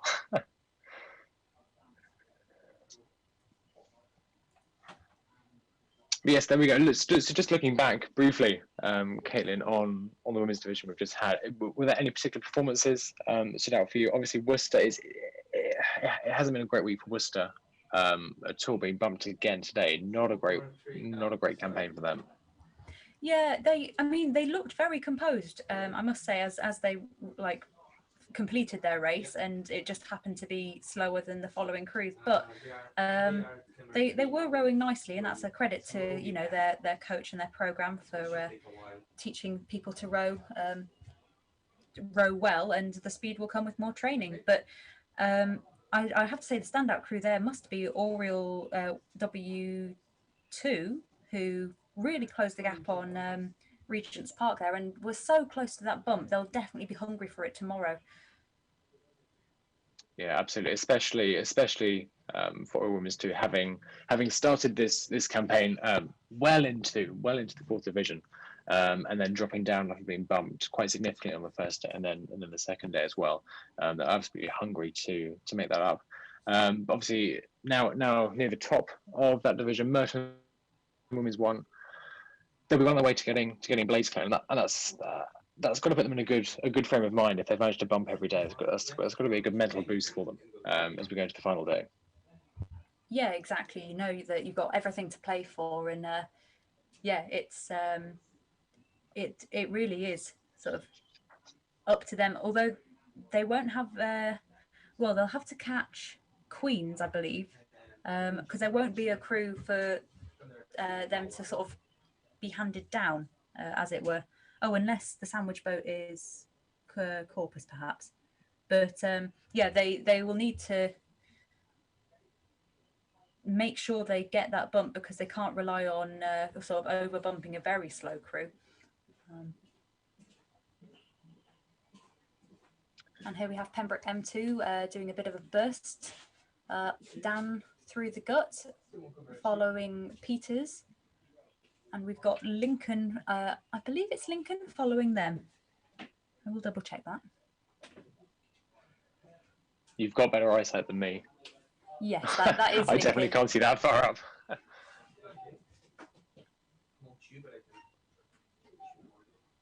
Peters have had quite a strong year this year. They're looking like quite a well-drilled crew.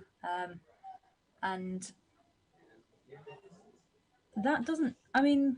They rode over behind St Hughes, but St Hughes have also had quite a strong year. So they'll be wanting to get them. Yeah, absolutely. St Peter's there. They came fifth in the ISLB earlier on this year with a time of 4:26, which puts them right up there with some of the top crews. So they will be looking to get as far up in this Division 3 as possible. Yes, I've just realised I was looking at the wrong Peters. I was looking at Peters women, not Peters men. Peters men have raced up the bumps charts, and they'll be wanting to catch Worcester, who are ahead of them. That is more like it. I have to say, I've been St Peter's stood out to me this week as crews that just go out there and seem to get the job done really, really quickly. And clearly, when you look down the charts, it's paying off for them.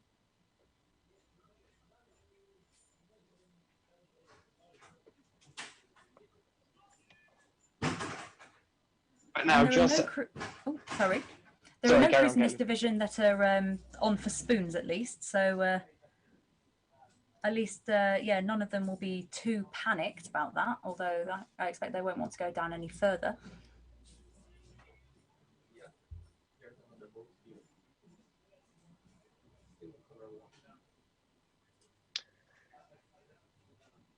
Wonderful. So just as we turn our attention to men's Division 3, which we're starting at 4:15, so in just under 15 minutes, we'll have the crews contesting. Brasenose will be at the top of this division.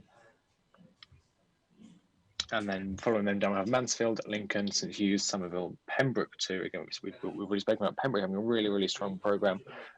Keep watching later on to 6:15 and 6:45 for the men's and women's Division 1 respectively. Pembroke starting in second place for both of those, but in this division they'll be starting towards the middle.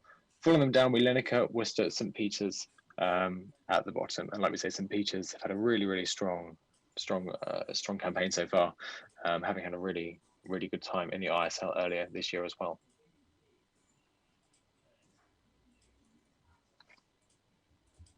And that looks, is that the Environment Agency launch, or is, yes it is, yeah, the telltale flag on the back of it, just sort of tucking in out of the way. Oh, we've got St Hughes in their very sunny yellow lycras. And yeah, they're having a very good year actually, St Hughes are. Yeah, absolutely. There was much support in the YouTube live chat for St Hughes the other day. So clearly a strong support base and well founded by the looks of their recent results.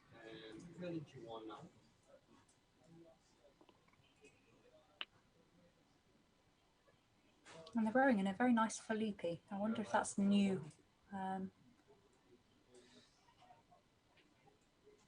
Be interested to hear your thoughts on that actually. I've spoken to a few people about this. It's sort of this dilemma in bumps of obviously wanting to put your crews out in the best shell as possible. There's always that sort of niggling feeling at the back of every boatman's mind that potentially some boats might not come back in one piece. So how do you sort of balance getting your crews out in the quicker shells whilst perhaps just taking care to make sure that they don't end up impaled in someone else's boat? Well, if I had my way, they'd all row Janiceks, and maybe they'd be allowed to row a Stamfley if they were one of the top crews. But yeah, I mean, the thing with the Janicek is it bounces. It kind of is an indestructible tank. It's the kind of Nokia of rowing boats.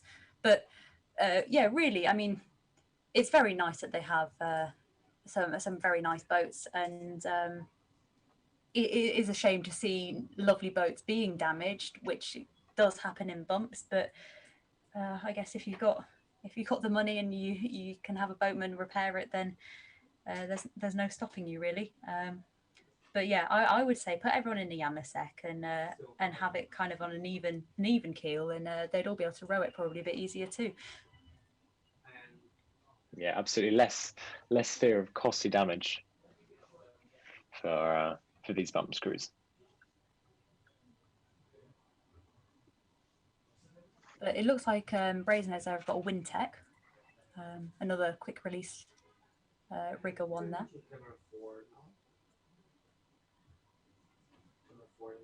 Fairly controversial that quick release system in the rowing world, from what I've heard. Caitlin, I don't know if you've got any opinions on the quick release system.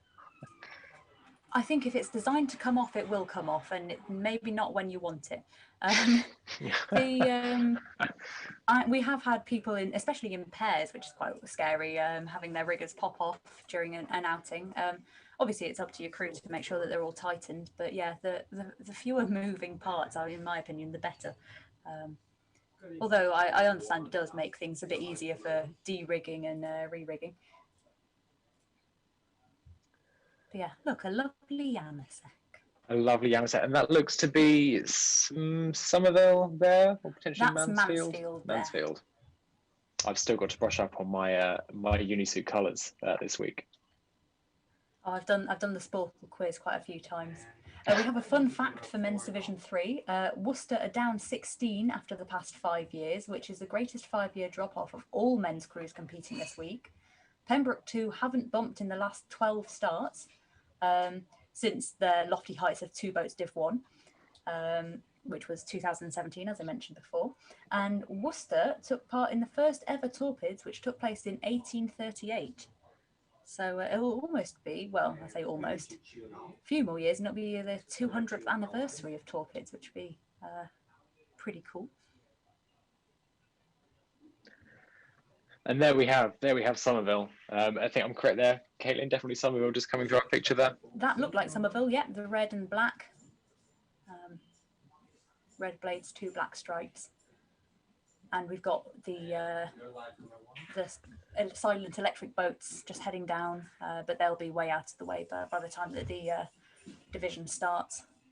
Some funky glasses. They've got heart-shaped glasses. That's a bold look.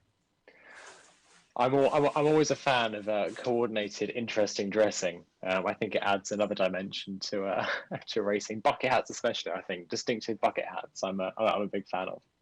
We've got St Hugh's doing a bit of a tap turn that might rattle the opponents. Going, look what we can do, or can't do. Oh, and that's good. They're washing their boat. That's how it should be.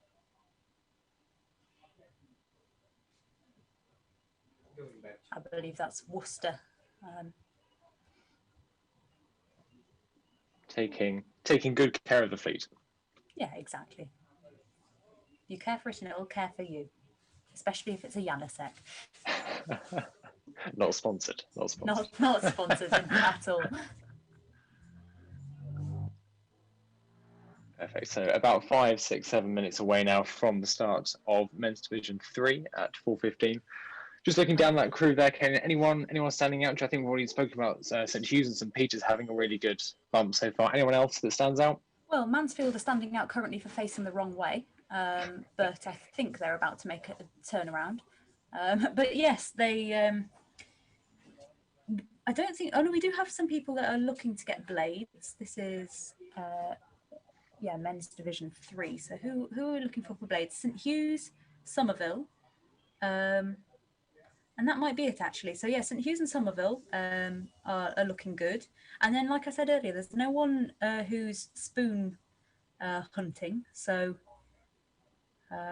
there probably aren't any completely dire crews. Oh, and St Peter's, of course, at the bottom of the division. They're going to hopefully continue their campaign and bump up even further. So, yeah, I would be really interested in watching the St Peter's versus Worcester race and seeing if Christchurch M2 can then catch Worcester as well, and then seeing if Lincoln gets handed down between St Hugh's and Somerville.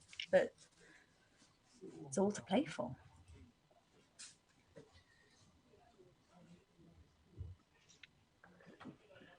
Yeah, absolutely. Sorry. Yes, I was just going to say St Peter's on a really strong campaign, and Christchurch as well, chasing them, having had a really strong campaign. As we said earlier on, these crews, none of them really know each other. It's been a long time since we had the last rendition of Torpids. So it'll be interesting to see sort of how they battle those psychological challenges. And I think there's a cannon there just going off, Caitlin. Yes, yeah, that was a 5-minute gun. So the crews are sort of getting spun and attached, but they've still got a while yet. They don't need to rush too much. You can see the Lincoln crew doing a few roll-ups just to, I don't know, get them together, pass the time, make sure that the crew is focused.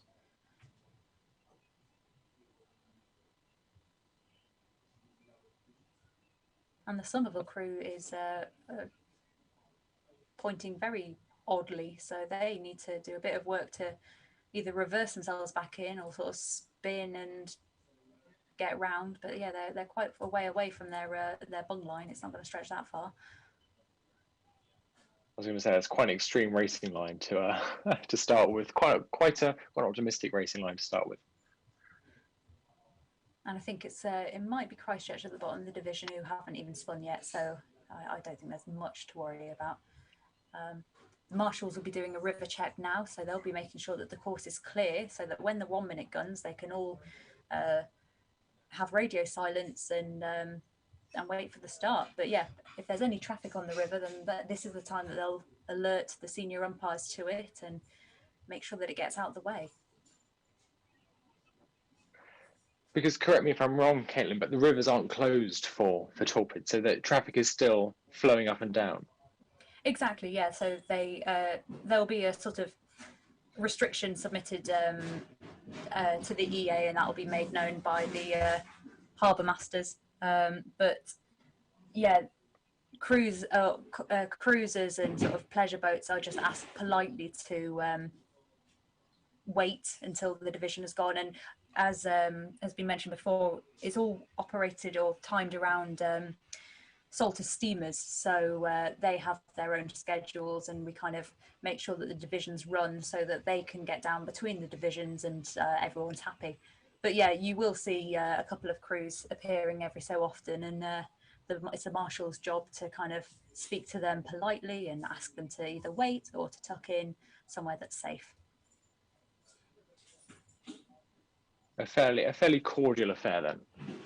Yeah, I mean, I have had to deal with the odd kayaker when I've been a marshal who has refused to get out of the way or said, oh, well, I'll just sit on this side of the river. And I've sort of had to tell them, well, this is men's division 7. You're not safe anywhere. You're safest behind the following launch, mate. So please go down there. But yeah, normally people are quite happy to just sort of sit and watch the race go by and then carry on. And talking of people watching races, no spectators down on the banks this year. Normally we'd be absolutely lined. What sort of effect is that going to have on the cruise, not having that sort of wall of sound all the way down? I mean, it might be a bit disheartening. They'll be definitely in a bit of a void, but there is a lot of noise, and quite often when you're in the boat, you don't hear a lot that's going on the outside. And while it's nice to get the odd cheer, they'll be so focused that actually having that sort of less distraction might be good, especially for the novice crews.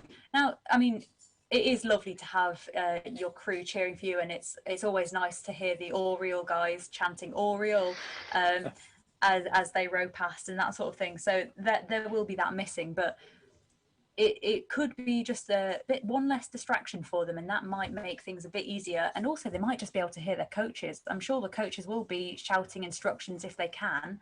They're not allowed to have megaphones or radios to the coxes. So if they can kind of shout and get through that wall of noise, then that might help some of the more novice coxes steer a better line or make a decision on what to do. And also hear where they are. The coaches are there with whistles and shouting, saying like you're a length behind or you're catching your half a length, because it's quite difficult for the cox to see that. So yeah, they might just have a better feed of what's going on around them. Absolutely. And just to pick up on the whistles, I hear there's sort of a code of sort of number of whistles blown denoting number of lengths. Is there any sort of universal code on that one? Yeah, I mean, typically it's been one blast is one length, because you start at a length and a half. So one blast would be one length, two blasts would be half a length, three blasts might be 3/4 of a length, and then continuous blasts is overlap. That's the convention that I've used previously anyway. Obviously that requires your bank rider to have big lungs if they're continuously blasting a whistle whilst you've got prolonged overlap, but that's how they tend to do it here. And I don't know if that's the same thing on the cam actually. You might be able to fill me in on that one. The cam is a Wild West, Caitlin. Who knows what they're up to. Yeah, whistles are there. But sort of each crew very much has their own kind of signals to go off. And it's difficult, especially in normal years. The bank's absolutely packed, so it can actually be difficult for bank riders to get down without mowing down the old spectator. But absolutely, that communication between your bank party, your coach, and the cocks as well is just it's absolutely vital, especially where in bumps you've got to expect the unexpected. Anything can happen. And what's quite interesting is that in City Bumps, which is the race kind of usually around Easter, obviously not this year or the previous because of COVID, but raced in Coxed Fours, they tend to blast the whistle. The umpires will follow along the bike and they'll blast the whistle to award a bump, because this is non-contact bump, so they go by continuous overlap as opposed to or a concession. Instead of actually physically hitting the crew. So the bank riders will have a whistle and blast it if a bump has been awarded, which might be confusing to some people, but is generally seen as the slightly safest way. And of course, this year there's no summer eights. So UK just give us a sort of a quick rundown of what would be different if summer eights were on this year. What are the differences between torpedoes and summer eights? So they're much the same. They'll have a different start order because they are two separate competitions. But and the 1 minute gun has just gone off, so crews are being pushed out. But I'll quickly explain. In summer eights, if you bump, you stop. But also, if you're bumped, you stop. So in torpedoes, you keep going, or torpedoes rules, you keep going, and this is what we're following today. And in summer eights, you get to stop if you get bumped. So a lot shorter races. And a lot fewer crews completing the course. And there's countdowns going. St Hugh's are at a funny angle. We'll need to fix that before the start. And they have. In the nick of time. So just as we wait now for the final cannon to go off, just a reminder, we've got Brasenose, Mansfield, Lincoln, St Hugh's, Somerville, Pembroke second crew, Lineker, Worcester, St Peters and Christchurch in this, the men's third division. And that's the gun, they're off. And Mansfield have already swung wide, so if Lincoln can stay out of the stream, then they can close up about a length. Well, it looks like they've already closed. That's a rapid start from Lincoln, straight out the blocks there, flying away. But St Hugh's are also giving hot pursuit. And I can hear a whistle outside the window, so that's indicative that one of them's at least a length away. Pembroke too look like they're really trying to catch Somerville. And we've got some action at the bottom as well. Is that Brasenose on Lineker? No, Worcester. Worcester. Yeah, really, really rapid start from quite a few of these crews. And I think we could be seeing a bump in the next moment or so. Because they know that Peters are strong, so they're going to come out the blocks and see if they can get the bump before they get bumped.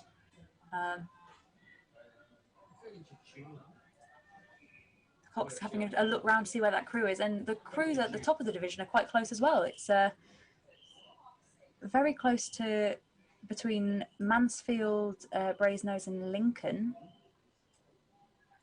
Pembroke have seemed to have strided out a bit. If that's the past tense of stride, I don't know. Yeah, that Lineker Worcester contest is heading up at the bottom, and that looks like St Peters coming up as well. So we could have sort of a three-way competition going on here at the bottom of the division. So Peters are going very wide, which is an interesting choice. And that looks like that's a concession from Brasenose. So Brasenose have been bumped by Mansfield, and Mansfield will paddle out, meaning Lincoln will be chasing them down now. Peters have gone incredibly wide, and that could be quite costly. Oh, and it looks like Lincoln have conceded to St Hugh's. Maybe just with the idea that that'll give them a clearer run of... that's a double-handed concession. That's bold. Hands-free steering. St Hugh's line there, very, very wide. And it looks like they're going very wide again around this corner here. And Peters, what are they doing? That is potentially going to cost them that bump. They've got the speed, but they haven't got the steering. Worcester have maintained their distance on Lineker, which is quite good for Lineker, really, that they've not been caught yet. They will be sending those dirty puddles to Worcester, and they are only about couple of feet away from them, but they do need to close it right down. And that Cox is not going to concede early. No, absolutely not. And Lineker looking fairly composed there as well, despite being under pressure from the Worcester crew behind them. Yeah, they're rowing their own race, and that's kind of what the Cox should be telling them to do. Oh, and they're very close for the bump on, who's that? Pembroke? Pembroke, I believe, yeah. Oh, God. It's a bump fest. This is interesting. This is concession from Worcester to Peters, so their steering eventually was okay. I thought they were going to hit the trees. Yeah, absolute bonanza of division here with bumps. Everything going on. Be interesting to see if there are any appeals, although it does look quite clear cut at the minute, so they might be all right. They've opened up a bit of a gap between Brasenose, Lincoln and Somerville, with Mansfield and Hughes having bumped out already. Pembroke are still racing, having been bumped by Lineker, by the looks of it. And Worcester are chasing them down as they've just been bumped by Peters. Christchurch have done a very early crossing, which might be tactical, might be accidental, we don't know. Yeah, interesting steering in this division. Yeah. You'd think with 2 previous attempts at it, that it might be a bit better than that, but that being said, we don't know what's going on in the boat and whether, there's crabs or yeah, issues. absolutely. Expect the unexpected. I think is the way to go about this from a Cox's point of view. So Worcester have closed up on Pembroke by about a length, 2.5 lengths, given that they started quite a way back, but I don't think they'll have enough river to fully catch them. We're in quite a nice rhythm, though. Yeah, absolutely. I think it would take something fairly catastrophic for that Pembroke crew to be caught now. Never say never, but I can't see it. Based on the steering in this division, might be all right. But and there we've got Christchurch at the bottom of the division. You can see their blades, so they are closing a bit of a gap on Worcester. I'm sure the camera angle makes it look a bit worse than it is, but if they stay kind of on Worcester's bow side and then try and pin them in, they could try and get a bit of a bump, although they did steer a bit too aggressively there, I think. Getting a lot more strokes in though. Yeah, really ramping up there from the Christchurch crew towards the end, just trying to squeeze it in, but I doubt we're going to see any more bumps before the clacker comes down with these 3 crews.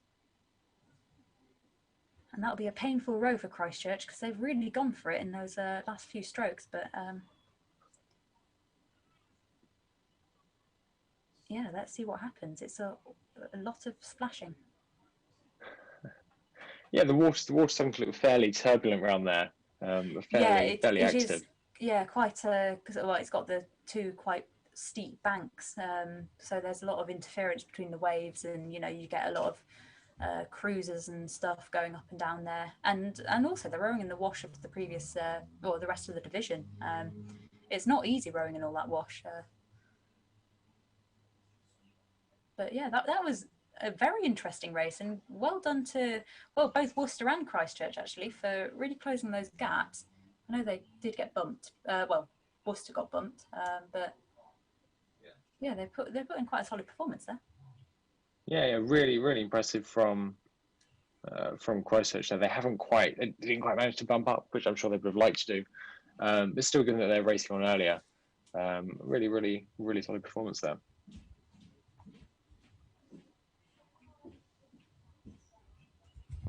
So yeah, the provisional results are Mansfield bump Brasenose, Hughes bump Lincoln, Lineker bump Pembroke 2, Peters bump Worcester, and Mansfield is the sandwich boat.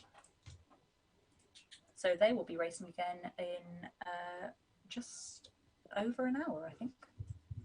Yeah, absolutely. So they'll be racing in Men's Division 2, which you can tune into at 5:15. That'll be followed later on at 5:45 by Women's Division 2. There are 2 blue ribbon divisions of the day, 6:15 for Men's Division 1 and 6:45 for Women's Division 1. But Caitlin, I think we saw pretty much what we expected there. St. Peter's continuing their campaign of getting blades with another really strong bump.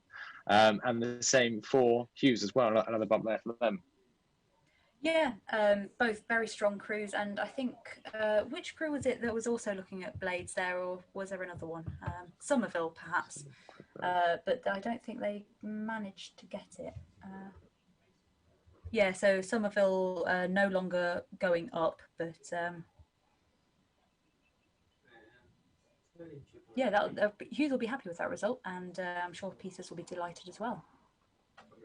Yeah, absolutely. I think my theory of the Hughes strategy so far is going well.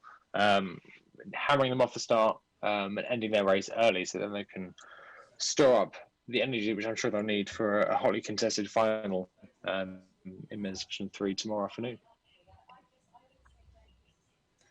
And hopefully we can have the results for Women's Division 4 on the screen in a sec. Here we go. I'm going to make a bit of a pig's ear of trying to read this, but we'll do our best. Looks like Queen's and Merton both bumped Worcester, who was at the head of the division. Then St Anthony's was bumped Exeter women. New College bumped Regents, and then Wolfson bumped Corpus with Oriel rowing on at the bottom of the division. I think that's correct. If it's not, then oh well.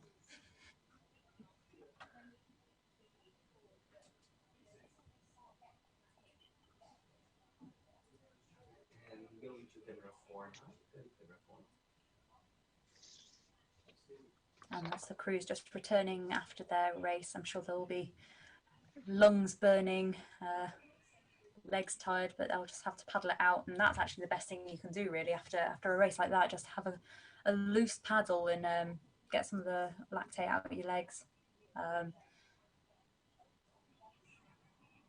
Flush it all out and reset for the next day. It can be incredibly painful, especially in these races. If you end up rowing for longer than you anticipate, obviously it's just under 2K this course, 1.8 kilometers. But all of these crews are wanting to getting out quickly and ending their race quickly. But it's that balance, Caitlin, between getting out quick and not using up all your energy in the first 10 strokes, in case you have to go for longer than you imagine. Exactly, yeah. It's that kind of self-policing, that pacing, because you know how long you can push for, and you might get a second wind, but if you've gone all out for the first 500 and haven't got anything left, then it's going to be a really painful rest of the race if you don't bump out.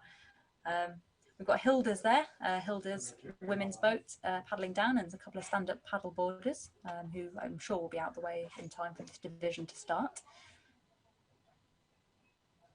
Cutting back to 4 now. Go to 4 in all line.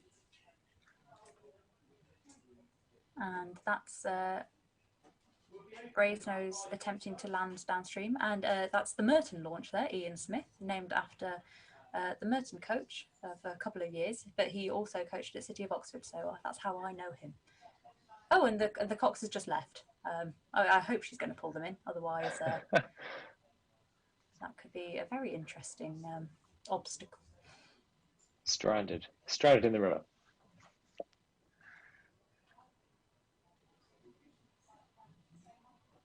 Perfect. So just as we wait for the next division to line up, Caitlin, we keep referencing blades and spoons and even spades occasionally.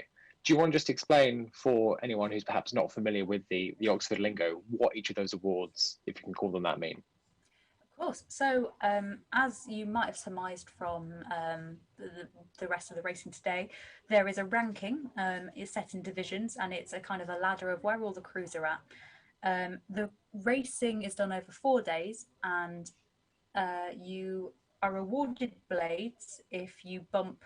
Well, it's different for every college, but quite often it will be 4 bumps in 4 days, or a bump every day will get you blades. So that is the best thing you can get, apart from headship. Getting spoons is the opposite. So if you're bumped every day, then you drop 4 places in the division, so on that ladder, and you would be awarded a spoon. I have many spoons to my name, unfortunately, but the less said about that, the better.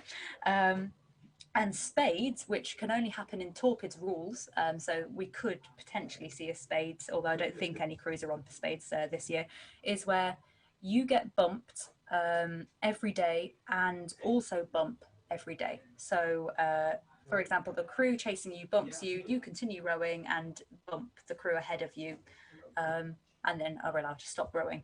So apparently that's happened twice before.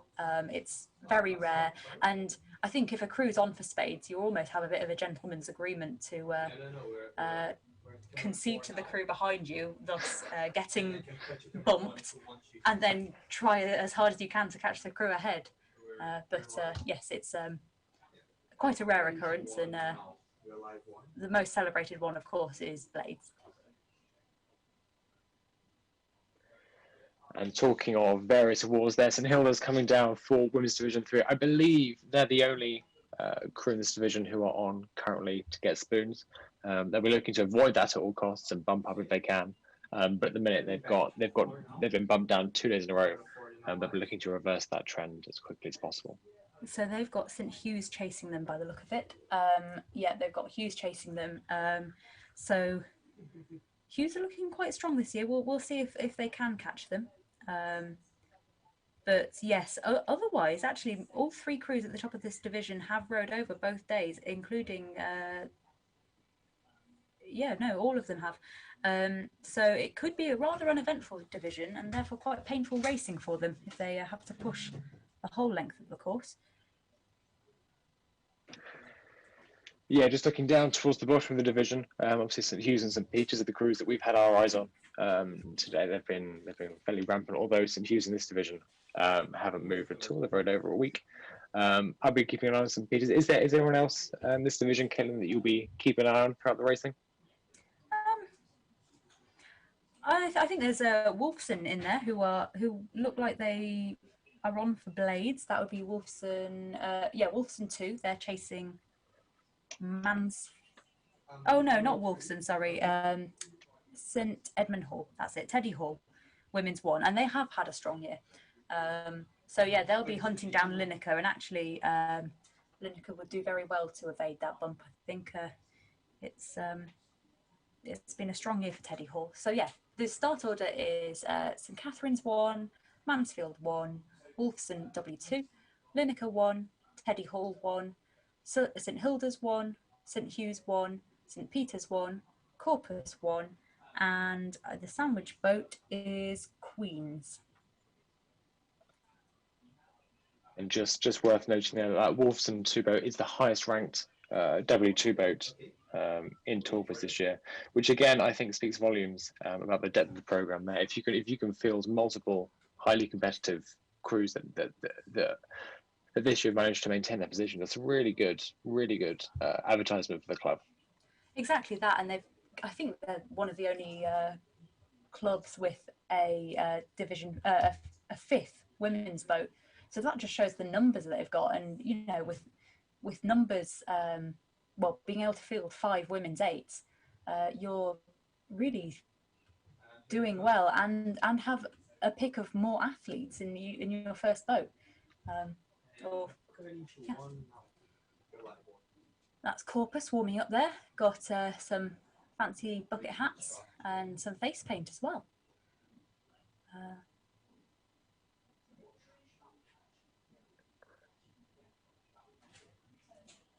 Not quite any Janasek there. A fairly nice looking Felipe, in fact. Yes, it does look nice actually, doesn't it? Probably the pride of their fleet. In fact, that Corpus Cruise had a really strong week so far. They started back in the division below this, the South Week in position 30. They've moved up and bumped every day, and now ranked 27th. Overall, they'll be looking to extend that lead. And by the looks of it, they're looking fairly tidy. So I would suggest that perhaps their chances are fairly good of improving their lead. Yeah, they are looking good, and they'll be chasing St Peter's. They'll have to evade Queen's, who have also looked quite good, although I believe Corpus did bump them yesterday, looking at the bumps charts. So maybe they might not be in too much danger from queens behind them, but yeah, they did look very tidy there. A bit of evasive steering from whichever St Peter's, getting around the stationary St Hughes crew, and a houseboat coming down. St Peter's there, they're looking very strong. Very, very strong strokes there. Yeah, they're doing quite a long warm-up piece. It's usually good to get quite a bit sort of warm, flush out the legs a bit before you start the race, because otherwise it will really hurt if you don't warm up properly for these races. It does affect how hard you can go. And they've wound it down there. They're paddling under Donington Bridge now.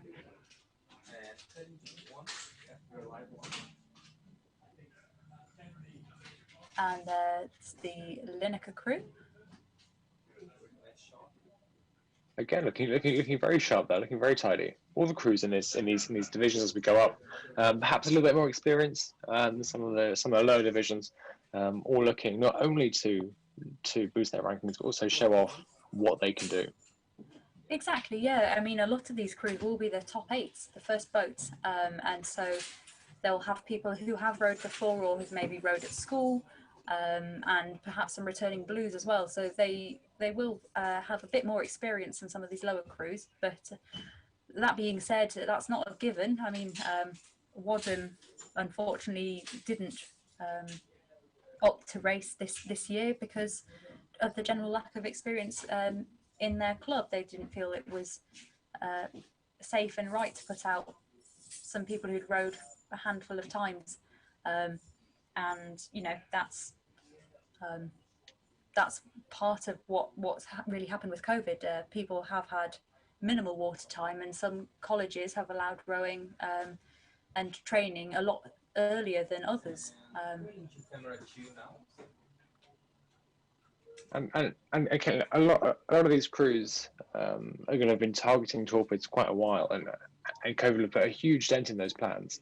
Do you think it's been a struggle for these crews sort of stay in contact and keep up that motivation when they've always sort of started training in garages and alone around parks rather than together as a squad? Absolutely, yes. I mean, apart from the obvious impact it's had on everyone's studies, you know, everyone's still doing their degrees, and if there are grads, they're trying to do research, and you know, if they can't access their labs or libraries to do that, then that's been really tough. So they've had that, but also being part of a group which is turned virtual almost overnight by having to do like Zoom circuits.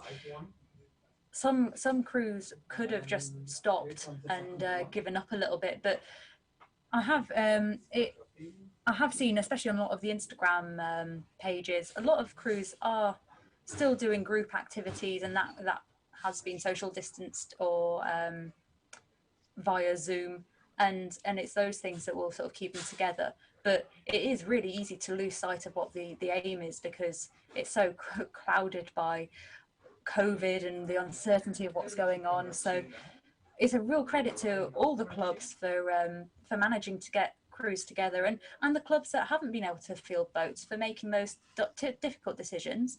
They will be back, and they'll be hopefully strong when they return. Yeah, absolutely. It is a really difficult decision, but I think it does speak volumes about sort of the chivalry involved in torpedoes. If coaches are sort of confident enough to say, look, we haven't had that time in the water this year, but we would have liked to put out a crew safely and competitively, then I think all the best to them. I'm sure that we'll see them all come back next year looking even, as you say, even stronger.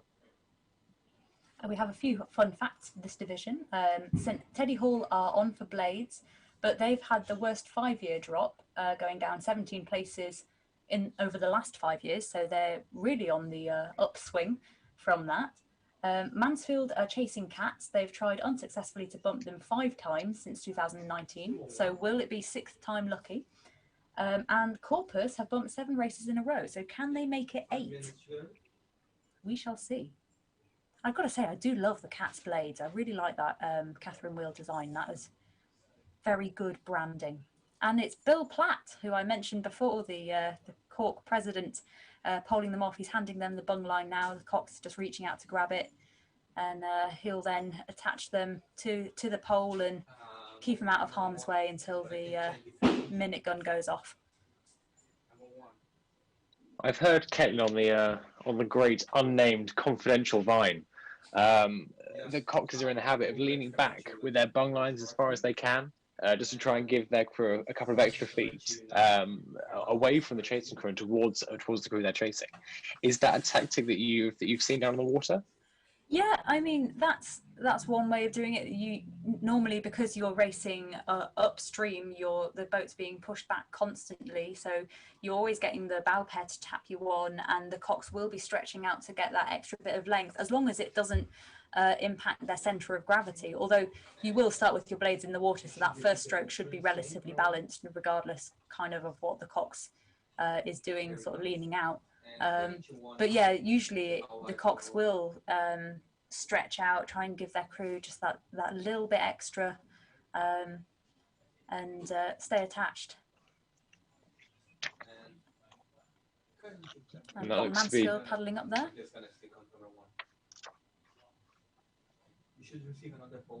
They'll be rowing behind St. Cat's, who are already attached. So Cats are taking a look at them. It's like seeing what they think. You're still live, yeah. But there's, Yeah, absolutely an element of psychological warfare in torpedoes, of psyching each other out and trying to get any kind of advantage you can over the other crews, and that looks to be Teddy's Hall coming down now as well. I'm a fan of the bucket hats here, Caitlin. They're great, aren't they?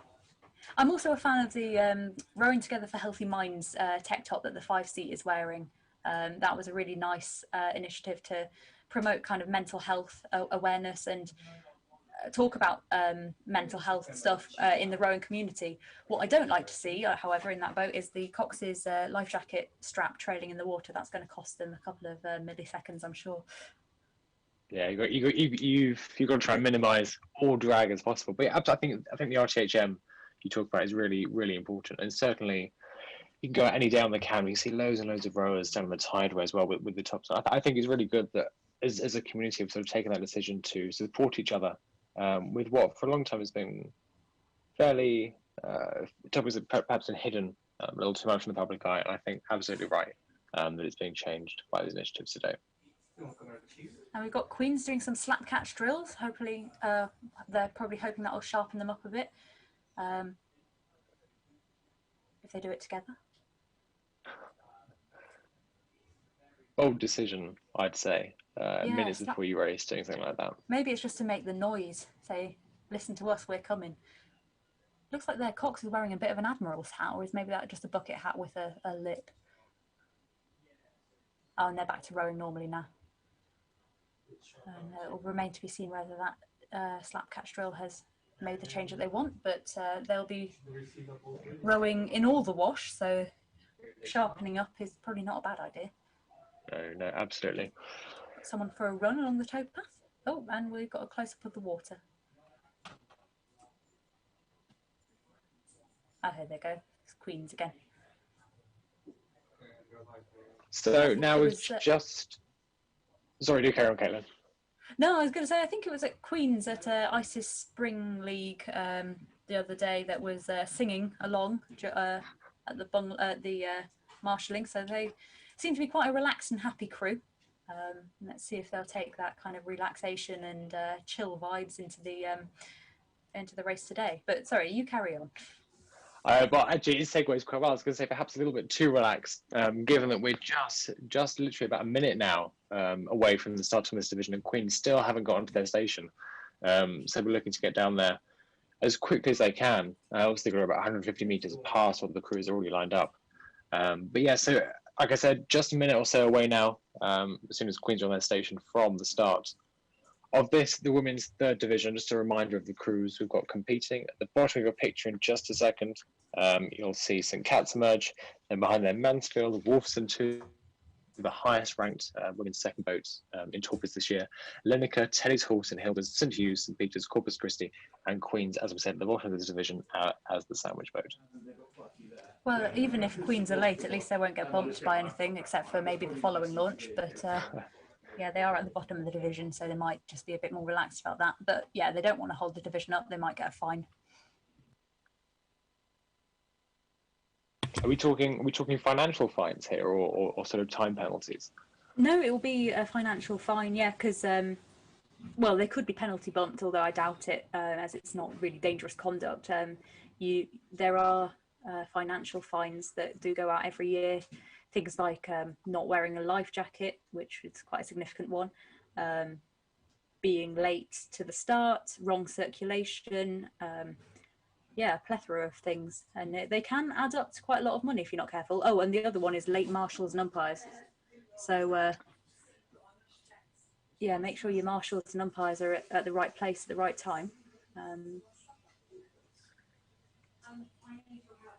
So you're not safe just because you're out of the boat. All eyes are on everyone today. Yeah. I believe the money goes to the lightweights as well. I think the fine money goes to the Oxford University lightweights, although that might be outdated information. I'm not entirely sure. We've got a helicopter going over, so there might be a bit of background noise.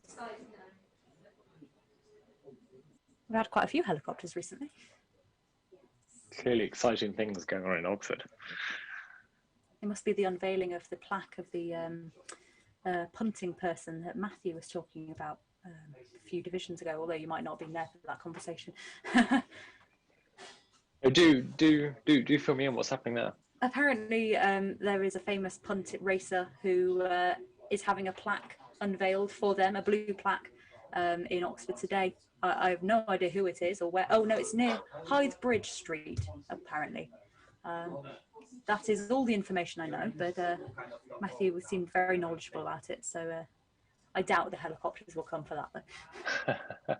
We can dream. We can dream.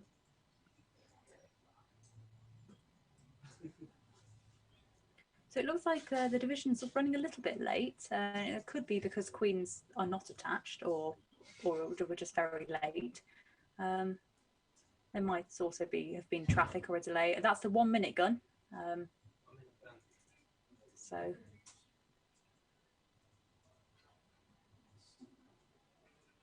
yeah, they're all getting pushed out now.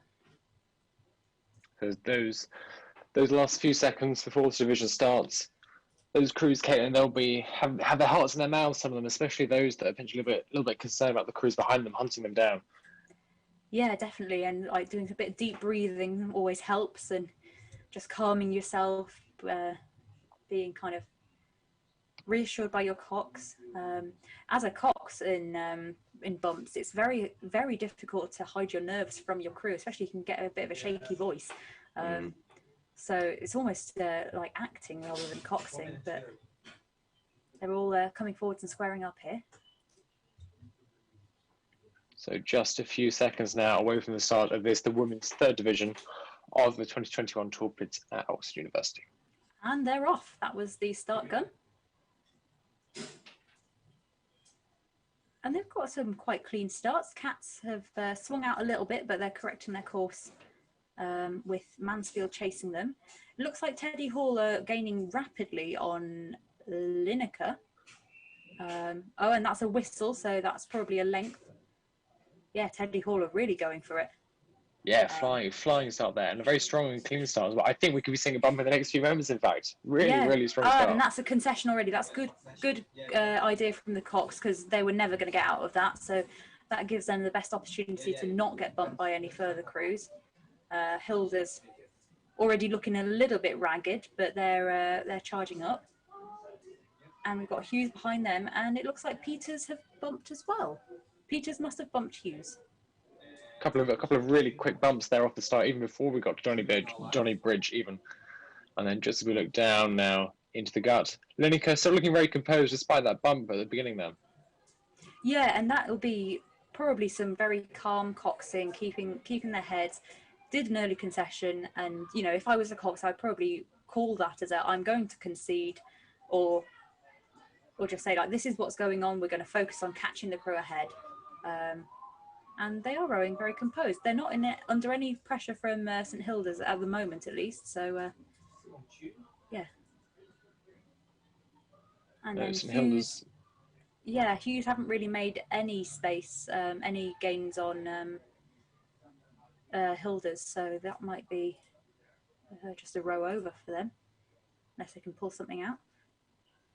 Indeed, unless Hughes have something huge in the bag, or indeed St Hilda's run out of steam towards the end, Hughes could make their charge as well. Yeah, and also the steering, like, well, you can see Hughes have taken a very snaky line and they're rowing into the bay. Oh, and it looks like Mansfield are really closing on Cats. So Cats, as they pass their own boathouse, will probably want to put a bit of a push in, get around that corner, stay tight to the bank, and stay out the stream.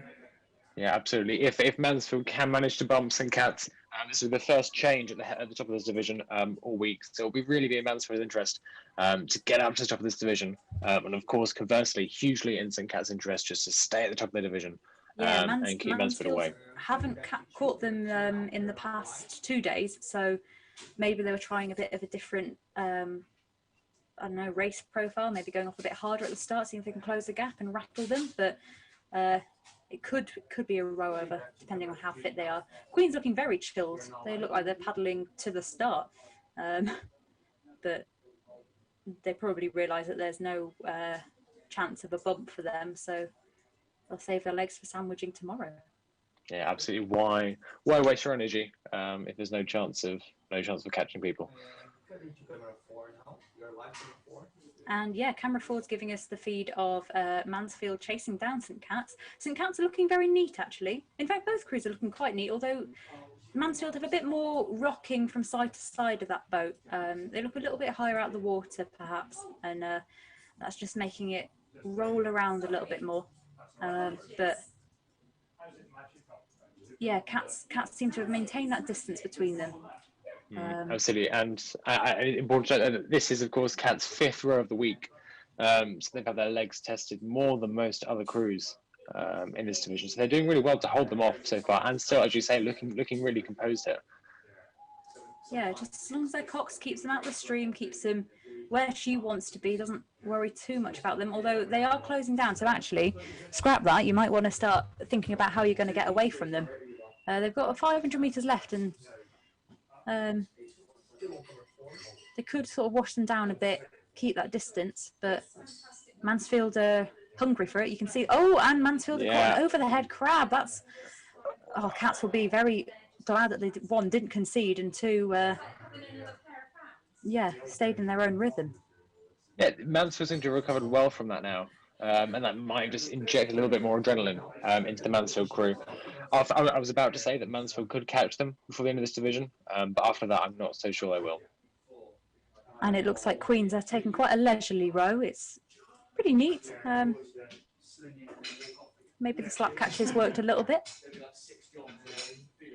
Neatness, but not for speed by the looks of it. Not for speed. No, it's almost a bit of a reverse ratio, which is how I row my single, but not intentionally. So quite fast up the slide and quite slow through the drive. They will go faster if they don't do that, but easier said than done. Yeah, Mansfield looked to have been notched a little bit by that fairly large crab earlier on, looking a little less neat than they did. And I think Cats are going to stay safe. Yeah, although if you really jam the rudder on there, and that's quite an interesting move. In a way, you kind of just want to stay as straight as you can rather than weaving in and out, because that will cost you time. And the Cox is looking around, she's getting a bit nervous, but I think she'll be okay. Just about. Wolfson there just coming into our picture. They haven't been challenged by anyone, so a fairly leisurely row for them as well. No, Lineker are quite a way back. And it looks like Corpus have really gained on St Hughes. So this could be a bump coming up, although they are running out of space. So will the Corpus crew be able to secure that bump? Oh, and that's a concession. Oh, wow. Yeah, I'm sure the Hughes could have perhaps tried to run across the river, but equally, maybe the safest option was the early concession and just getting over the line safely. Yeah, But yeah, I think that must be one of the latest bumps we've seen today. Almost at the end of the course here. But fantastic work from Corpus there. Yeah, I think Merton managed to bump. M2 managed to bump a crew. Can't remember who it was. Just before the line, which was quite nerve-wracking to watch. So it was quite a late bump. But yeah, that must be one of the latest women's ones at least.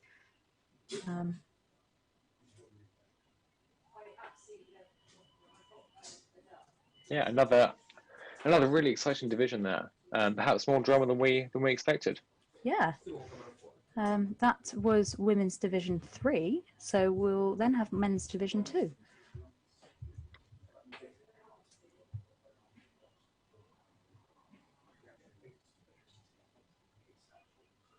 And just looking now at the provisional bumps coming in, we'll wait for these to be confirmed. We can give you some of the provisional results we've got so far.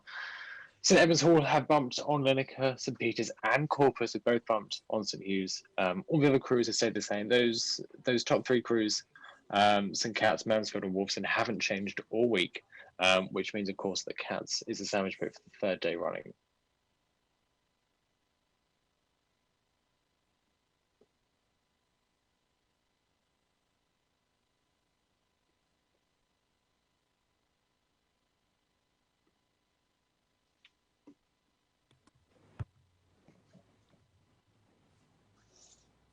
So just as we wait for those official results to come in, and we await the start of the next session, just a quick heads up of what's coming up over the next couple of hours or so. So we've just had Women's Division 3, which means at about 5:15 we'll have Men's Division 2, followed at 5:45 by the Women's Division 2, and those two top divisions later on this evening at 6:15 for Men's Division 1 and Women's Division 1 at 6:45. So do make sure you tune in later on this evening if you want to see those top crews, the fastest crews in theory of the week. Pembroke will be looking to perhaps become the only crew apart from Oriel to establish a double headship. Do you think they've got any chance of doing that, Caitlin? Sorry, could you repeat the question? I was otherwise occupied. Did you say Pembroke taking the headship from Oriel, perhaps? Potentially. I was just saying that Oriel, of course, are the only club to ever, or twice now, to have achieved a double headship. I think their hopes of doing that this year have been dashed early, but Pembroke just nudge it, just sort of biting at the heels of Oriel on the men's side and Hart from the women's side. Do you think there's any chance of Pembroke taking a double headship this year? I think it's unlikely that Pembroke will catch Oriel in the men's Div 1. It's a difficult thing to sort of make up all that distance, and I don't think they've managed it for in the past couple of days. So I can see Oriel remaining head, and then Wolfson might contend for headship if they get Pembroke today on the women's side.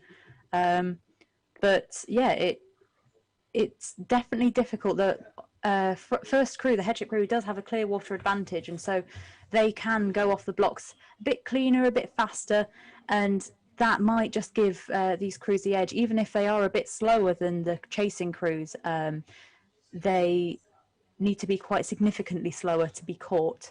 So I'm predicting either a Wolfson or Hertford women's headship, and Oriel to remain at the head, because I don't think Pembroke quite has the edge to get them, but I could be wrong. Never say never. Never say never.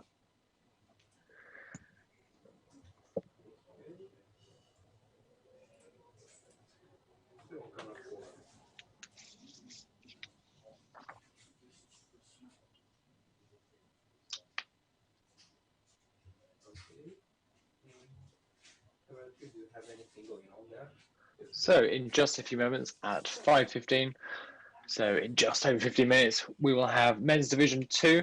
We'll have Magdalen University, Hertford, Merton, St John's, Lady Margaret's Hall, Queen's, Corpus Christi, New College, and I believe the sandwich crew is Mansfield to all first boats, but looks like it's stacking up to be another hotly contested race.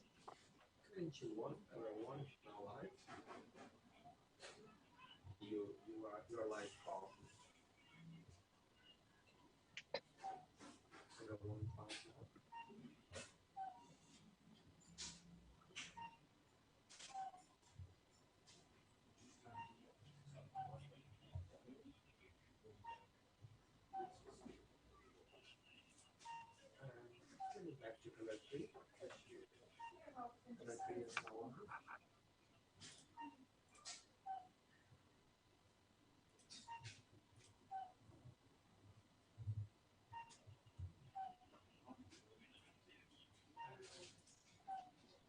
And cutting back to number 4.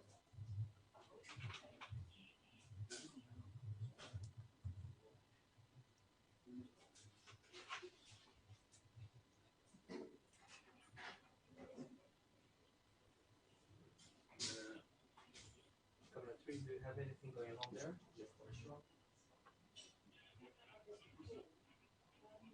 Okay.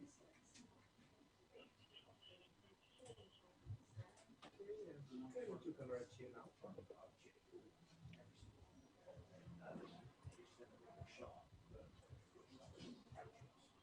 So here we have New College paddling down to the start line.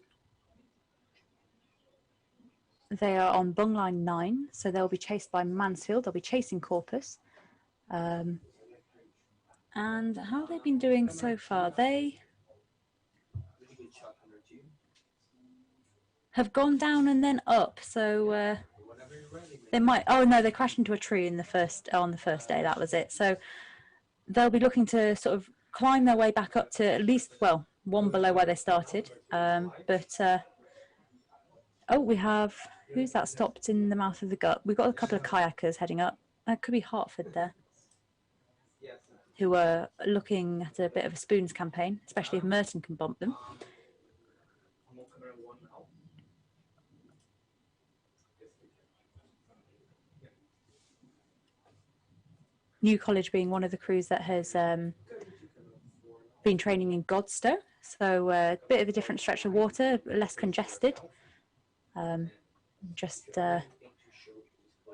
Makes life a bit easier for them, getting a few longer pieces in, not being interrupted by all the river traffic on the Isis, although it does require a bit of a journey up. I mean, about a 20-minute cycle.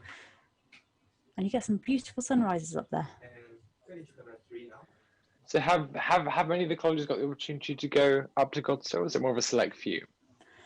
So they would need to rent a rack from Teddy's school, and it really is who sort of applies first, although a couple of colleges tend to go up there kind of year on year, so maybe they have more of a contact or more of a rapport with the school. But I think it's New, Wadham, Keble, Pembroke have been up there. I'm trying to think who else has been there. Merton. Yeah, I think that might be it. There probably are more. Oh, Somerville have been seen up there as well, actually, recently. Sort of a nice local, different stretch of water. Can be a bit shallow. You can get a few sandbanks, which will take your fin off if you're not careful. And this is the Corpus crew. Yes, it is. Yeah, looking very comfortable. Corpus had a bit of an up and down week. I think they're back where they started. Yes, they managed to bump up on their first day, but then got bumped down yesterday by Queens, I believe. So they're a bit of an up and down week, but certainly not a bad place to be back where they started. And there's some fun hats in the St John's boat. I approve of those. They're interesting. Yeah, I don't think it'll make them any faster, but free speed is the term I hear thrown around. Not quite sure if it holds, but we can try. Bucket hats, Oakleys, and a Wintec maybe, but yeah, New looking nice there as they paddle toward the start. They've got quite a distinctive coloured boat, haven't they? Yeah, they have. Certainly going to help us work out where they are. I think trying to look as cool and composed and as sharp as possible on the way down, I think has a few purposes. I think first of all, it sort of gives you that confidence in your own crew that you've got this, but also perhaps a little bit of an intimidation factor as well. Just try and get one up on the crews around you. Yeah, definitely. We've got Magdalen there, and then coming to shot is Mansfield in their very distinctive red and yellow lycras.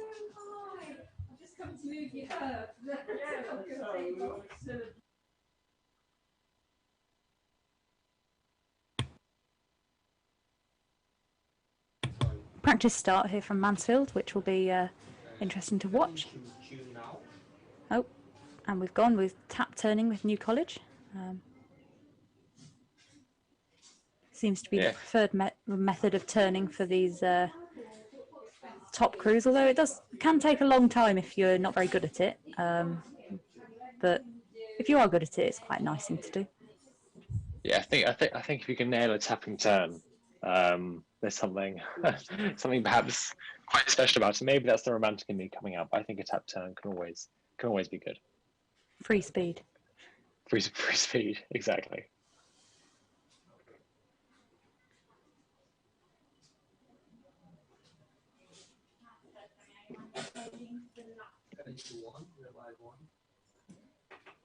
And this is LMH. How have they been doing? They rode over yesterday. They might be chasing. Oh, they'll be chasing St John's, so they might be looking for a bump there. If they can escape Queens, who are quite quick this year, surprisingly. So, yeah, it'll be a case of who gets the bump first in that one. I think that'll be one I'll be watching, as well as the Merton Hartford standoff. I think Merton will really be wanting that bump on Hartford quite soon, so that he can save their legs for tomorrow. Will be Magdalen looking to row over at the head of this division, and Univ will be chasing them. Univ have been sort of catching anything that they've sent down to them the past couple of days, but yeah, to continue their upward trajectory, they would need to catch Magdalen, so we'll see how that goes. It's Queen's College boat, IPF. I wonder what that means. I was going to say, any knowledge on IPF as an initialism? Not a clue. I've no idea. And we have the men's Division 3 results ready to display. So we'll go through those in a second.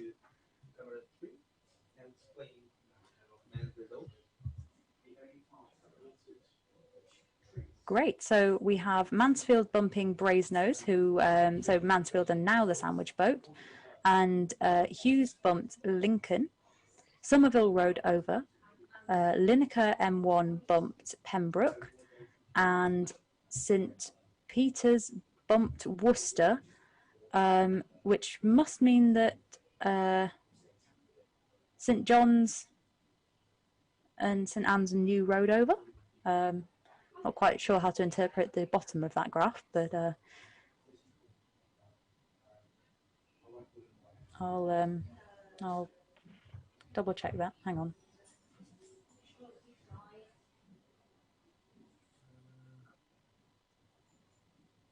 Oh, okay. So St Anne's were the previous sandwich boat, but had already been bumped. So that doesn't make sense to me. Oh well.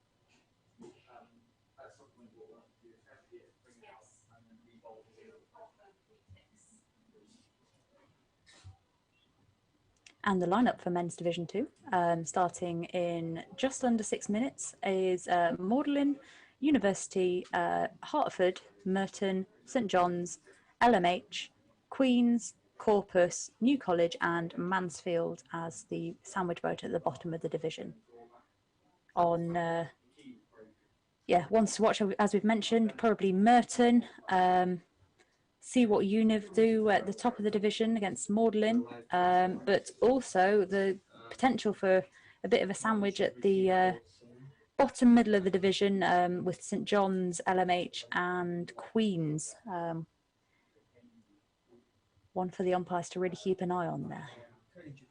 Yeah, definitely interested to see what LMH can do. For the IC Summer League, they posted the second fastest time of any of the crews in this division, behind, interestingly, Mansfield, who just got about half a second quicker than those. So definitely two quick crews at the bottom. Whether they're switched to bumps racing or not is yet to be seen, but definitely some quick crews in this division coming down.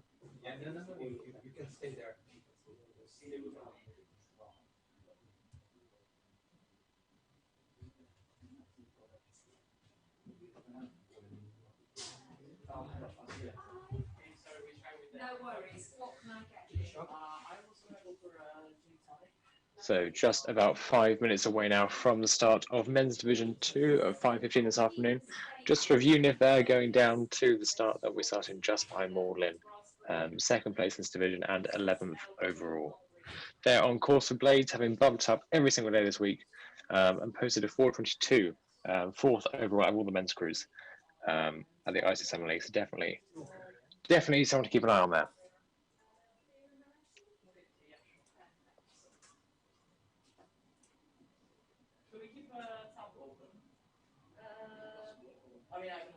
And is that, Caitlin, is that the sun coming out I can see there down the bottom? Yes, it is a bit, isn't it? Just coming through the clouds a little bit. It's actually been quite nice rowing conditions today. Not too much wind and not too much sun. I know, especially from Met Regatta this weekend, that the Saturday was incredibly hot, and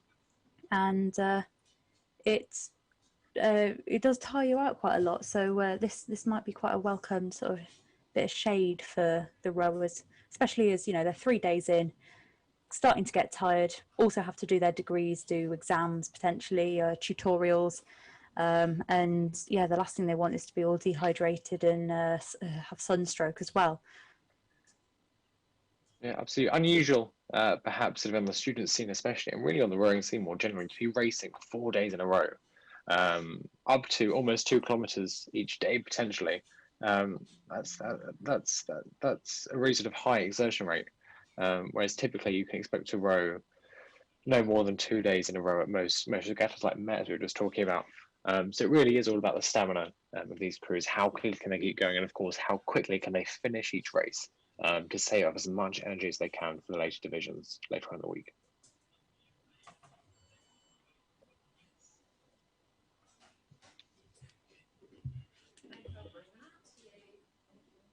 So we've just got a steamer clearing the course. We should be starting kind of on time, I believe. I don't think we've had the 5-minute gun unless I've missed it. Oh no,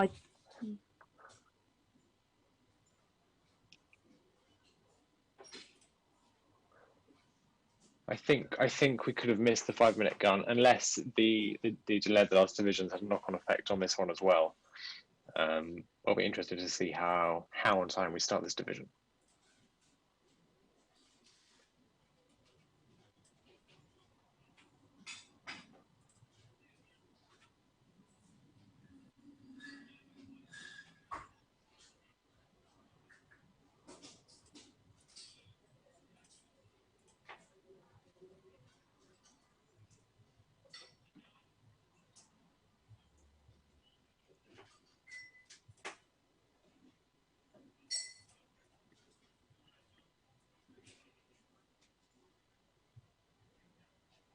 yeah, the sun really is coming out now, which is quite warming, really.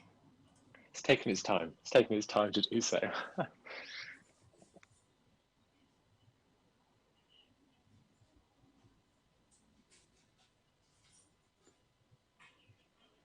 And it's probably quite difficult for the crew starting a bit later in the day. They've got a bit more time to kind of wait and think about what they've got to do for their race. A bit more time to worry about it. I know that I'd be sitting not really able to concentrate because I'll be thinking about my race, and so yeah, it's definitely a bit mentally challenging for the crews later in the day, and they've got to make sure that they don't get tired by worrying and by start getting lethargic. They've got to kind of keep lightly moving, make sure they're hydrated, well nourished, I guess, well fueled, and keep their heads in the game for when they do get on the water.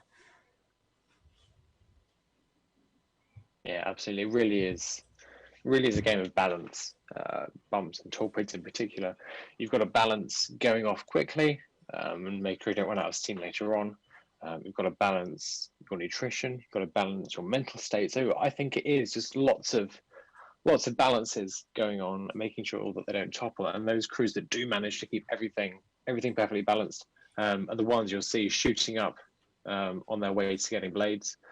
4 crews potentially in this division on their way to getting blades this year. Magdalen at the top have managed to bump every day, as have Univ behind them. Merton M1 as well have managed to consistently bump. And of course, the insurgent crew, Queens, huge strides for them, coming out from 21st position back towards the middle of Division 3 earlier on this week.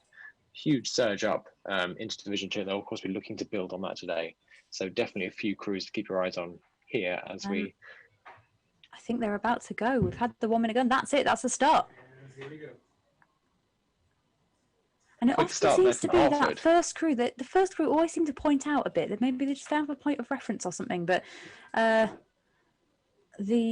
crew chasing them, Univ, look to be tucking in a bit, and Merton are giving chase to Hartford. That looks like they're closing the gap, but and they're followed by quite a scrappy John's crew, so I don't think they're in much danger of being caught there. I think Johns might be in danger of LMH catching them up there, looking fairly quick, and behind them as well, Queens, as we said, one of those insurgent crews to keep an eye on. Queens definitely a competition to watch unfolding there, and New College as well, advancing up on Corpus. So a race unfolding really quickly already, Caleb. Yeah, the New College crew could do to maybe tuck in slightly. They're just having their blade work a bit scuppered by the crew that they're chasing. As the puddles run under their blades, it'll make it a bit harder, and they're also a bit more in the stream. The gaps are staying relatively level. We haven't got any super quick bumps in this one that I can see anyway. And LMH are doing a very good job of holding Queens. They don't want to go too far out on that line, but Queens also don't want to really follow them. They want to stick to their own line and be kind of happy in the knowledge that they will be faster. But they need to be quite clever with their steering, and that's a concession from the LMH Cox. So Queens have now bumped out, and it looks like Univ are really close to catching Magdalen.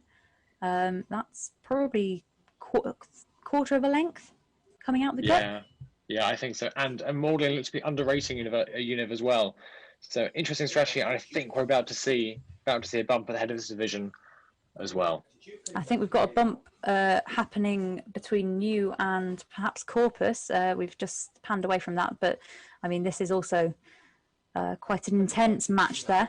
Oh, there we go. New have bumped, and Mansfield are now going to try and catch Corpus, but that's quite a long gap to make up. So they might end up just rowing over and being the sandwich boat again, which would be disappointing for them, but equally more rowing.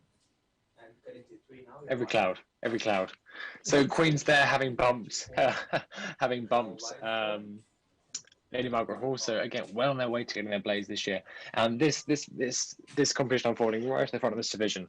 Univ looking to close up on Magdalen there. Caitlin, do you think they're going to do it? It looks to me like they will. I think it's very unlikely that Magdalen will be able to hold on to that gap. I mean, it does require some good steering, and Univ kind of swayed out, thought, shall we, shan't we, and then have made the crossing. The Magdalen Cox is really looking around, adjusting their face mask. But they could do some clever steering, and actually they have kept it at about 3/4 of a length. So it's that last quarter of a length there that 1/4 of a length. It's that last quarter that's the hardest to get, because they're in the wash. They'll be really pushing. They'll be sort of hanging to close the gap, and it might just get a bit scrappy at this point. But actually, they're not looking too bad, Univ. They just they've got a bit of a way to go yet. It's not home and dry. And Univ Cox is making the right decision of staying on that side of them, so that they can't steer out of it as easily. I think Cogs turning there in the head of the Magdalen Cox. Magdalen looking putting a little bit of a push. They were looking a little bit sluggish earlier, underrating Univ, but they definitely putting that last push in this last 100 meters or so towards the Clacker. Yeah, and that's it. The Univ Cox is starting to steer in, but putting that rudder on will actually open up the gap rather than close it. And they've sort of overcorrected there by the look of it. It was a real snake down the course. That might cost them, although I don't know about the angles of the cameras. They might not be as close as they look right now. We shall see. I can't imagine that is that very good coxing from Magdalen, bad coxing from Univ, or a concession? Who knows? That so the Univ cox is splashing the water either through frustration or through joy. Was that a concession from Merton? No. What?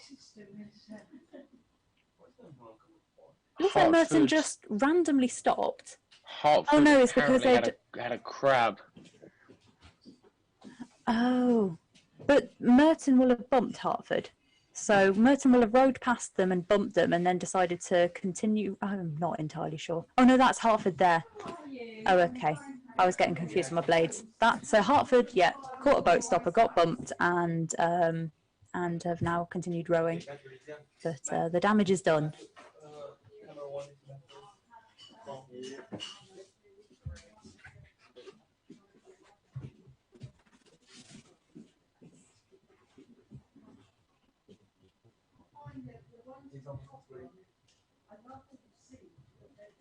So provisionally, just looking at the live page we've got here, it looks provisionally as though Univ may have taken the bump on Magdalen, which look at a yes. It looks to me as though they have.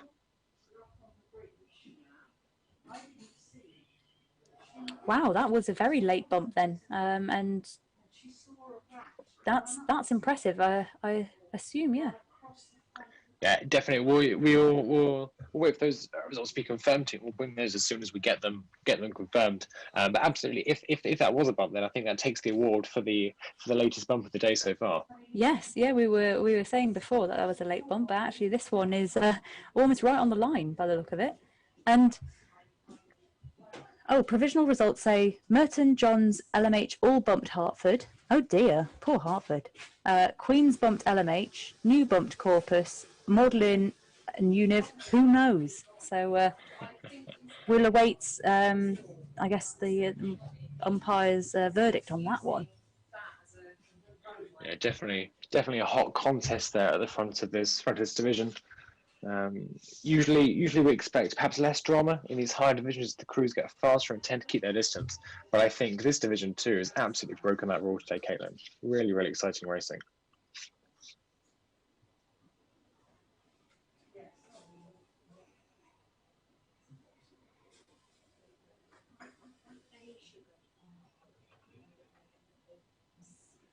Well, that was a very exciting division and some good quality racing there. I expect both Univ and Oriel will be, not Oriel, Magdalen will be in a lot of pain right now. I wouldn't want to be them. Unless Univ bumped, in which case I might want to be them.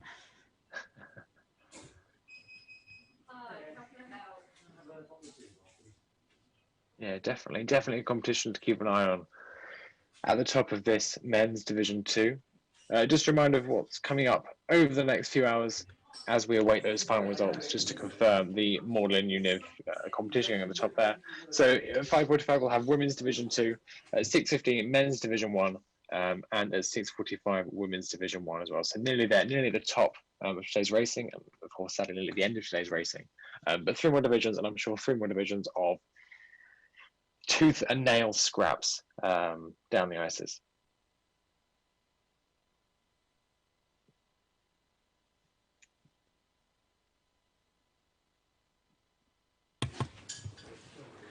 And it's almost time for me to hand over to Scott, who will be taking over the commentary.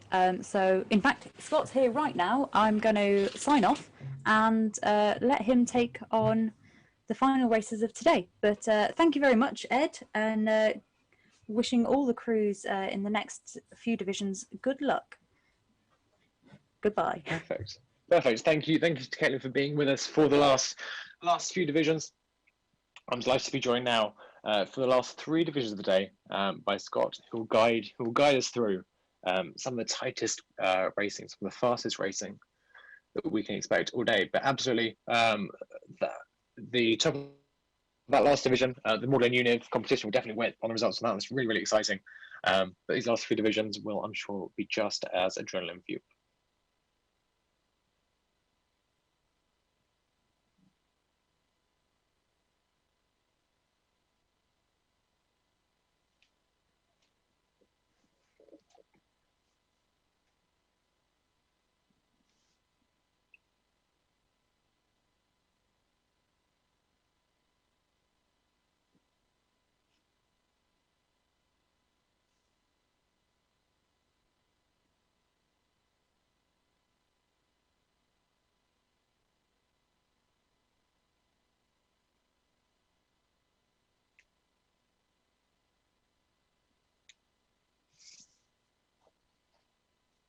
So just looking ahead now to Women's Division 2 coming up at 5:45.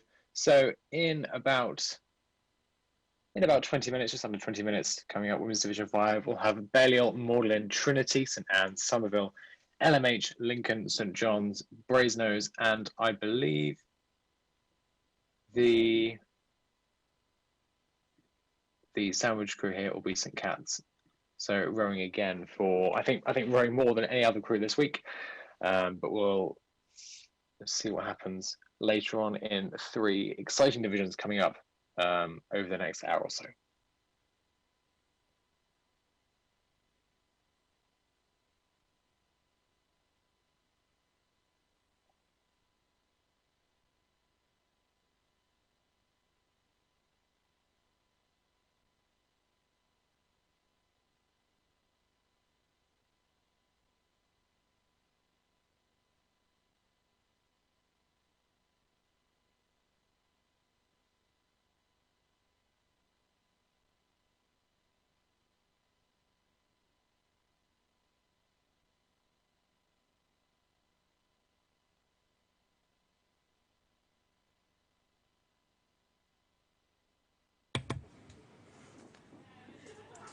Okay, and good afternoon, everyone.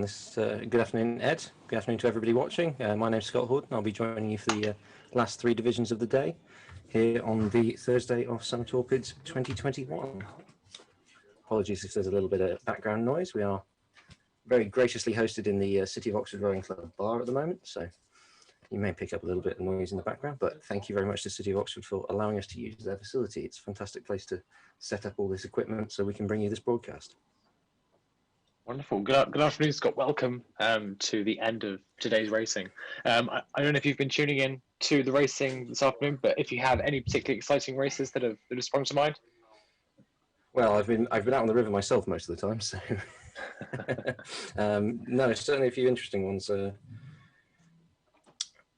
trying to remember which one it was now. So I know Women's Division 6 was a little bit of a messy one earlier, but it's been a long day. I'm struggling to remember back to this morning. All exciting stuff. All exciting stuff. So as we said, Women's Division 2 coming up at 5:45 in about 15 minutes. St Cat's rowing more than any other crew this week as a sandwich boat at the bottom of that division.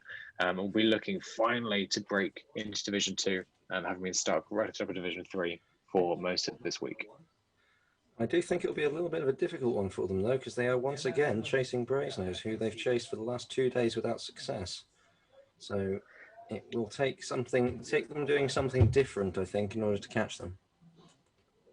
Yeah, I agree, absolutely. I think it's really difficult during bumps. You've got this really compressed racing timetable, and trying to make alterations to your race plan is really difficult in the heat of the moment. But absolutely, if Cats want to break Brasenose and make their way firmly into Division 2, they have to put something out of the bag, either an incredibly quick start, or they have to find some power that hasn't been sapped over the last few days, and finally break Brasenose. Yeah, and as you were saying, having rowed over the course 4 times already, which is more, the same that most crews, well, 5 times already now, which is more than most crews were doing the entire week. So they've had to do a fair amount of racing so far, so they will be getting a little bit fatigued. But then there are crews in front of them that are definitely catchable. We can see further up the division, LMH have been on the way down over the last 2 days, so they may continue. St John's had a bad day on Wednesday, but managed to row over in front of Brasenose yesterday. But we will see what happens. It's certainly all to play for. There's definitely some stuff that could go wrong up in front of them, which could help out St Catherine's rowing on Bungline 10. Yeah, absolutely. And I think right at the top of this division as well, Baylor have gone down every day this week, are on courses and spoons, as have Magdalen behind them. So potentially a little bit of compression at the top could give Cats that edge just to break into this division. But certainly plenty to watch out for in this division. Trinity's one to keep an eye on this week. They've bumped up every day, as have Somerville. So they have a quick cruise there to keep your eye on. I think Trinity Magdalen is going to be an interesting one to watch. But definitely some exciting racing coming up. Yeah, I think I expect Trinity to catch Magdalen relatively quickly. I think the more interesting one will be then whether or not Magdalen can put any pressure on Brasenose. On Balliol at the top. Similarly, further down, we can see that Somerville are on the rise, and St Anne's did not have a good time yesterday. They got caught by Trinity, so I think we may well see Somerville catching St Anne's. And as we said, LMH seems to be on the way down, so Lincoln will be hoping they can put some pressure on there and to get themselves another bump. They rode over yesterday. They bumped on Tuesday. So. Yes, surprising perhaps to see LMH on the way down. One of the faster crews out of this pack of the ISIS Summer League. Somerville slightly quicker, 5:23. LMH 5:26. At the top of this division, Balliol had a slightly sluggish race there at 5:40. Magdalen at 5:38. Trinity at 6:12. So interesting to see that they've been able to catch up these crews that have potentially ranked a lot higher than them. In fairness, I think that Trinity crew that I think you just cited the time for was their second date, because the Trinity first date tends to train on a different stretch of water, so I don't think they bothered to make the trip down for that race. They may have entered as the A crew, but that's simply because they didn't have a higher crew racing. So sometimes you have to try to read a little bit into who actually is the crew that you saw racing. No, absolutely. Well, in that case, that puts my point to shame that Trinity have just had an outstanding couple of weeks training, but definitely want to keep an eye on regardless. But plenty of stuff going on in this division. Mm. No, definitely, it's a very strong performance for Trinity. Then, I mean, if we were to be running the standard full-sized divisions, they'd be now making their way up into Division 1, it's been a little while since Trinity women have been in Division 1, so. They're doing very well. They might be able to get into Division 1 under the current 10-boat divisions by tomorrow afternoon if they do well today. Yeah, absolutely. And there's been a hiatus from rowing with COVID, Scott. What sort of impact do we think that's had on sort of the mentality of these crews coming back? For a lot of them, this is their first bumps.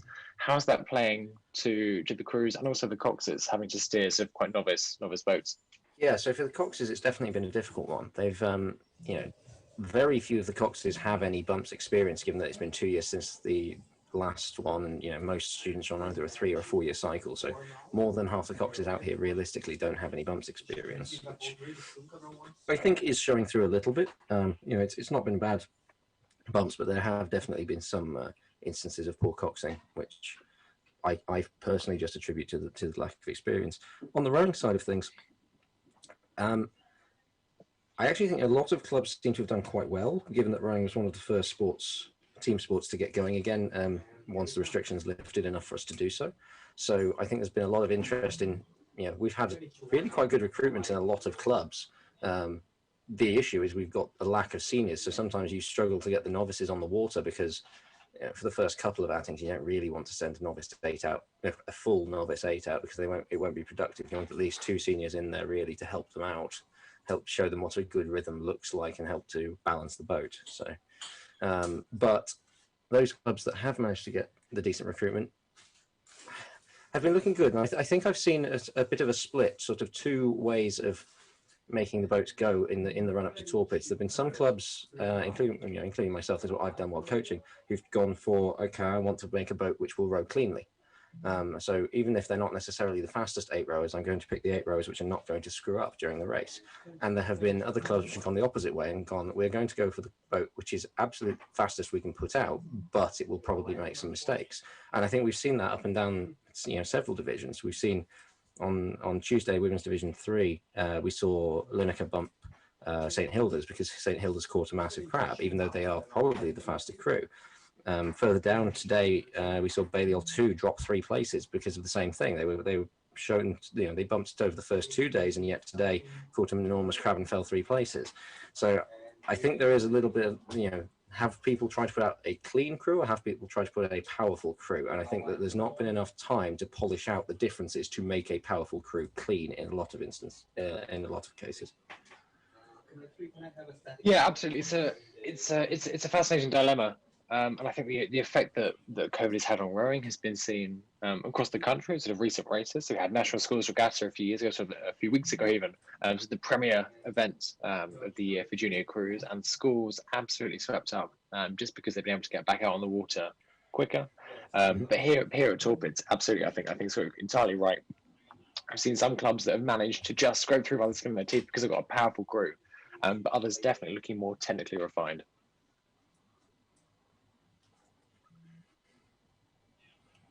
So there is the lineup for Women's Division 2 now on your screen. As we were saying, on bungline 1 is Balliol. They unfortunately dropped down from Women's Division 1 yesterday. They're on their way down. They were caught by Jesus, so they'll be hoping to row over and stay ahead of Magdalen on bungline 2. As I said, I expect Trinity are on the rise, so there's a good chance they'll be catching Magdalen. Magdalen will, of course, be trying to bump Balliol first, but we shall see. It could get close up at the top there if Magdalen do manage to catch Balliol before Trinity can get them. Bungline 4, St Anne's, they're on the way down a little bit. They're being chased by Somerville, who are on the rise, so I suspect a bump there is quite likely. Lady Margaret Hall on bungline 6, being chased by Lincoln bungline 7. St John's on bungline 8, Brasenose bungline 9, and the sandwich crew, once again, as we were saying, is St Catherine's. Those bottom two have not changed for the last 2 days. So they'll be St Catherine's will be hoping they don't have to row over for a 6th time this week. Yeah, I think we saw St Cat's come down just a few moments ago, and they look to me, Scott, to be tired, which is no surprise given that they've rowed, as you said, more times than most crews will row in total this week. So it's definitely going to be an interesting one for them, and a real mental challenge to see if they can finally break Brasenose. Yeah, as we see St John's there paddling down towards the start, looking a little bit wobbly, I have to say, but they've had a not too bad a week so far. I think they fell 1 place the other day, did they? No, lost track. Yes, St John's fell 2 places, sorry, on Tuesday, although they managed to row over yesterday ahead of Brasenose. So. And we did see Brasenose W2, when they bumped out in one of the early divisions, they managed to get themselves slightly stuck in the bank and damage the boat, and they do share that boat with their W1, so hopefully it's not too badly damaged. We'll have to see what it looks like when we get to their W1. Yeah, a really interesting mix of shells this year. We can see here coming down the Trinity boat in a lovely brand new looking Felipe there. Other crews playing it safe and putting out their Yamaseks, which, as Caitlin said earlier, tend to bounce rather than break. So an interesting dilemma for boatmen and coaches, but one which can pay off. Yeah, it's a lot of. I mean, you see a lot of variability in the levels of funding that the clubs have. So I know you say that Trinity boat looks new. They've had that one for probably 7 or 8 years now at this point, but it's certainly a lovely boat. And the Felipes are very popular in Oxford for a couple of reasons. Firstly, the importer is just up the road. He's in Oxford. I can't remember exactly where, but he's very close by. They are comparatively cheap, certainly compared to Empackers or Hudsons, and they are very good. They steer very nicely. Felipe in the UK, basically will remove the standard straight line massive fin and very tiny rudder and put on a much smaller fin and a bigger rudder, which does make the boats a bit twitchier to row, but it means that they make it round the corners absolutely fantastically. And I've just heard the 5-minute gun go off outside, so crews should probably be getting their way down to the start and getting themselves attached, because we've now got 5 minutes to go until the start of Women's Division 2. Yeah, absolutely. Interesting you mentioned Felipe there, Scott, as well. I think that's a trend we're seeing replicated outside of Oxford as well. On the international scene, just a few years ago, you look down the boats and they'd all be yellow, they'd all be Empackers. But the last few World Cups, Felipe have really become dominant. And I think it's interesting to see how these alliances change. I mean, Felipe are absolutely on the rise now. And talking of just coming down there, looks to me that St Anne's there, another Felipe. So definitely want to keep an eye on. I think that the biggest thing that Felipe have done recently is I think it was only a couple of years ago, they brought out the F54 mould, which is the much smaller women's weight mould, and it's a really lovely boat. We've seen quite a few of the colleges get one. I know Corpus Christi have got one, St Edmund Hall have got one, both those crews on the rise this week. Oriel have got one. They're not doing so well up at the top, unfortunately, but there's a few of them bouncing around, and they do seem to be really nice boats that are suitably sized for the rowers. You often see some college crews rowing boats which are far too big for them. In some part because they say to the salesmen, we want a men's boat, so they send them something that's for 85 kilos, but most students aren't actually that big. So, really trying to weight your boat correctly does make quite a difference. We've seen some crews who just cannot row the boat they've got because it's 20 kilos per man overweighted. So, but when you make the right choices, things like that smaller Felipe, it really does make a difference, and you can see some crews make the best out of it. But equally, there are still a fair amount of MPACers around. You see Magdalen on their way down there in their MPACer. There's the odd Hudson knocking around, not so popular with the women, but certainly on the men's side. We see Trinity and New College. They've both got Hudsons. I think both USPs. Certainly the New College one is, but. And then you get the occasional strangeness. So I mentioned it on the stream on Tuesday, I think. The Hartford boat up at the top of Women's Division 1 is actually a Kurz, which is a boat builder most people have never heard of because they're based in New Zealand. I'm not sure they actually exist anymore. And very few eights, certainly a few small boats, but very few of their eights ever got imported to this country. So, but Hartford have had that for a fair long time now, and it seems to serve them very well. Yeah, I think once a crew sort of gets to know the feel of their boat, they can do wonderful things with it. I think it's very easy to think of all boats that come from the same mold as being identical, but there is that craftsmanship involved with each boat, and each mold has its own little intricacies. And if you can, as a cox, as a crew, if you can get to know your boat, then you'll be at a huge advantage over crews that have jumped in a boat for 2 outings before coming down to torpedoes. So a really interesting discussion to have there. The other thing you're going to see is quite often the colleges will tend to stick with one manufacturer. So Magdalen almost exclusively have MPACers. They've got a couple of Janoseks which are generally used for the novices, some older ones, but the top crews are all in MPACers. Other clubs you'll see, so St Edmund Hall are virtually both their first and second men's boats and their first and second women's boats, both in Felipes. And this means that as you said, there is some craftsmanship. Every boat is a bit different, but at least if you have 2 boats that are from the same mold, they will be pretty similar. Other clubs, Lineker have stuck with Janosek Stanfleets for most of the fleet, certainly on the women's side. St Peter's mostly Janosek Stanfleet, although they've got one MPACer for the men now. And when you see this continuity, it means that you can bring your novices in, teach them one boat, and get them more or less feeling that all the way up. And it I think does help a little bit. It certainly gives you a little bit more interchangeability if you're not certain when you're choosing your first and second crews. It gives you, the coach, a little bit more flexibility as to who they want to put where, and to be certain that they will slot into that seat comfortably.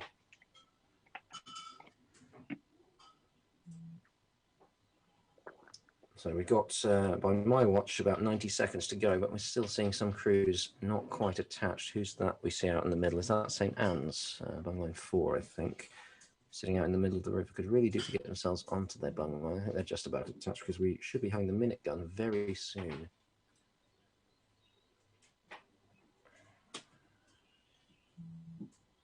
So just as we wait for that 1 minute cannon to go off, just a quick reminder of who's racing in this division.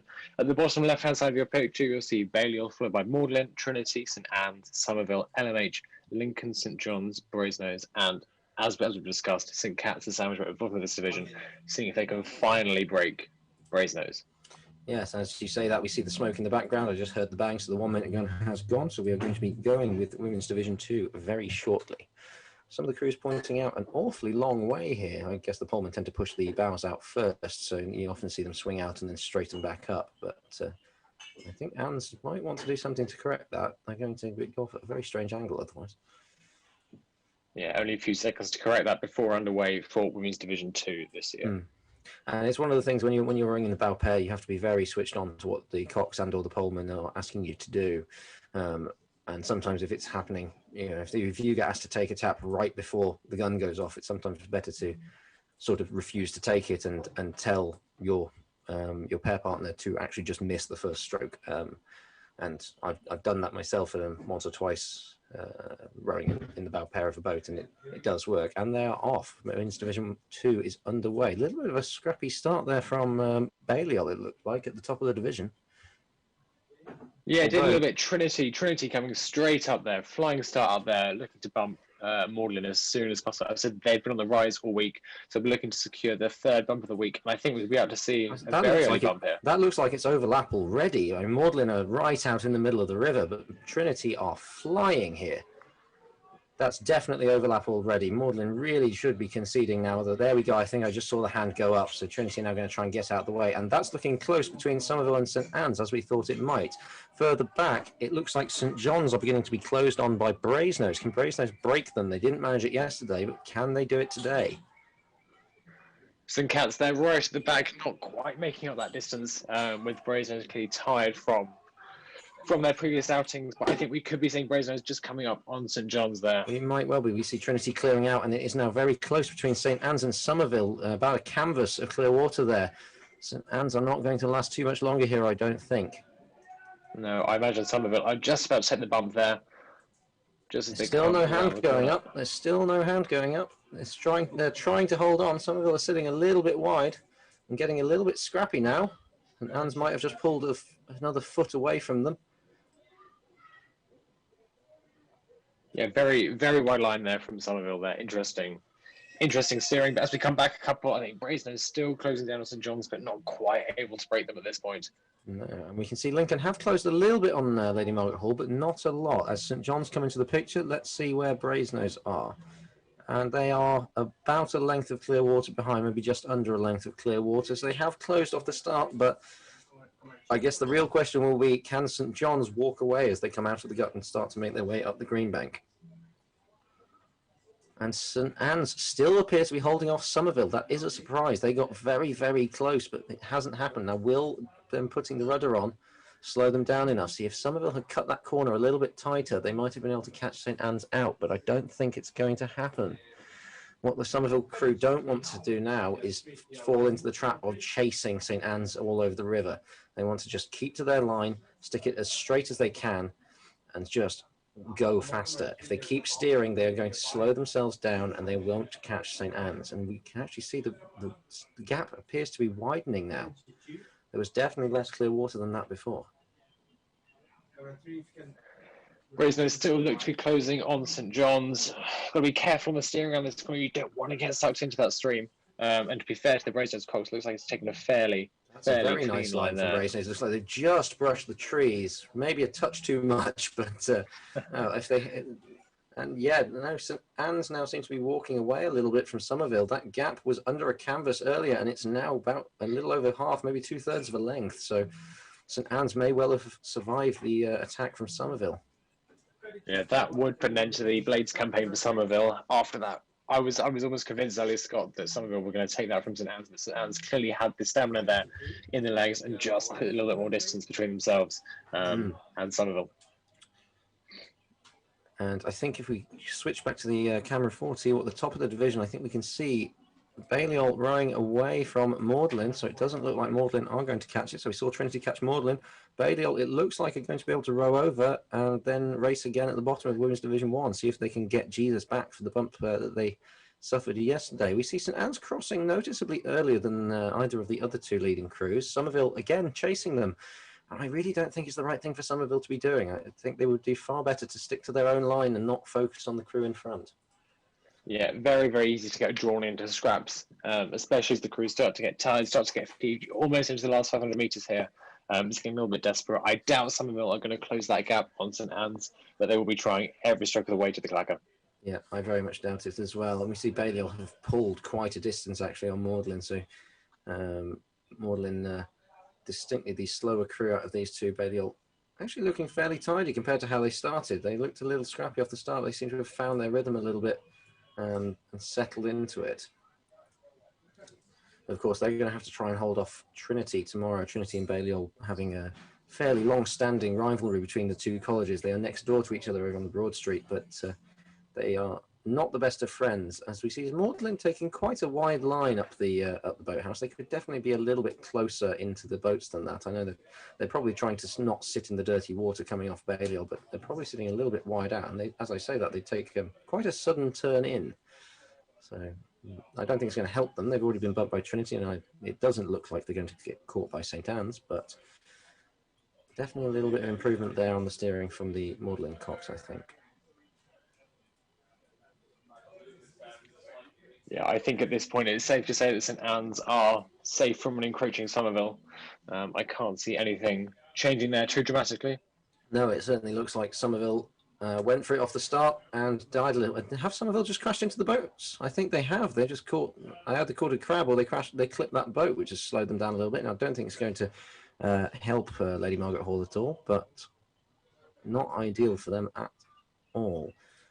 And it's actually looking quite close between Lincoln and St John's. It looks like St John's have managed to close up on Lincoln, which is a little bit of a surprise. It is indeed, and they look to have dragged Brasenose with them as well. It's a little bit of a three-way race going on here.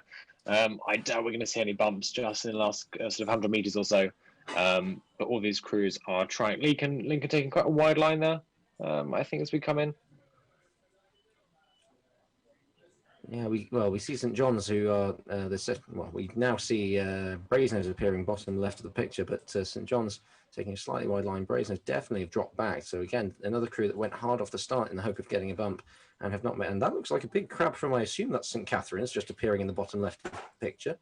Again, as you said, probably the fatigue starting. Yes, that is St Catherine. So that's the fatigue starting to show, I think. The 3 seats really struggling.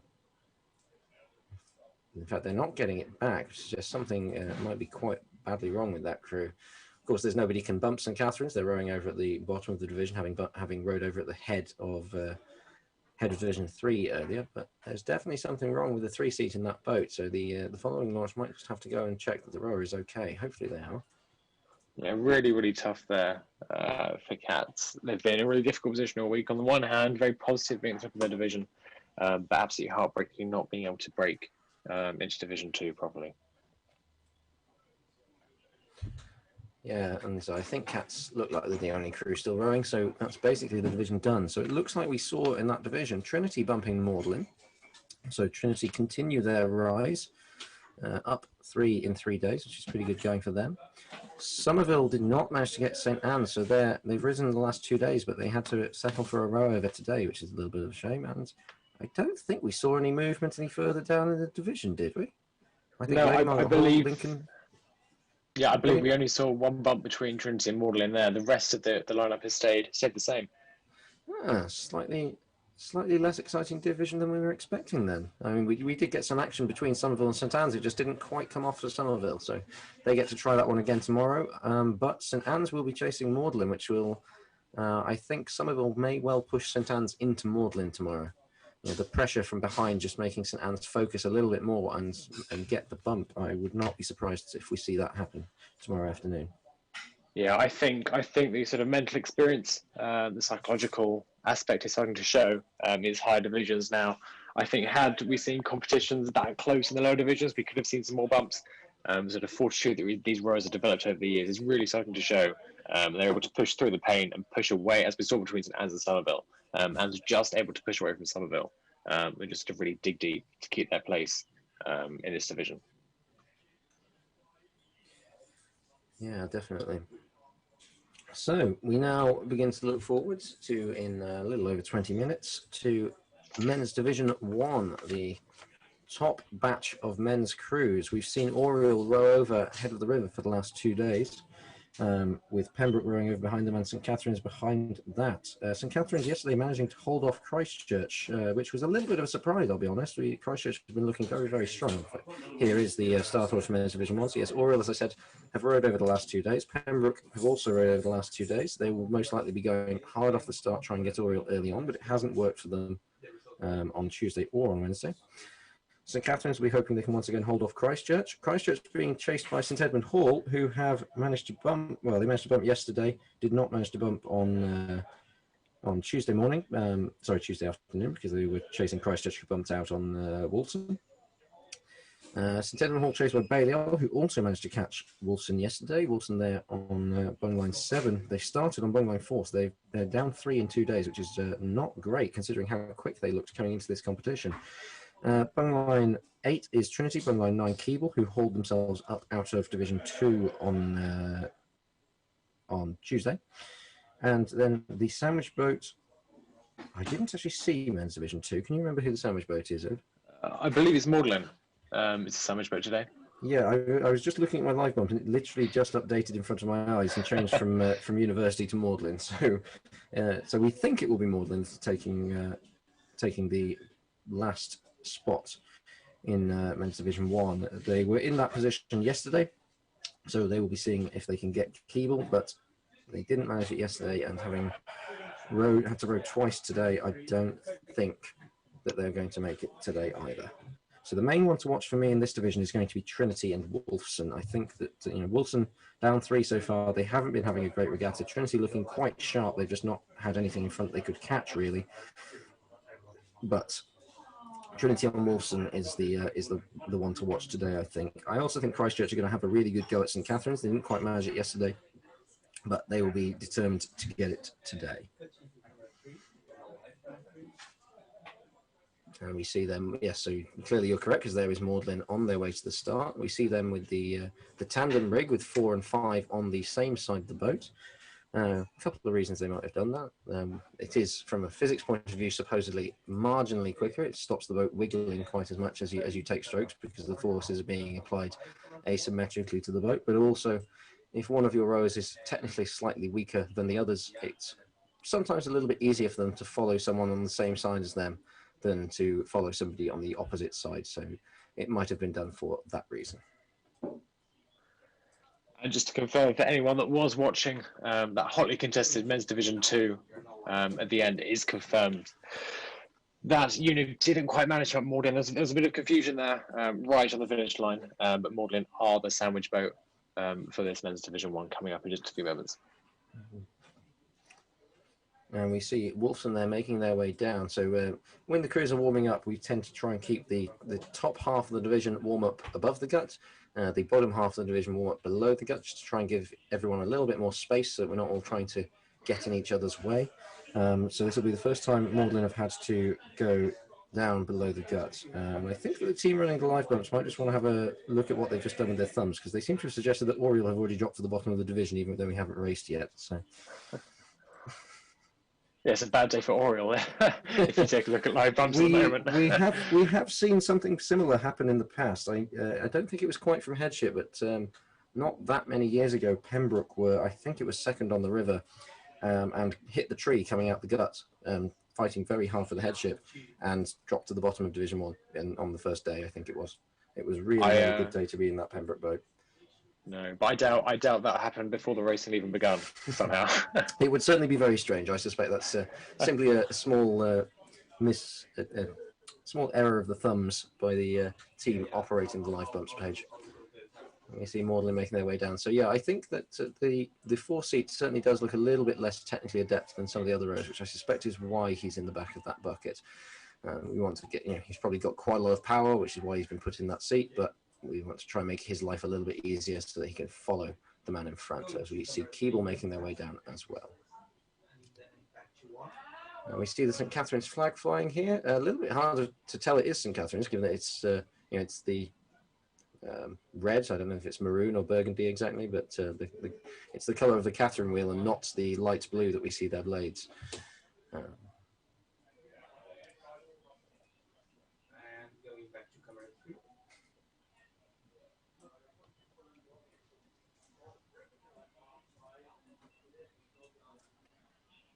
So I believe in just a moment we'll see the Division 3 women's results come up on our screens. We have a quick look through those as soon as they appear. And then 3, can you just do the shot for me? Which camera 1 and now live camera 1? Yeah, I need to show the division.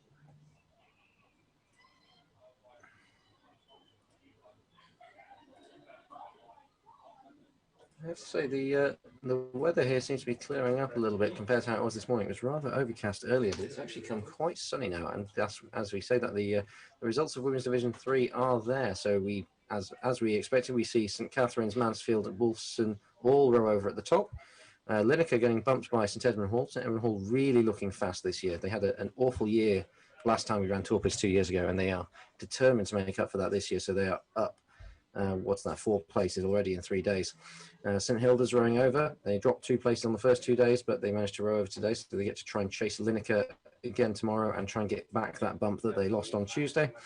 And then we see St Peter's and Corpus Christi both managing to bump St Hugh's. So a bad day for St Hugh's. They managed to stay level up till now, but they dropped 2 today. Yeah, great week to be Corpus though, coming up from so the middle of the fourth division, coming now quite comfortably. I think ascending up into Division 3. So Corpus is a fantastic week to be a part of Corpus. Oh, definitely. Their women's squad are looking extremely strong. The men's not looking quite as good, although they've had not as bad of a week as I think they were expecting. But the women's squad is certainly are looking very, very strong at the moment. I think if we're just discussing crews to keep an eye, I think on the men's side, I think St. Peter's and St. Hughes both have had fairly successful weeks. A couple of St. Peter's crews chasing blades, I think.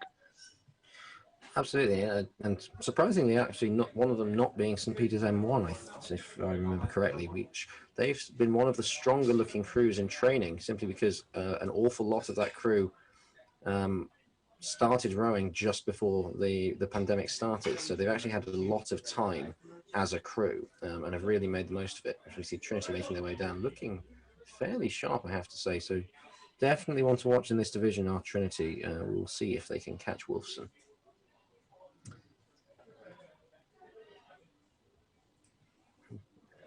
So about 15 minutes away now from the start of Men's Division 1 on this Thursday of the Summer Torpus 2021.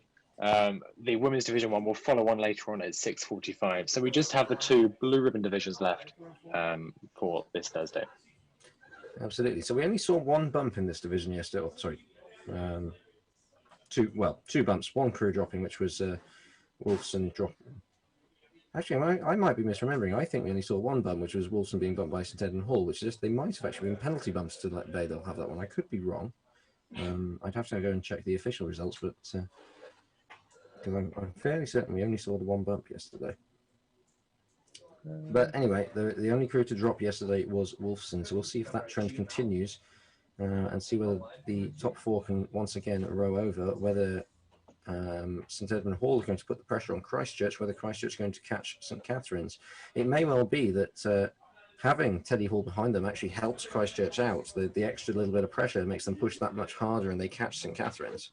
We'll have to wait and see, but there is a reasonable chance that might happen, I think.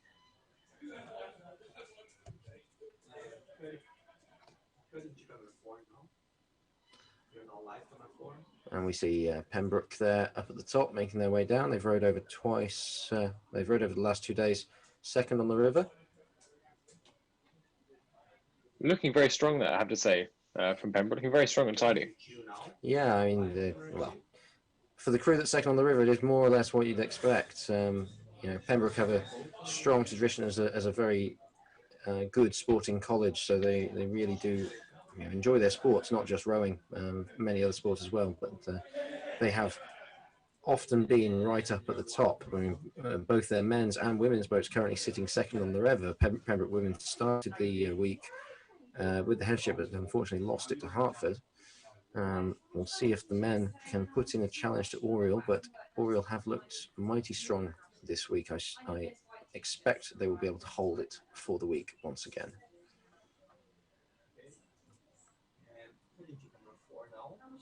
And here is the Oriel crew we were just mentioning.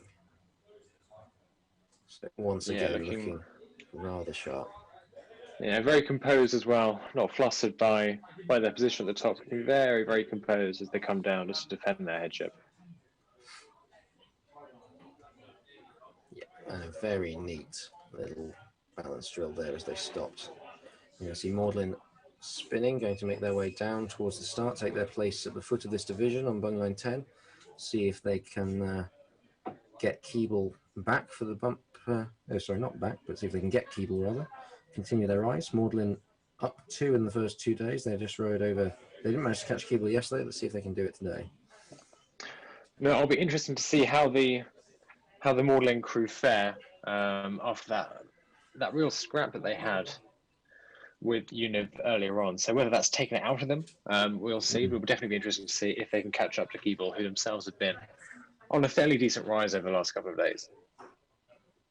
Yeah, they managed to go up 1 on Tuesday. Didn't manage to catch Trinity yesterday. But again, if Trinity can catch Wolfson, I think Keeble will be trying to follow Trinity up quite closely behind. So Wolfson may well be in trouble here. Given that personally, they were one of my favourites to do quite well, at the very least to hold their position on fourth. They've not had a good week out of it. Yeah, Wolverhampton are really, really struggling this week. Perhaps surprising given, as you say, given some of the results that we've seen from them over this season so far. But it'll be interesting to see if they can manage to rectify it. Just see a couple of kayakers in the bottom left of our picture there. Hopefully they'll clear the course in plenty of time. And my fact checker is telling me that I am correct. We did only see one bump yesterday, and Wilson did then get penalty bump to drop behind Balliol. So Balliol didn't catch them on the water. Wilson got a penalty, I believe, for not conceding early enough and causing an incident that way when Teddy Hall bumped them yesterday. So hopefully the Wilson Coxers learnt from it if Trinity do close up behind them. But then there is the possibility, of course, that Wilson are actually quicker than Balliol, might be able to get them back. So.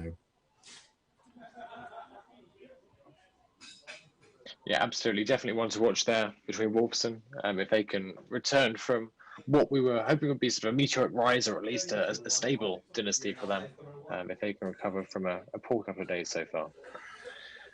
That's Wolfson there in the shot now, just turning around, preparing to attach themselves for the race in sort of 9 or 10 minutes' time. A GoPro there on the head of the Wolfson Cox. So interesting to see what footage they managed to pluck out of this race.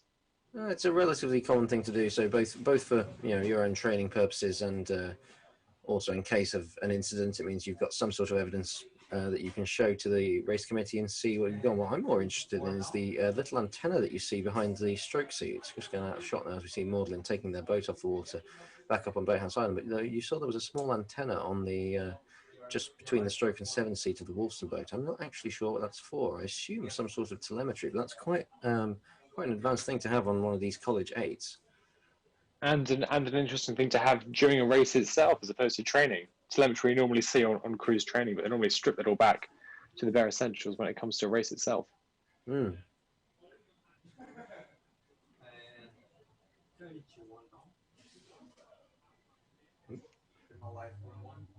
And we see the pink bow of the Pembroke 8 making its way down, moving themselves down onto bung line 2.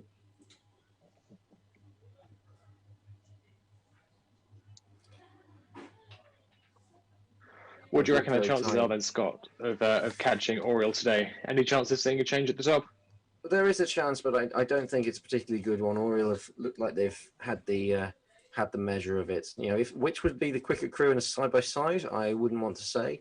But the reality is that you don't just need to be quicker in order to do well at bumps. You have to be quite substantially quicker.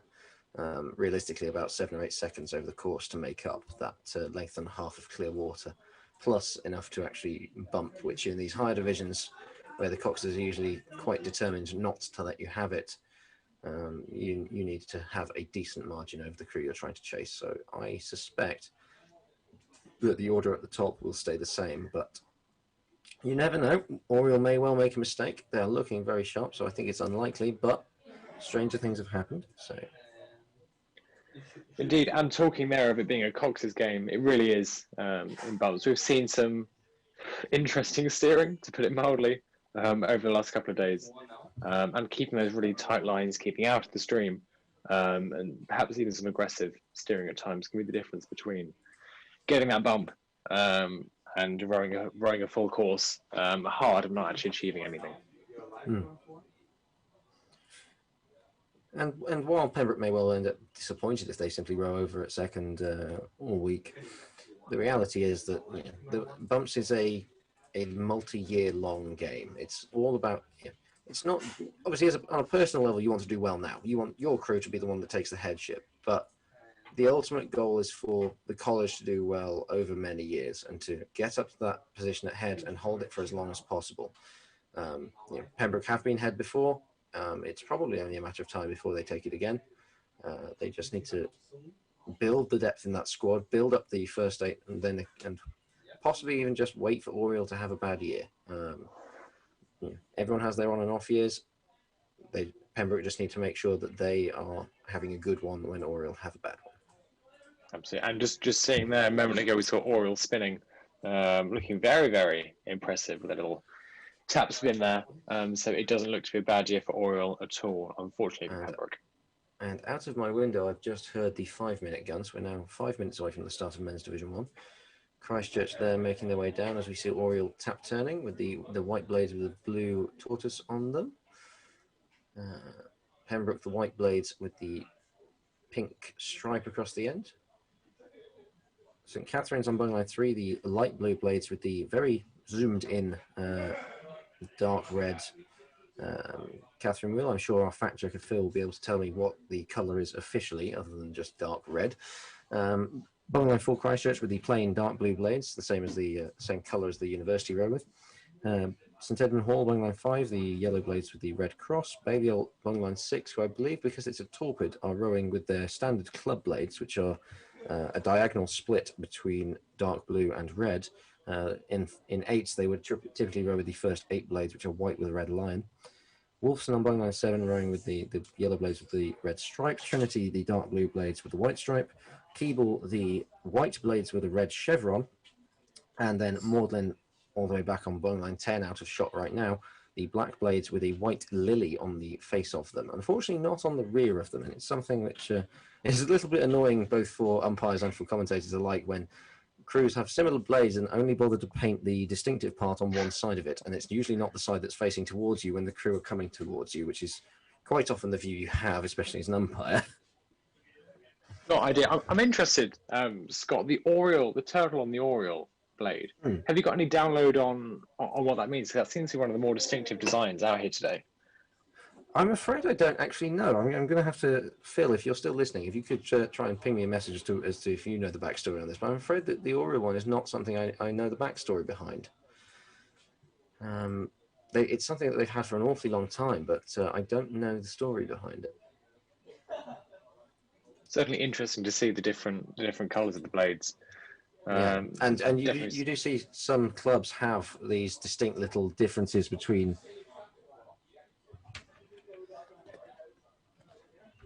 Okay, no, sorry, I'm now seeing that officially what Phil is telling me. So the St Catherine blades officially are burgundy and French grey. It's not light blue.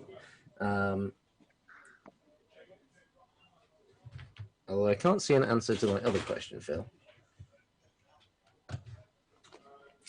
Sorry, the other thing I was going to say, the other strange one, which people may have seen earlier in the day in, which division will it have been? I think Men's Division 4, when they saw Wolfson 2 racing, is that the crew were rowing with a mixed set of blades, half of them being the yellow with the red stripe, as we see, and half of them being a strange 90-degree angle of purple and white, which are the old St Cross blades. So Wolfson College Boat Club also represents St Cross College. They don't have their own boat club anymore. They used to, and they had that blade design. And traditionally, the second 8 rows with the old St Cross style blades, which is why it seems a little bit out of place that they're wearing these blades that have nothing to do with all of the other colours that they have on them. But that's the reason for it.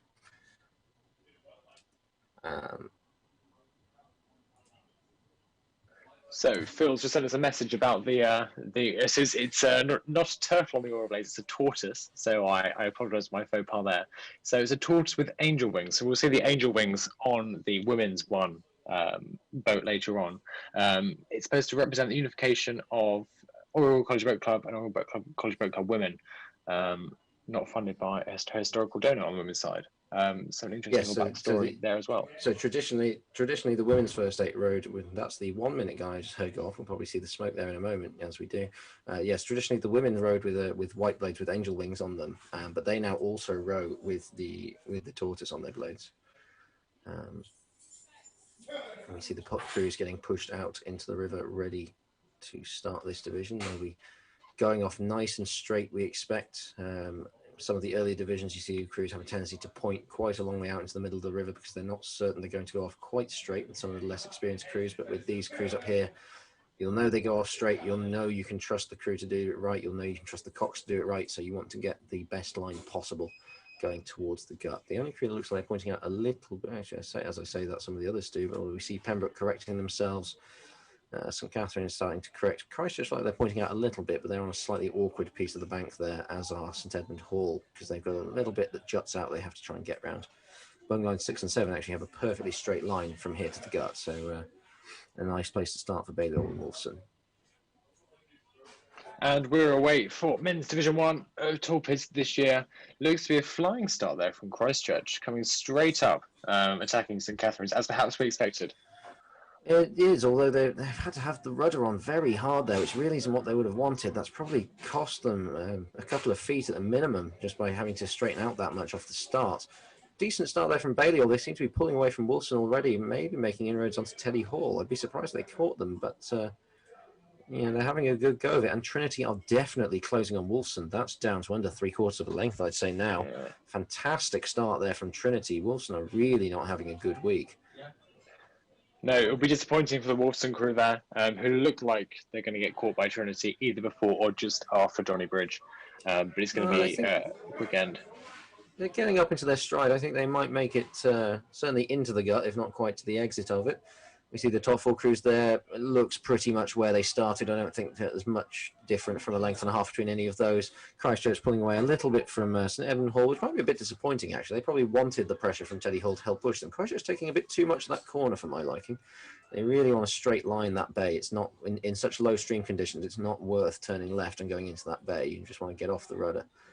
Wolfson hitting their stride now. Might be starting to pull away from Trinity, though. Trinity certainly taking a wider line through around the first corner. But they have definitely pulled away from Keeble. Yeah, definitely possible. I spoke too soon on the Wolfson Trinity battle that we've got unfolding there. And Balliol also taking not what I would say the best line, heading a long way towards that little bay, and then they're going to have to get hard on the rudder left to get round the gut. As we come out the gut, we see that's St Catherine's. So Christchurch have closed up a bit on St Catherine's, but not a lot. Christchurch definitely taking a tighter line. St Catherine's a little bit wide as they come out onto the green bank.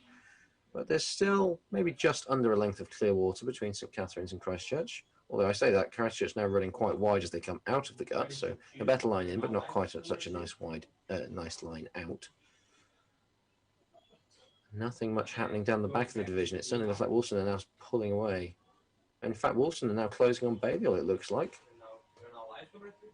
How the tables turn, indeed. Yeah, Wolfson just looked to be squeezing up on Balliol there. Balliol perhaps looking a little bit flustered by that sudden change of events.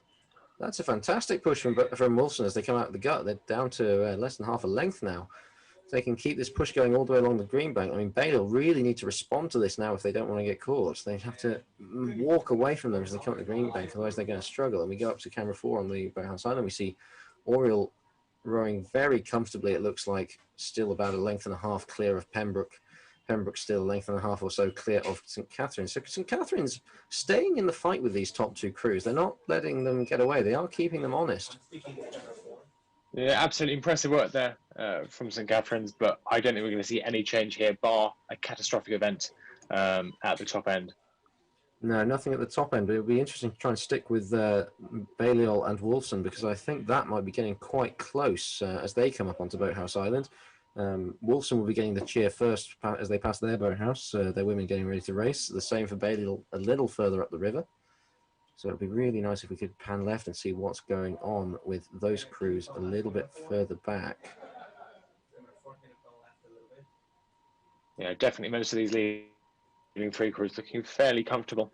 Not too flustered at all, as you'd expect from crews that have decent amounts of water between them, probably a length and a half. Not much has changed since the beginning of this race. No, those top 3 are definitely going to row over. In fact, St Catherine's starting to pull away from Christchurch now. It looks like Christchurch might just be flagging a little bit, which is quite surprising, actually. They looked very, very strong on Tuesday, but the last 2 days, they haven't been able to make any inroads. Yeah, it could be that on that first day, Christchurch just went all in, which obviously paid off on that first day of racing. But it's definitely sapped it out of the legs over the last couple of days. We see a big gap there between Christchurch and St Edmund Hall. So St Edmund Hall probably 4 or 5 lengths now down on Christchurch. So that there is quite a world of difference between the top 4 and the rest of the division, it looks like, as we see Balliol coming into shot. Now let's see, where are Wolfson? And they are, I'd say, about a third of a length back. So Wolfson aren't going to make it, I don't think, unless Balliol managed to do something wrong. But and we see Trinity have dropped back a long way from Wolfson, so they clear. And Keeble are right on Trinity. Oh my goodness! And Trinity are running away. Trinity crossing the river. Now this is the sort of action we like, and a concession. Well done to Keeble. They managed to catch Trinity. Now that was a surprise, and Trinity left it so late, they're now getting slowed down quite badly. So Trinity are going to want to get themselves straight and hope Magdalen aren't too close behind. Otherwise, they're going to get caught now. So let's see if Trinity can get themselves going again. Yeah, interesting to see if the camera pans back a little bit where Magdalen are in this race, whether they've resigned themselves too early to not having a bump. They could definitely capitalise on this little scrap that Keeble and Trinity have had. Which is yeah, we see Trinity have got themselves going again and being on the far. They're not going too hard, which suggests that Magdalen aren't that close. But being all the way on that side of the river means that even if Magdalen were close, they'd have to do something quite special to go and catch them. So I think Trinity is going to have a fairly steady road to the finish from here, which suggests Magdalen are a long way back. Well, some action there towards the back of the division, not the crews we were expecting, but well done to Keeble, moving their way, securing their space a little bit higher in Men's Division 1. And like I say, quite a surprise from Trinity. They've looked very strong all week. They've had 2 row overs, and now they managed to hold off Keeble yesterday, but not today. Keeble clearly figured out where they were weakest and exploited that difference, as we see Magdalen now coming to shot. And Magdalen do appear to have wound down a little bit, I guess because the rest of the field has crossed the finish line. There's no point working too hard now. They know they have to row over again at the head of Men's 2 tomorrow, so might as well take a gentle paddle rather than expending too much extra energy. Just as we watched Magdalen come across the line there, the initial thought that we've got from our research team is that having the top 7 crews rowing over this Division 1 is perhaps a record in sort of the last decade or so. So really quite a historic row from the crews at the top, and certainly an unexpected bump from Keeble over Trinity at the bottom of this division. Not one of the crews we were expecting, but just the kind of action we're looking for in Torpids. Yeah, frankly, what that tells me is that Trinity might have just gone too hard off the start trying to catch Wolfson and just had nothing left. And, Keeble went for the long, steady race and towards the end found they had more left than Trinity did and just went, right, this is ours now. It was a good go from Trinity. They got very close to Wolfson, but they just didn't quite leave enough in the tank to deal with the threat from behind. No, absolutely. I was very close to calling Trinity taking that bump over Wolfson. They didn't quite manage to do it. And Keeble, credit to the Keeble Cox, absolutely managed to capitalise on that and motivate the crew forward. And so indeed, credit to the Wolfson Cox being able to hold it. It's one of the trickiest things you can do actually as a bumps Cox is having a crew right on your tail as you come through the gut and just go, right, we are now going to walk away from them, and then actually going and doing that. So we now start to get ready for Women's Division 1. We see Wolfson there warming up. Sitting on bungline 3. They are up both of the last 2 days, as are Christchurch behind them on bungline 4. Wolfson, of course, holding the Summit 8 headship. They'll be hoping they can bump Pembroke today and then Hertford tomorrow and see if they can get the headship by the end of this week. It's a big ask, but they may well be able to do it. And we see Pembroke in front of our picture making their way down. I have to say, I was a little bit surprised that they got caught by Hertford yesterday, but as I see them paddle down now, they're not looking super clean. They looked quite tidy on Tuesday afternoon, but I don't know if it's just nerves or something else, but they don't look quite as tidy as they have done.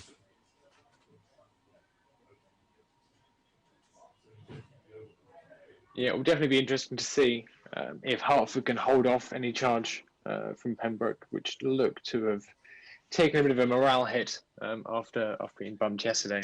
But definitely a few crews to keep an eye on in this top women's division. We've got 4 crews, in fact, who could be up for Blades. Most notably at the bottom, we've got UNIV, who've come all the way up from the top of Division 2. They've made their way into Division 1 quite comfortably. And I'm hearing that we have the official results ready for both men's and women's Division 2. Let's see which one we get first. We get men's Division 2 first. So we see there at the top, Magdalen rowing over. We just saw them racing in men's 1, of course. UNIV rowed over behind them. We saw Merton continue their rise, so up 3 so far. If they can make it 1 more, they're going to get Blades this week. St John's reversing their fortunes over the last 2 days, managing to bump up on Hertford.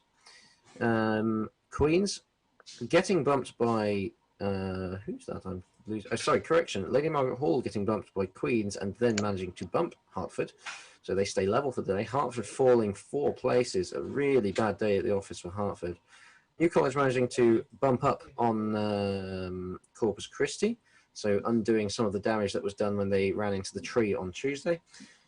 And yes, as we say, Corpus Christi falling down. So Corpus will have to row as the will have to row over at the head of Men's Division 3 tomorrow. And if we can have a look at the results of Women's Division 2 as well. There they are. So Balliol rowing over at the top of Women's Division 2, so we'll see them again now in Women's 1. Behind them, Trinity once again bumped up. So if Trinity men had a bad day today, the women had a good day. They are now up to second in Women's Division 2. They caught Magdalen. And the very faint grey that's very hard to see on the screen is St Anne's. They managed to row over ahead of Somerville. Very close fight that. In fact, the entire rest of the division rowed over. So fairly boring. I don't want to say boring. It was quite exciting watching that fight between Somerville and St Anne's, but a fairly uneventful Women's Division 2. Most of the division rowing over. And the other statistic that Phil has just brought us is that that Men's Division 1 we just saw, top 7 crews all rowing over, is a record since Torpid's 2011, when the top 9 crews all rowed over. And he helpfully points out that one of those crews was me back when I was rowing for Wadham M1. So, congratulations! A good day in the office for you. Well, not the greatest day. Torpid's 2011. Stable day. That doesn't sound.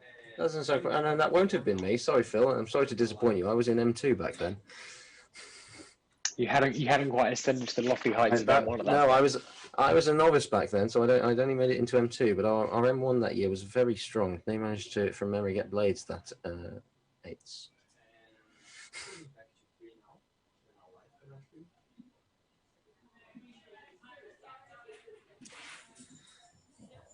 So just a reminder, as we are just under 20 minutes away from the start of Women's Division 1 at 6:45 this evening, we'll have Hertford, Pembroke, Wolfson, Christchurch, Keble, Oriel, New College, University, Jesus, and I believe, oh, there we are, I'll just put it up on the screen now, that Balliol Women's 1 will be our sandwich crew as well. Yes, that certainly sounds correct. I'm now being told by somebody else that the tortoise on the Oriel blades that we were questioning about is in memory of a club tortoise named George, who was a fond pet of the boat club and mascot who died many years ago now. But apparently that is the reason why the tortoise is on the Oriel blades. I assume then the wings on the Women's 1 blades are in memory of his ascension to tortoise heaven. As I say, the wings are what they used to row with. You'll see, I think that's Oriel coming through the front of shot now. Oriel now row with the same tortoise as the men. It was a change they made a couple of years ago, but to make sure that both sides of the club were the same.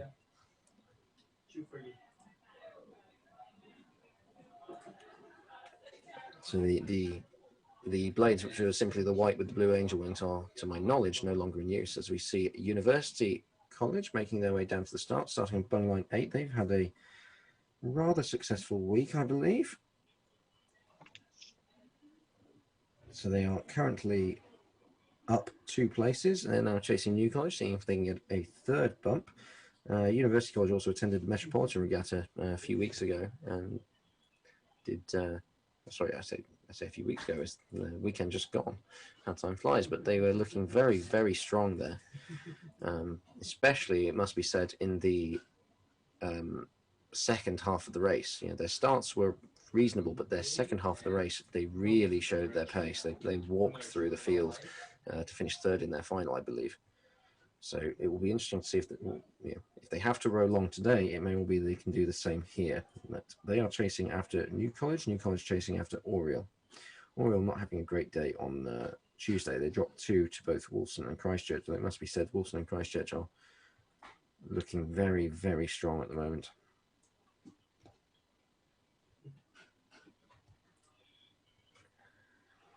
And that's Balliol there, coming past our camera now, making their way down. They start on Bungline 10. They managed to successfully hold off Magdalen at the top of Women's Division 2, so they now get to see if they can get revenge on Jesus, who bumped them yesterday to take their place in Women's Division 1.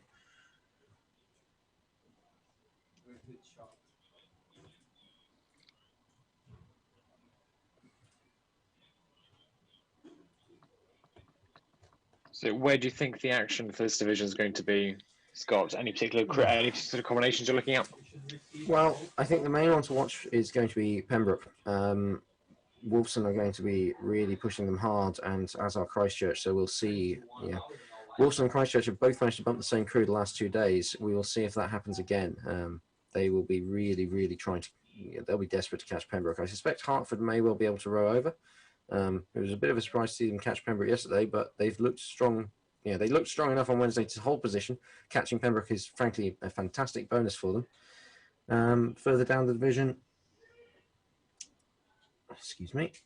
Further down the division, Oriel and Keeble got bumped yesterday, but Oriel were not making any inroads on them on Tuesday, so I don't expect to see a bump there. New College had a good go at Oriel yesterday, didn't quite make it stick. They might well have another go today. University will be definitely trying to get New College, so that's one to watch. And I have to be honest, I'm impressed that Jesus managed to climb so well yesterday. I think mostly just by catching crews that were on the fall, really. So I suspect Jesus and Balliol will row over at the bottom. But the crews really, I think, to watch will be Wolfson and Christchurch chasing Pembroke, and University College chasing New College are the two that we really want to watch. As we see our headship holders here, Hertford, making their way down. Of course, it doesn't go on the trophy unless you hold it at the end of the week. So they've got the bump, but they've got to row over twice in order to keep it. And they will be desperately hoping that they can. Hertford looking fairly comfortable there, I have to say, coming down, looking very happy, as do Christchurch. Yes, yeah, absolutely. You know, Christchurch would have to, it must be said, would have to be quite lucky to be in contention for the headship fight. Assuming they only manage to move up one place a day, which is really the norm, they will not be able to get the headship. Realistically, in order to do it, they would have to bump Wolfson at some point. And up till now, Christchurch have, if anything, been pushing Wolfson onto the crew in front, which I suspect is going to happen again today. I think Wolfson will get pushed into Pembroke. What Christchurch will then be hoping for is that they can also go and get Pembroke. Otherwise, it's more or less, I don't want to say they're week over. They've had a very good week, up 2 places already. They're likely to get at least a third one, but it would certainly be a disappointment for them if they couldn't continue to follow Wolfson up the river. And we see New College coming towards us there with the purple and gold. Not looking the tidiest, but they've managed to do all right so far this week, so hopefully they can keep that. They bumped Balliol on the first day and rode over yesterday. And we now see Wolfson making their way down. For all of you out there looking for some potential drama, there is a potential tactical little conspiracy theory running through Women's Division 1. Hertford could, in theory, deliberately concede to Pembroke today, shutting Wolfson out of the bump. Hertford could then go for Pembroke and reclaim the headship on Friday, or it's probably a pretty risky strategy, seeing that it took them a couple of days to get to actually catch Pembroke in the first place. If Hertford had managed to catch Pembroke easily on day one, I would say there is potential for that, although it's quite unsporting gamesmanship. But given it took them until most of the way up Boathouse Island yesterday to get that bump, I really would not expect that sort of tactics. They would much rather their chances, I think, just rowing their race and holding off Pembroke and then seeing if they can hold off Wolfson tomorrow. It's always far easier to defend a bump than it is to gain one, even if the crew behind you is quicker. Yeah, absolutely. Definitely a risky strategy, but we'll see if anything of that comes around. We see Keeble making their way down. They, of course, start on bungline 5. They started on bungline 3 start of the week, rode over the first day. Unfortunately, managed to get caught by both Wolfson and Christchurch yesterday. So, not the greatest week for them, but certainly could have been a lot worse. And as I say, Wolfson and Christchurch are looking extremely strong this year. Christchurch being one of the few women's crews, it should be noted to Rowan and Hudson. They don't seem to be as popular on the women's side as on the men's. I'm not entirely sure why. As we see Jesus making their way down. Now, curiously, they're in a Janasek. Their women's first boat is usually a Felipe. So they've clearly decided they want to row the Janasek today. I don't know whether their Felipe is broken or whether they've decided they can row the Janasek better. I'm not sure, but usually their W1 race is in a Felipe. So Always interesting to look at the boats being rowed. I think on the Hudson Point there, Scott. I tend to see a lot of the smaller boats. Lots of singles out in Hudson's, especially around Cambridge on the Tideway. On the junior scene as well, especially a lot of those senior girls eights tend to be taking up on the Hudson's. So I think it's definitely a trend we're going to see more of. But it's going to take boat managers a few years to adapt to a fairly insurgent boat manufacturer in the world. Yeah, and it may just be that we've not quite hit that point in the college rowing cycle where that many of the women's crews are replacing their boats and looking to buy something like that. And even if they are looking to buy something new, as we were saying earlier, they might prefer to stick with what they've already got, be that a Hudson or an Empacher, a Felipe or an Empacher, or even a Stanley. So. Yeah, always a toss up between tried and tested and trying something new. Absolutely, and I know that when we were looking for a new boat for Lineker, we tried a few things. We tried out a Felipe. We didn't try it from the manufacturer, but we borrowed a Solani off another college to try that out. And ultimately, we decided no, we're going to buy. We had a Stanley. We're going to buy a Janusek. Frankly, the Janusek and the Stanley are the same mold these days. So all you're really saving is just a few bits here and there. But we put all the carbon fittings on the Stanley, on the Janusek, to save a little bit of weight. And here we now see the results of Men's Division 1, a fairly uncontroversial one. And we saw the top 7 crews all row over. And the only bump we saw was right down the back. We saw Keeble manage to bump Trinity. We were a little bit surprised, but it looked like Trinity just went off a little bit too hard in pursuit of Wolfson and didn't have enough left to hold off Keeble when they got to the end of the course. And well done to Keeble for pacing their race correctly, and something Trinity will take forwards to tomorrow and really try and learn from, I think.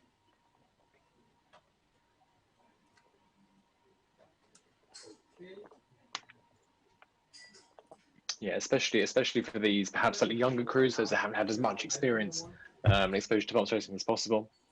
This really is a learning experience for everyone. There's probably quite a few novice coxes out there as well.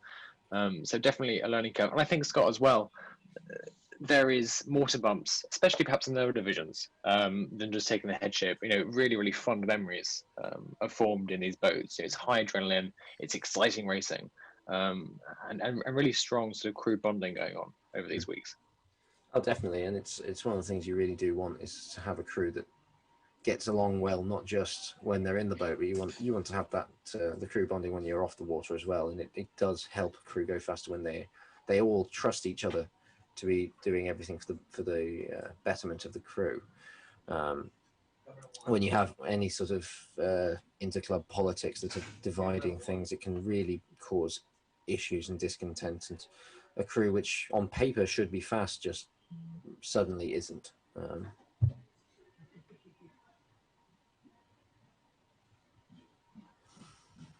As we see them all getting attached now, looking at my watch, I think we've got just under 7 minutes to go.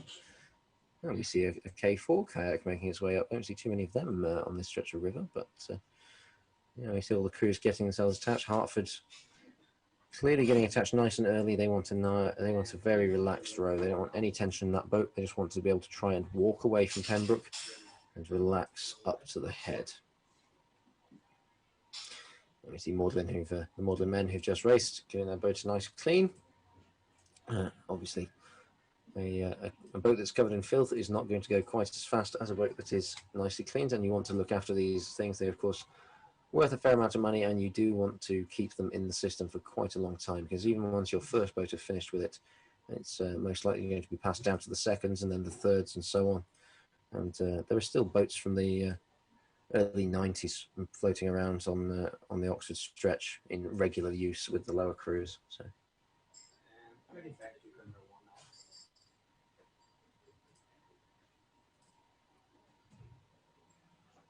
So as Scott said, just sort of 5 or 6 minutes now until the start of our final race of the day, Women's Division 1. Just a quick reminder of who's in Division 1. We've got Hartford at the top, Pembroke, Wolfson, Christchurch, Keeble, Oriel, New College, University, Jesus, and Balliol as the sandwich crew at the bottom. I have to say, Hartford are looking very relaxed sitting there on the start line. And I think they are fairly confident they'll be able to walk away from Pembroke. Honestly, their difficulties is that Pembroke are going to go hard off the start. they know that they have to. And I just heard the 5-minute gun in the background. We see the smoke. But yeah, Pembroke are going to go hard, try and get revenge on Hertford, because they know Hertford have to save themselves to row the whole course. But also because if Pembroke don't go hard, they're going to get caught by Wolfson. And the last thing Pembroke want to do really is to get caught by Wolfson and then catch Hertford, because that makes Wolfson's life even easier. So they're going to want to go off really hard, try to catch Hertford. But if they don't, then they are almost certainly going to run out of steam, and Wolfson and potentially Christchurch as well are going to catch them, I think. Yeah, absolutely. Wolfson, definitely the crew to watch here. The fastest crew, women's crew by far at the second ICES Summer League racing. So definitely a crew to keep an eye on here. They were almost 10 seconds faster than Teletor, so definitely a crew to keep an eye on there. And as you say, Scott, Pembroke are going to go straight off the start, both to escape Wolfson and to try and catch Hertford before they can get away.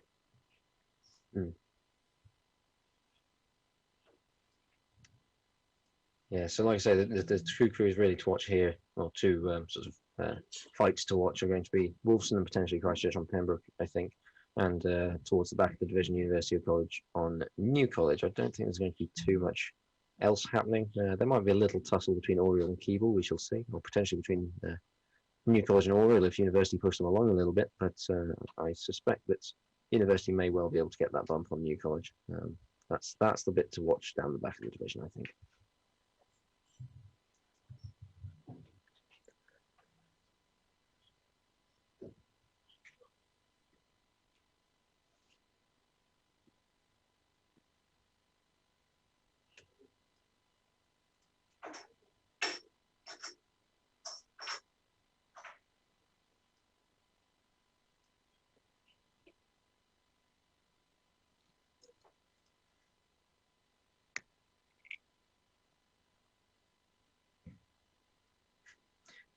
And a little bit more update on the story we were talking about with the tortoise on the Oriel blades. I'm told that sometime in the early 2000s, Christchurch Boat Club managed to steal said tortoise and parade it around their college wearing a Christchurch Boat Club tie as a small prank. There is this tradition of the clubs that have rivalries with each other, stealing certain items from one another. One of the most common ones being the flags that we see flying from the boathouse. Typically, if you leave your flag flying overnight, it is fair game for someone else to go and steal it. And I can't remember which club it was. I want to say Brasenose, but I could be wrong. Used to have a habit of turning them to sewing them together and turning them into tablecloths. All of the flags that they managed to steal. Although it's much more common nowadays to simply hold them ransom for beer.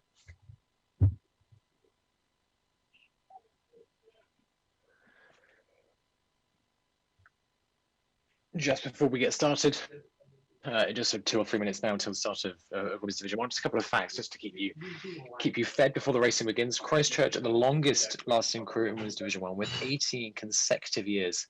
And Jesus, in fact, have the most headships in this division, totaling 4, but not since 1983.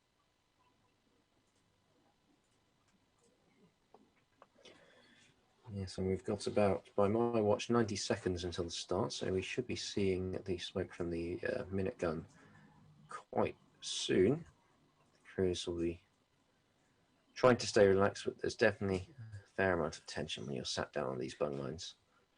And Hertford will be really trying to just stay nice and loose, not get tense. Make sure they get a clean start, get into their race pace, and just walk away from Pembroke. And I just heard the minute gun go off. There's the smoke. And we see the crews getting pulled out into a little more into the middle of the river, make sure they are clear from the bank, that they're not going to clash blades with any of the foliage that we see growing out of the bank, that they're going to have a nice clean start and hopefully have a good race from there. Just one more point before we get going. Wolfson, in fact, have never been second on the river before. So if they manage to bump Pembroke, this will be an historic day for Wolfson. It certainly will. I mean, it's worth remembering Wolfson's a fairly young college. They're only about 60 years old from memory. So seeing them this high on the river, they've had a fairly meteoric rise. So just a few seconds away now from the start of Women's Division 1. Yes, We see them all sat there, and they are off. A slightly wonky line, it looks like, from Christchurch on bung line 4, going quite wide off the start, and that'll help out Keble behind them. But up at the top, it looks fairly even, I would say. Not much change so far between Hertford, Pembroke, and Wolfson. No, Wolfson definitely looking to trying to make a charge, but whether they can compete with the might of Pembroke is yet to be seen. Keble look to be coming up a little bit close to the bank, perhaps, for Keble. I was going to say the opposite. I think Keble are in exactly the right place. I think the top couple of crews are a little bit far out, but Keble and New College really is steering a better line from my point of view. And it looks like Oriel actually following the line now of Keble as they come through. Not much movement here at the top yet, but definitely a couple to keep an eye on up here. Wolfson, especially when we pan round, we'll see if they've managed to make any headway on Pembroke. So we can see that University is starting to close on New College. That's probably down to about 3/4 of a length, I'd say, as we go up to the top. Pembroke have closed on Hertford quite substantially. They are really pushing hard, as we said they would. They've gone hard at the start. I don't think it's going to pay off for them. I think that Hertford are going to hold them, and when they come out the gut, I think we are going to see Pembroke drop away into the claws of Wolfson and Christchurch. Keble rowing respectively. They're falling back from Christchurch, but they're managing to hold Oriel quite comfortably. And as we pan around, we see New College are almost being overlapped by University. University sitting a little bit wide, perhaps, but they're closing quite quickly on New College. New College taking a fantastic line, actually. That's really nice and tight to the bank. As long as they don't come out too wide on the exit. There we go. That was fantastic steering from New College. University sitting very wide and unfortunately sitting right in the puddles of New College. And we're coming out the gut, and I think Pembroke might be starting to drop back now. I think that they might have blown. They've gone a little wide through the first half of the gut. Well, that said, Christchurch might be a little wide through the second half. Hertford might be a little wide, and it looks like University have bumped. University have managed to catch New College. We see Jesus there rowing along at the back. Still a fairly substantial gap between Keble and Oriel. And that's it. Pembroke did indeed blow. They have been bumped by Wolfson, but that is not a great place to stop. Christchurch have seen it. They've gone round, and there's now less than a length between Christchurch and Pembroke. So that is Wolfson up to second on the river. They're going to, looks like, try and tuck right into the trees. Not the ideal place to stop, but there's plenty of time for the crews coming up to see them. Christchurch probably want to gently tuck back into the trees, try and get a little closer and really put the pressure onto Pembroke. But I think Pembroke may well have blown. They went really hard. They put the pressure on Hertford, and it didn't quite pay off for them. Yeah, if Christchurch looking to make a move, now is the time to do it. You have a crew in front of you that's blown. Impressive row from Wolfson, absolutely. But we'll see what happens with the rest of this race as it unfolds. Yes, now. I don't think we're going to see much else down the back, so it'd be really good to stay with this Christchurch and Pembroke fight. We see Christchurch crossing a little earlier. In fact, they look like they've slowed down, so that looks like Christchurch have bumped Pembroke. So for the third day in a row, both Wolfson and Christchurch managed to bump the same crew.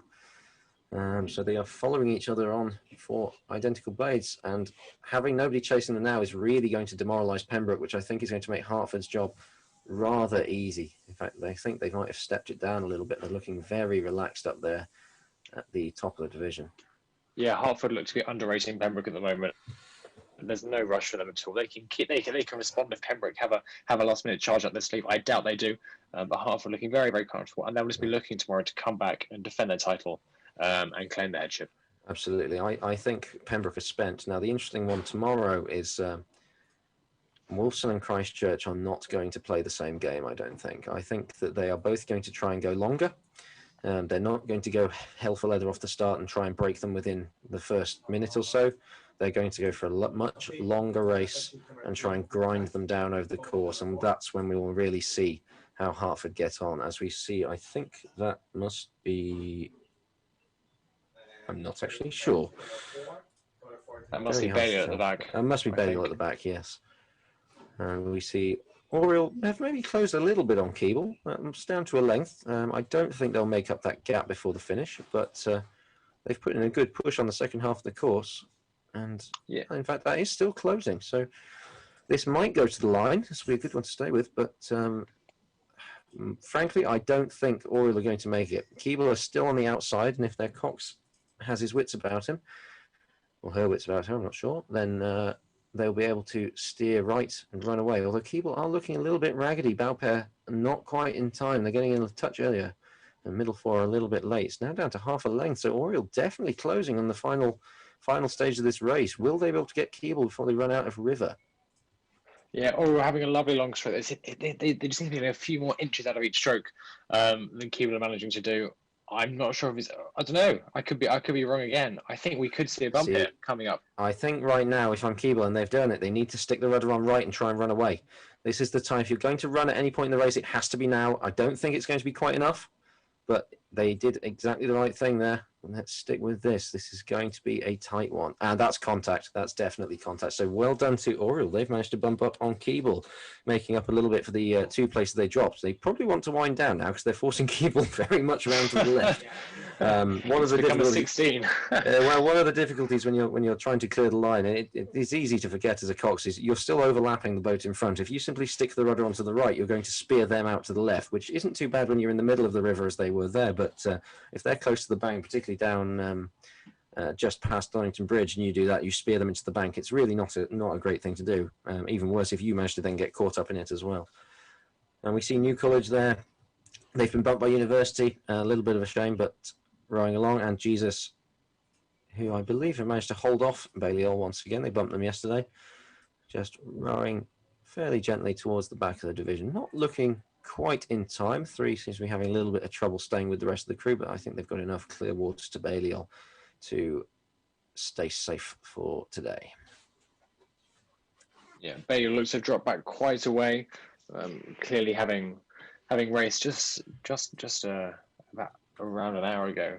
It's clearly taken quite a lot out of the crew. No surprises there.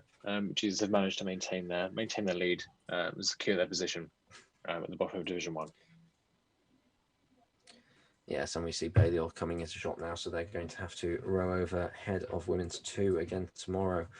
That's going to be a tough one for them. They'll be chased by Trinity. As I said, there's a long-standing rivalry between those 2 colleges, so Balliol will not want to get bumped, but I do think Trinity will be the quicker crew when we see them tomorrow afternoon. And Balliol just gradually paddling to the line. Frankly, they could wind down now. There's nothing, no reason to keep working too hard. Just get yourselves gently over the finish line and come back tomorrow as fresh as possible. Yeah, that is the key now for Balliol. They'll be looking to defend their position at the top of Division 2 if they can't quite manage to break Jesus, but they'll be looking to find every ounce of energy for quite likely another 2 races tomorrow to round off their week. Yes. So that was a fairly tidy Women's Division 1, a fair amount of action. We saw Pembroke, who started the week head of the river, getting bumped by both Wolfson and Christchurch. So disappointment for Pembroke. They went very hard off the start, really put the pressure on Hertford, and then they just blew. They had nothing left by the time they got to the exit of the gut, and Wolfson and Christchurch just ate them up. Keeble, we saw getting caught by Oriel. A little bit of a surprise. Keeble managed to row over ahead of Oriel on Tuesday, but Oriel managed to get them back and get them today, make up for the place, one of the 2 places that they lost on Tuesday. New College got caught by University. University up 3 in 3 days, I think. Very, very strong year for University College.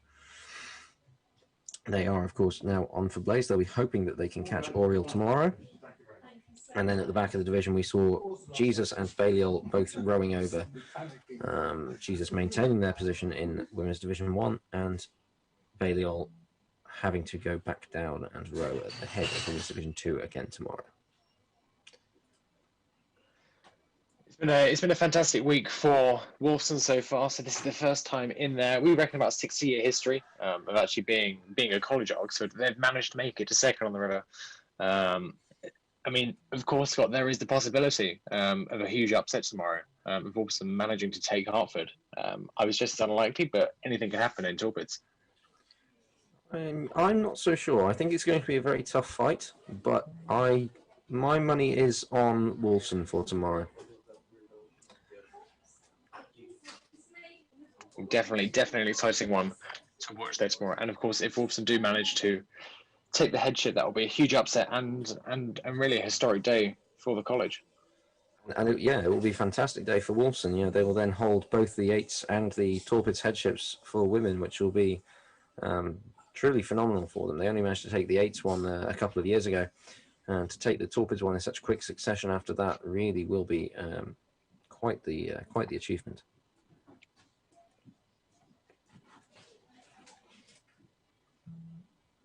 Oriel there, just coming back in to the boathouse, is looking fairly tired after a tough fight, but they did manage to hold their position. So not a bad day's work at all. We saw Oriel bump Keeble. I'm looking at the live results, and it's saying that they didn't, but I'm pretty certain we saw Oriel bump Keeble there. So if you are the person who's updating the live results, please, I think you need to change that one. We definitely saw Oriel bump Keeble as they came up towards the finish line. Well, if indeed Oriel did bump Keeble, as you said, I do recall that. In fact, it's not just a good day at the office; it's a fantastic day at the office. So, good work for Oriel there. Yes, no, definitely.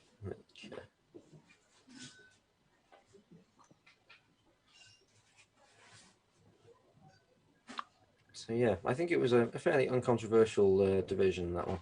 You know, we saw not the greatest clearing of the line from Wolfson, but in their defence, they were somewhat boxed in by Pembroke, and better to tuck right into the trees and just pull your blades in and let everyone go around the outside of you than to try and cross in front of other crews that are racing. So, yeah, quick decision making by the Cox, definitely the right thing to do in my opinion. Christchurch went around the outside, also managed to catch Pembroke. Yeah.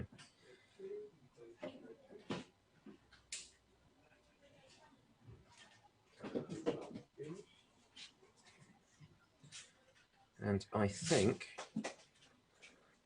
it'll probably take a little while to get the official results for Women's Division 1, but as I say, I don't think they'll be too controversial. So I think we're probably going to wrap up for today. This has been the Thursday of Torpids, the Summer Torpids 2021. Thank you for joining us. Please tune again tomorrow morning. We will be broadcasting from around about 11:30. The first race will be starting at 11:50. That's 10 minutes to 12. And your commentators tomorrow morning will be Harriet, who was on this morning, and I believe she is joined by Phil, who was certainly with us yesterday and who has been providing our fantastic fact checking for today while we've been on the air. So thank you very much for watching, and we will see you tomorrow.